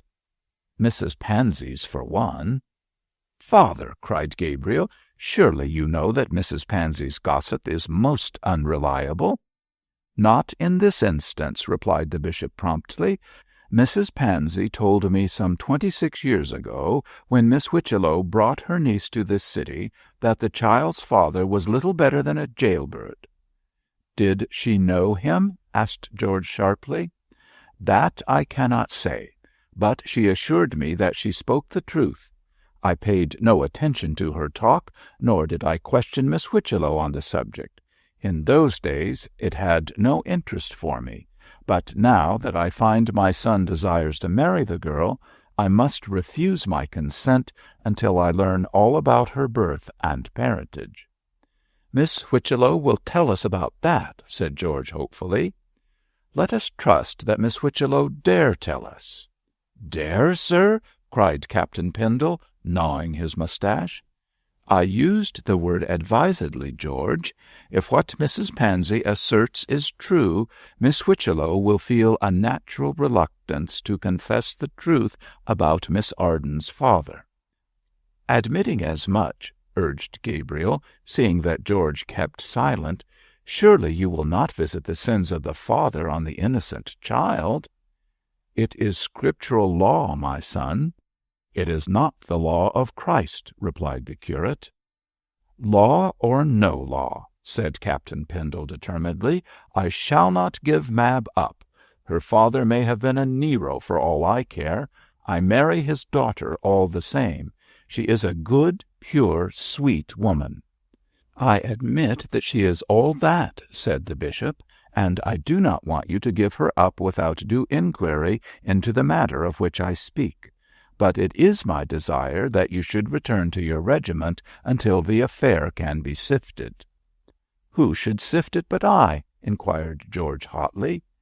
"If you place it in my hands, all will, I trust, be well, my son. I shall see Miss Whitchello and Mrs. Pansy and learn the truth." "And if the truth be as cruel as you suspect?" "In that case," said the bishop slowly, "I shall consider the matter. You must not think that I wish you to break off your engagement altogether, George, but I desire you to suspend it, so to speak. For the reasons I have stated, I disapprove of your marrying Miss Arden, but it may be that, should I be informed fully about her father, I may change my mind. In the meantime, I wish you to rejoin your regiment and remain with it until I send for you." "And if I refuse?" "In that case," said the bishop sternly, "I shall refuse my consent altogether. Should you refuse to acknowledge my authority, I shall treat you as a stranger. But I have been a good father to you, George, and I trust that you will see fit to obey me." "I am not a child," said Captain Pendle sullenly. "You are a man of the world," replied his father skilfully, "and as such must see that I am speaking for your own good. I ask merely for delay, so that the truth may be known before you engage yourself irrevocably to this young lady." "I look upon my engagement as irrevocable. I have asked Mab to be my wife. I have given her a ring. I have won her heart. I should be a mean hound," cried George, lashing himself into a rage, "if I gave her up for the lying gossip of an old she-devil like Mrs. Pansy." "Your language is not decorous, sir." I beg your pardon, father, but don't be too hard on me." "Your own good sense should tell you that I am not hard on you." "Indeed," put in Gabriel, "I think that my father has reason on his side, George." "You are not in love," growled the captain, unconvinced.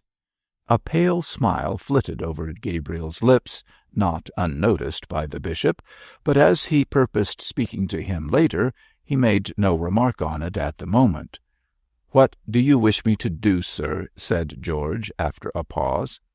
"I have told you," rejoined the bishop mildly. "I desire you to rejoin your regiment and not to come back to Beorminster until I send for you." "Do you object to my seeing Mab before I go?" "By no means. See both Miss Arden and Miss Whitchello, if you like, and tell them both that it is my desire you go away." "Well, sir," said Captain Pendle slowly, "I am willing to obey you and return to my work, but I refuse to give up Mab. and not trusting himself to speak further, lest he should lose his temper altogether, he abruptly left the room. The bishop saw him retire with a sigh, and shook his head. Immediately afterwards he addressed himself to Gabriel, who with some apprehension was waiting for him to speak. "Gabriel," said Dr. Pendle, picking up a letter, "Harry has written to me from Nauheim, saying that he is compelled to return home on business. As I do not wish your mother and Lucy to be alone, it is my desire that you should join them at once." The curate was rather amazed at the peremptory tone of this speech, but hastened to assure his father that he was quite willing to go. The reason given for the journey seemed to him a sufficient one, and he had no suspicion that his father's real motive was to separate him from Bell. The bishop saw that this was the case, and forthwith came to the principal point of the interview. "Do you know why I wish you to go abroad?" he asked sharply. "To join my mother and Lucy. You told me so." "That is one reason, Gabriel, but there is another and more important one." A remembrance of his secret engagement turned the curate's face crimson, but he faltered out that he did not understand what his father meant. "I think you understand well enough," said Dr. Pendle sternly. "I allude to your disgraceful conduct in connection with that woman at the Derby winner." "If you allude to my engagement to Miss Mosk, sir," cried Gabriel with spirit, "there is no need to use the word disgraceful. My conduct towards that young lady has been honourable throughout." "And what about your conduct towards your father?" asked the bishop. Gabriel hung his head. "I intended to tell you," he stammered, when you could summon up courage to do so," interrupted Dr. Pendle in cutting tones. "Unfortunately, your candour was not equal to your capability for deception, so I was obliged to learn the truth from a stranger." "Cargram!" cried Gabriel, his instinct telling him the name of his betrayer. "Yes, from Mr. Cargram. He heard the truth from the lips of this girl herself. She informed him that she was engaged to marry you. You, my son!" "It is true," said Gabriel in a low voice. "I wish to make her my wife." "Make her your wife!" cried Dr. Pendle angrily. "This common girl, this barmaid, this—" "I shall not listen to Bell being called names, even by you, father," said Gabriel proudly. "She is a good girl, a respectable girl, a beautiful girl." "And a barmaid," said the bishop dryly. "I congratulate you on the daughter-in-law you have selected for your mother." Gabriel winced. Much as he loved Bell, the idea of her being in the society of his delicate, refined mother was not a pleasant one. He could not conceal from himself that although the jewel he wished to pick out of the gutter might shine brilliantly there, it might not glitter so much when translated to a higher sphere and placed beside more polished gems. Therefore he could find no answer to his father's speech, and wisely kept silence. "Certainly my sons are a comfort to me," continued the bishop sarcastically. "I have brought them up in what I judged to be a wise and judicious manner, but it seems I am mistaken, since the first use they make of their training is to deceive the Father who has never deceived them." "I admit that I have behaved badly, father." "No one can deny that, sir. The question is, do you intend to continue behaving badly?" "I love Bell dearly, very dearly." The bishop groaned and sat down helplessly in his chair. "It is incredible," he said. "How can you, with your refined tastes and upbringing, love this... Well, I shall not call her names. No doubt Miss Mosk is well enough in her way, but she is not a proper wife for my son." "Our hearts are not always under control, father." "They should be, Gabriel. The head should always guide the heart. That is only common sense. Besides, you are too young to know your own mind. This girl is handsome and scheming, and has infatuated you in your innocence. I should be a bad father to you if I did not rescue you from her wiles. To do so, it is my intention that you shall go abroad for a time." "I am willing to go abroad, father, but I shall never, never forget Belle." "You speak with all the confidence of a young man in love for the first time, Gabriel. I am glad that you are still sufficiently obedient to obey me. Of course, you know that I cannot consent to your making this girl your wife." "I thought that you might be angry," faltered Gabriel. "I am more hurt than angry," replied the bishop. "Have you given this young woman a promise of marriage?" "Yes, father, I gave her an engagement ring." "I congratulate you, sir, on your methodical behavior. However, it is no use arguing with one so infatuated as you are. All I can do is to test your affection by parting you from Miss Mosk. When you return from Nauheim, we shall speak further on the subject." "When do you wish me to go, father?" asked Gabriel, rising submissively. "Tomorrow," said the bishop coldly. "You can leave me now." "I am sorry." "Sorry!" cried Dr. Pendle with a frown. "What is the use of words without deeds? Both you and George have given me a sore heart this day. I thought that I could trust my sons. I find that I cannot. But it is useless to talk further. I shall see what absence can do in both cases. Now leave me, if you please." The bishop turned to his desk and busied himself with some papers, while Gabriel, after a moment's hesitation, left the room with a deep sigh. Dr. Pendle, finding himself alone, leaned back in his chair and groaned aloud. "I have averted the danger for the time being," he said sadly. "But the future— ah me, what of the future?" Chapter 25. Mr. Baltic, Missionary. About this time there appeared in Beorminster an elderly, weather-beaten man with a persuasive tongue and the quick, alert eye of a fowl. He looked like a sailor, and as such was an object of curiosity to inland folk. But he called himself a missionary, saying that he had laboured these many years in the Lord's vineyard of the South Seas, and had returned to England for a sight of white faces and a smack of civilization.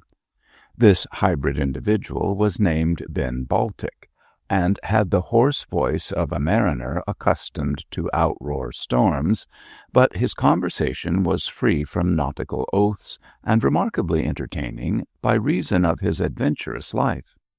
He could not be said to be obtrusively religious, yet he gave every one the impression of being a good and earnest worker, and one who practised what he preached, for he neither smoked nor gambled nor drank strong waters. Yet there was nothing Pharisaic about his speech or bearing. In a pilot's suit of rough blue cloth, with a red bandana handkerchief and a wide-brimmed hat of Panama straw, Mr. Baltic took up his residence at the Derby Winner, and rolling about Beorminster in the true style of Jack ashore, speedily made friends with people high and low. The low he became acquainted with on his own account, as a word and a smile in his good-humoured way was sufficient to establish at least a temporary friendship. But he owed his familiarity with the high to the good offices of Mr. Cargrim. That gentleman returned from his holiday with much apparent satisfaction, and declared himself greatly benefited by the change. Shortly after his resumption of his duties, he received a visit from Baltic, the missionary, who presented him with a letter of introduction from a prominent London vicar. From this epistle the chaplain learned that Baltic was a rough diamond with a gift of untutored eloquence, that he desired to rest for a week or two in Beorminster, and that any little attention shown to him would be grateful to the writer. It said much for Mr. Cargrim's goodwill and charity that, on learning all this, he at once opened his arms and heart to the missionary mariner. He declared his willingness to make Baltic's stay as pleasant as he could, but was shocked to learn that the newcomer had taken up his abode at the Derby Winner. His feelings extended even so far as remonstrance. "For," said Cargrim, shaking his head, "I assure you, Mr. Baltic, that the place is anything but respectable." "And for such reason I stay there, sir. If you want to do good, begin with the worst. That's my motto. The Christian heathen can't be worse than the pagan heathen, I take it, Mr. Cargrim." "I don't know so much about that," sighed Cargrim. "Refined vice is always the most terrible. Witness the iniquities of Babylon and Rome."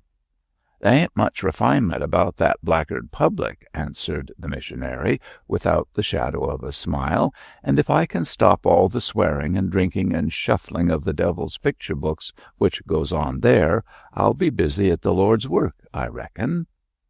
From this position Baltic refused to budge, so in the end Cargrim left off trying to dissuade him, and the conversation became of a more confidential character.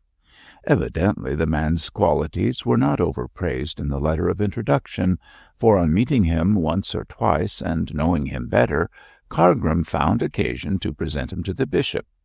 Baltic's descriptions of his South Sea labours fascinated Dr. Pendle by their colour and wildness, and he suggested that the missionary should deliver a discourse of the same quality to the public.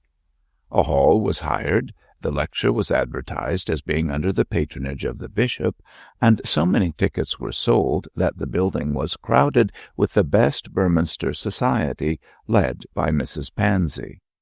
The missionary, after introducing himself as a plain and unlettered man, launched out into a wonderfully vigorous and picturesque description of those islands of paradise which bloom like gardens amid the blue waters of the Pacific Ocean. He described the fecundity and luxuriance of nature, drew word portraits of the mild brown-skinned Polynesians, wept over their enthrallment by a debased system of idolatry, and painted the blessings which would befall them when converted to the gentle religion of Christ. Baltic had the gift of enchaining his hearers, and the audience hung upon his speech with breathless attention. The natural genius of the man poured forth in burning words and eloquent apostrophes. The subject was picturesque, the language was inspiriting, the man a born orator, and when the audience dispersed, everyone, from the bishop downward, agreed that Burminster was entertaining an untutored Demosthenes. Dr. Pendle sighed as he thought of the many dull sermons he had been compelled to endure, and wondered why the majority of his educated clergy should fall so far behind the untaught, unconsecrated, rough-mannered missionary. From the time of that lecture, Ben Baltic, for all his lowly birth and uncouth ways, became the lion of Burminster. He was invited by Mrs. Pansy to afternoon tea. He was in request at garden parties. He gave lectures in surrounding parishes, and on the whole created an undeniable sensation in the sober cathedral city. Baltic observed much and said little. His eyes were alert, his tongue was discreet, and even when borne on the highest tide of popularity, he lost none of his modesty and good humour.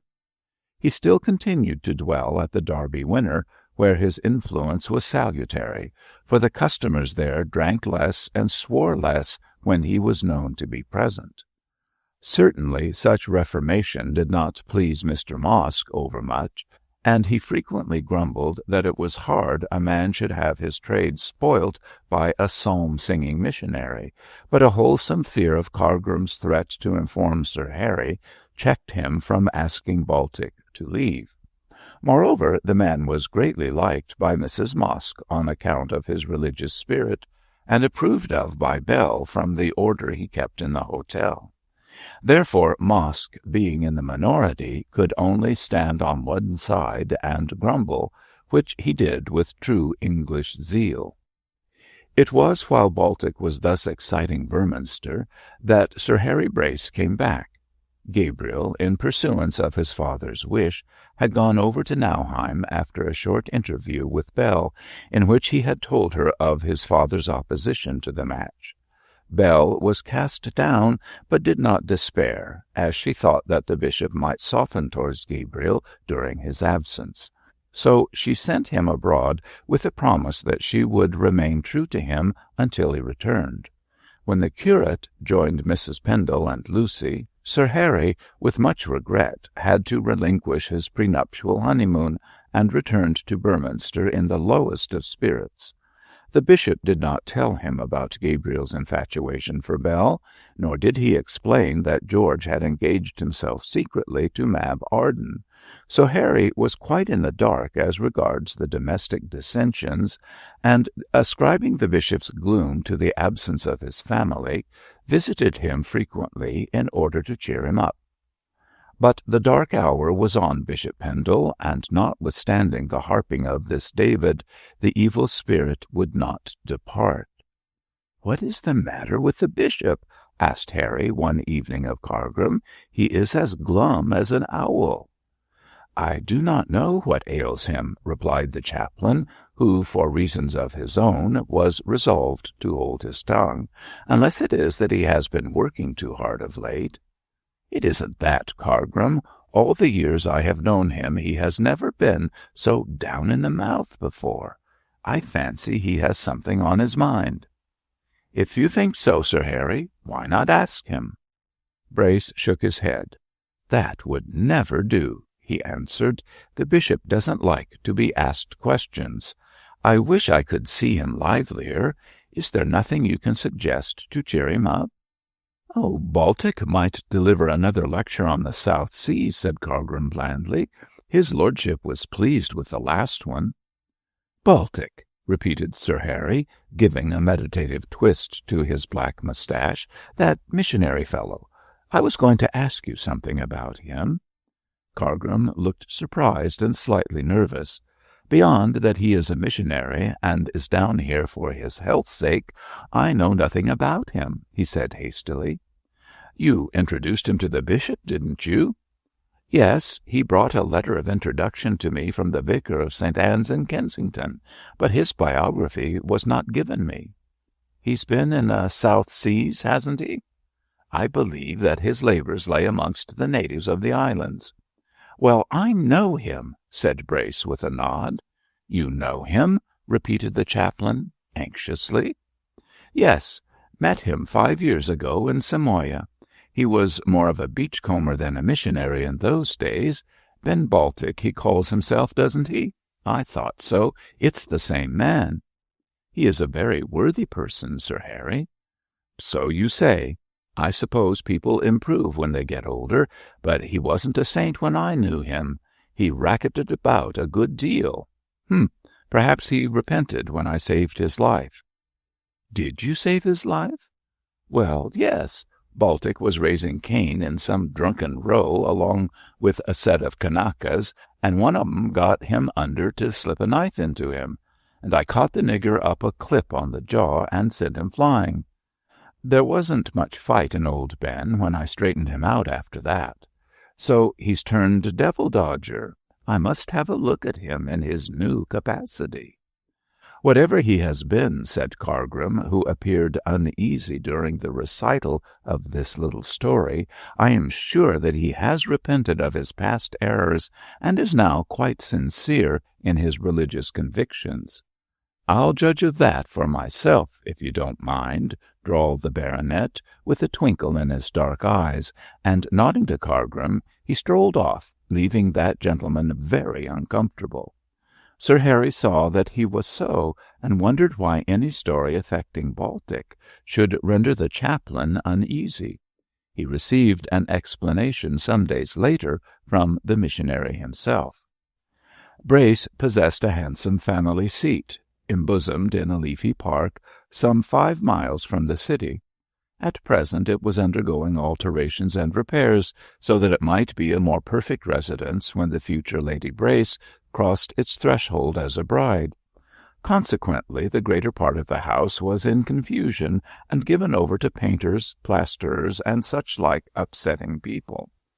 Harry, however, had decided to live in his own particular rooms, so that he might see that everything was carried out in accordance with Lucy's wish, and the wing he inhabited was in fairly good order. Still, Sir Harry, being a bachelor and extremely untidy, his den, as he called it, was in a state of pleasing muddle, which oftentimes drew forth rebukes from Lucy. She was resolved to train her Harry into better ways when she had the wifely right to correct him, but, as she frequently remarked, it would be the 13th labor of Hercules to cleanse this modern Augean stable. Harry himself, with male obstinacy, always asserted that the room was tidy enough, and that he hated to live in a prim apartment. He said that he could lay his hand on anything he wanted, and that the seeming confusion was perfect order to him. Lucy gave up arguing on these grounds, but privately determined that when the honeymoon was over she would have a grand clarin'-up time, like Dinah in Uncle Tom's Cabin. In the meantime, Harry continued to dwell amongst his confused household gods, like Marius amid the ruins of Carthage. And after all, the den, if untidy, was a very pleasant apartment, decorated extensively with evidences of Harry's athletic tastes. There were boxing gloves, fencing foils, dumbbells, and other aids to muscular exertion. Silver cups won at college sports were ranged on the mantelpiece, and on one wall hung a selection of savage weapons which Harry had brought from Africa and the South Seas. On the other, a hunting trophy of whip, spurs, cap, and fox's brush was arranged, and pictures of celebrated horses and famous jockeys were placed here, there, and everywhere. The writing-table, pushed up close to the window, was littered with papers and letters and plans, and before this Harry was seated one morning writing a letter to Lucy, when the servant informed him that Mr. Baltic was waiting without. Harry gave orders for his instant admittance, as he was curious to see again the sinner turned saint, and anxious to learn what tide from the far South Seas had stranded him in respectable, unromantic Berminster. When the visitor entered with his burly figure and bright, observant eyes, Harry gave him a friendly nod, but, knowing more about Baltic than the rest of Berminster, did not offer him his hand. From his height of 6 feet, he looked down on the thick-set little missionary, and, telling him to be seated, made him welcome in a sufficiently genial fashion, nevertheless with a certain reserve. He was not quite certain if Baltic's conversion was genuine, and if he found proof of hypocrisy, was prepared to fall foul of him forthwith. Sir Harry was not particularly religious, but he was honest, and hated cant with all his soul. "Well, Ben," said he, looking sharply at his visitor's solemn red face, "who would have thought of seeing you in these latitudes?" "We never know what is before us, sir," replied Baltic in his deep, rough voice. "It was no more in my mind that I should meet you under your own fig-tree than it was that I should receive a call through you." "Receive a call, man? What do you mean?" asked Harry negligently. "By the way, will you have a cigar?" "No, thank you, sir. I don't smoke now." "A whiskey and soda, then." "I have given up strong waters, sir." "Here is repentance indeed," observed the baronet, with some sarcasm. "You have changed since the Samoan days, Baltic." "Thanks be to Christ, sir, I have," said the man reverently, "and my call was through you, sir. When you saved my life, I resolved to lead a new one, and I sought out Mr. Eva, the missionary, who gave me hope of being a better man. I listened to his preaching, Sir Harry. I read the Gospels. I wrestled with my sinful self, and after a long fight I was made strong. My doubts were set at rest, my sins were washed in the blood of the Lamb, and since he took me into his holy keeping, I have striven to be worthy of his great love." Baltic spoke so simply and with such nobility that Brace could not but believe that he was in earnest. There was no spurious affectation, no cant about the man. His words were grave, his manner was earnest, and his speech came from the fullness of his heart. If there had been a false note, a false look, Harry would have detected both, and great would have been his disgust and wrath. But the dignity of the speech, the simplicity of the description, impressed him with the belief that Baltic was speaking truly. The man was a rough sailor, and therefore not cunning enough to feign an emotion he did not feel, so, almost against his will, Brace was obliged to believe that he saw before him a Saul converted into a Paul. The change of pagan Ben into Christian Baltic was little else than miraculous. "And are you now a missionary?" said Brace, after a reflective pause. "No, Sir Harry," answered the man calmly and with dignity. "I am a private inquiry agent."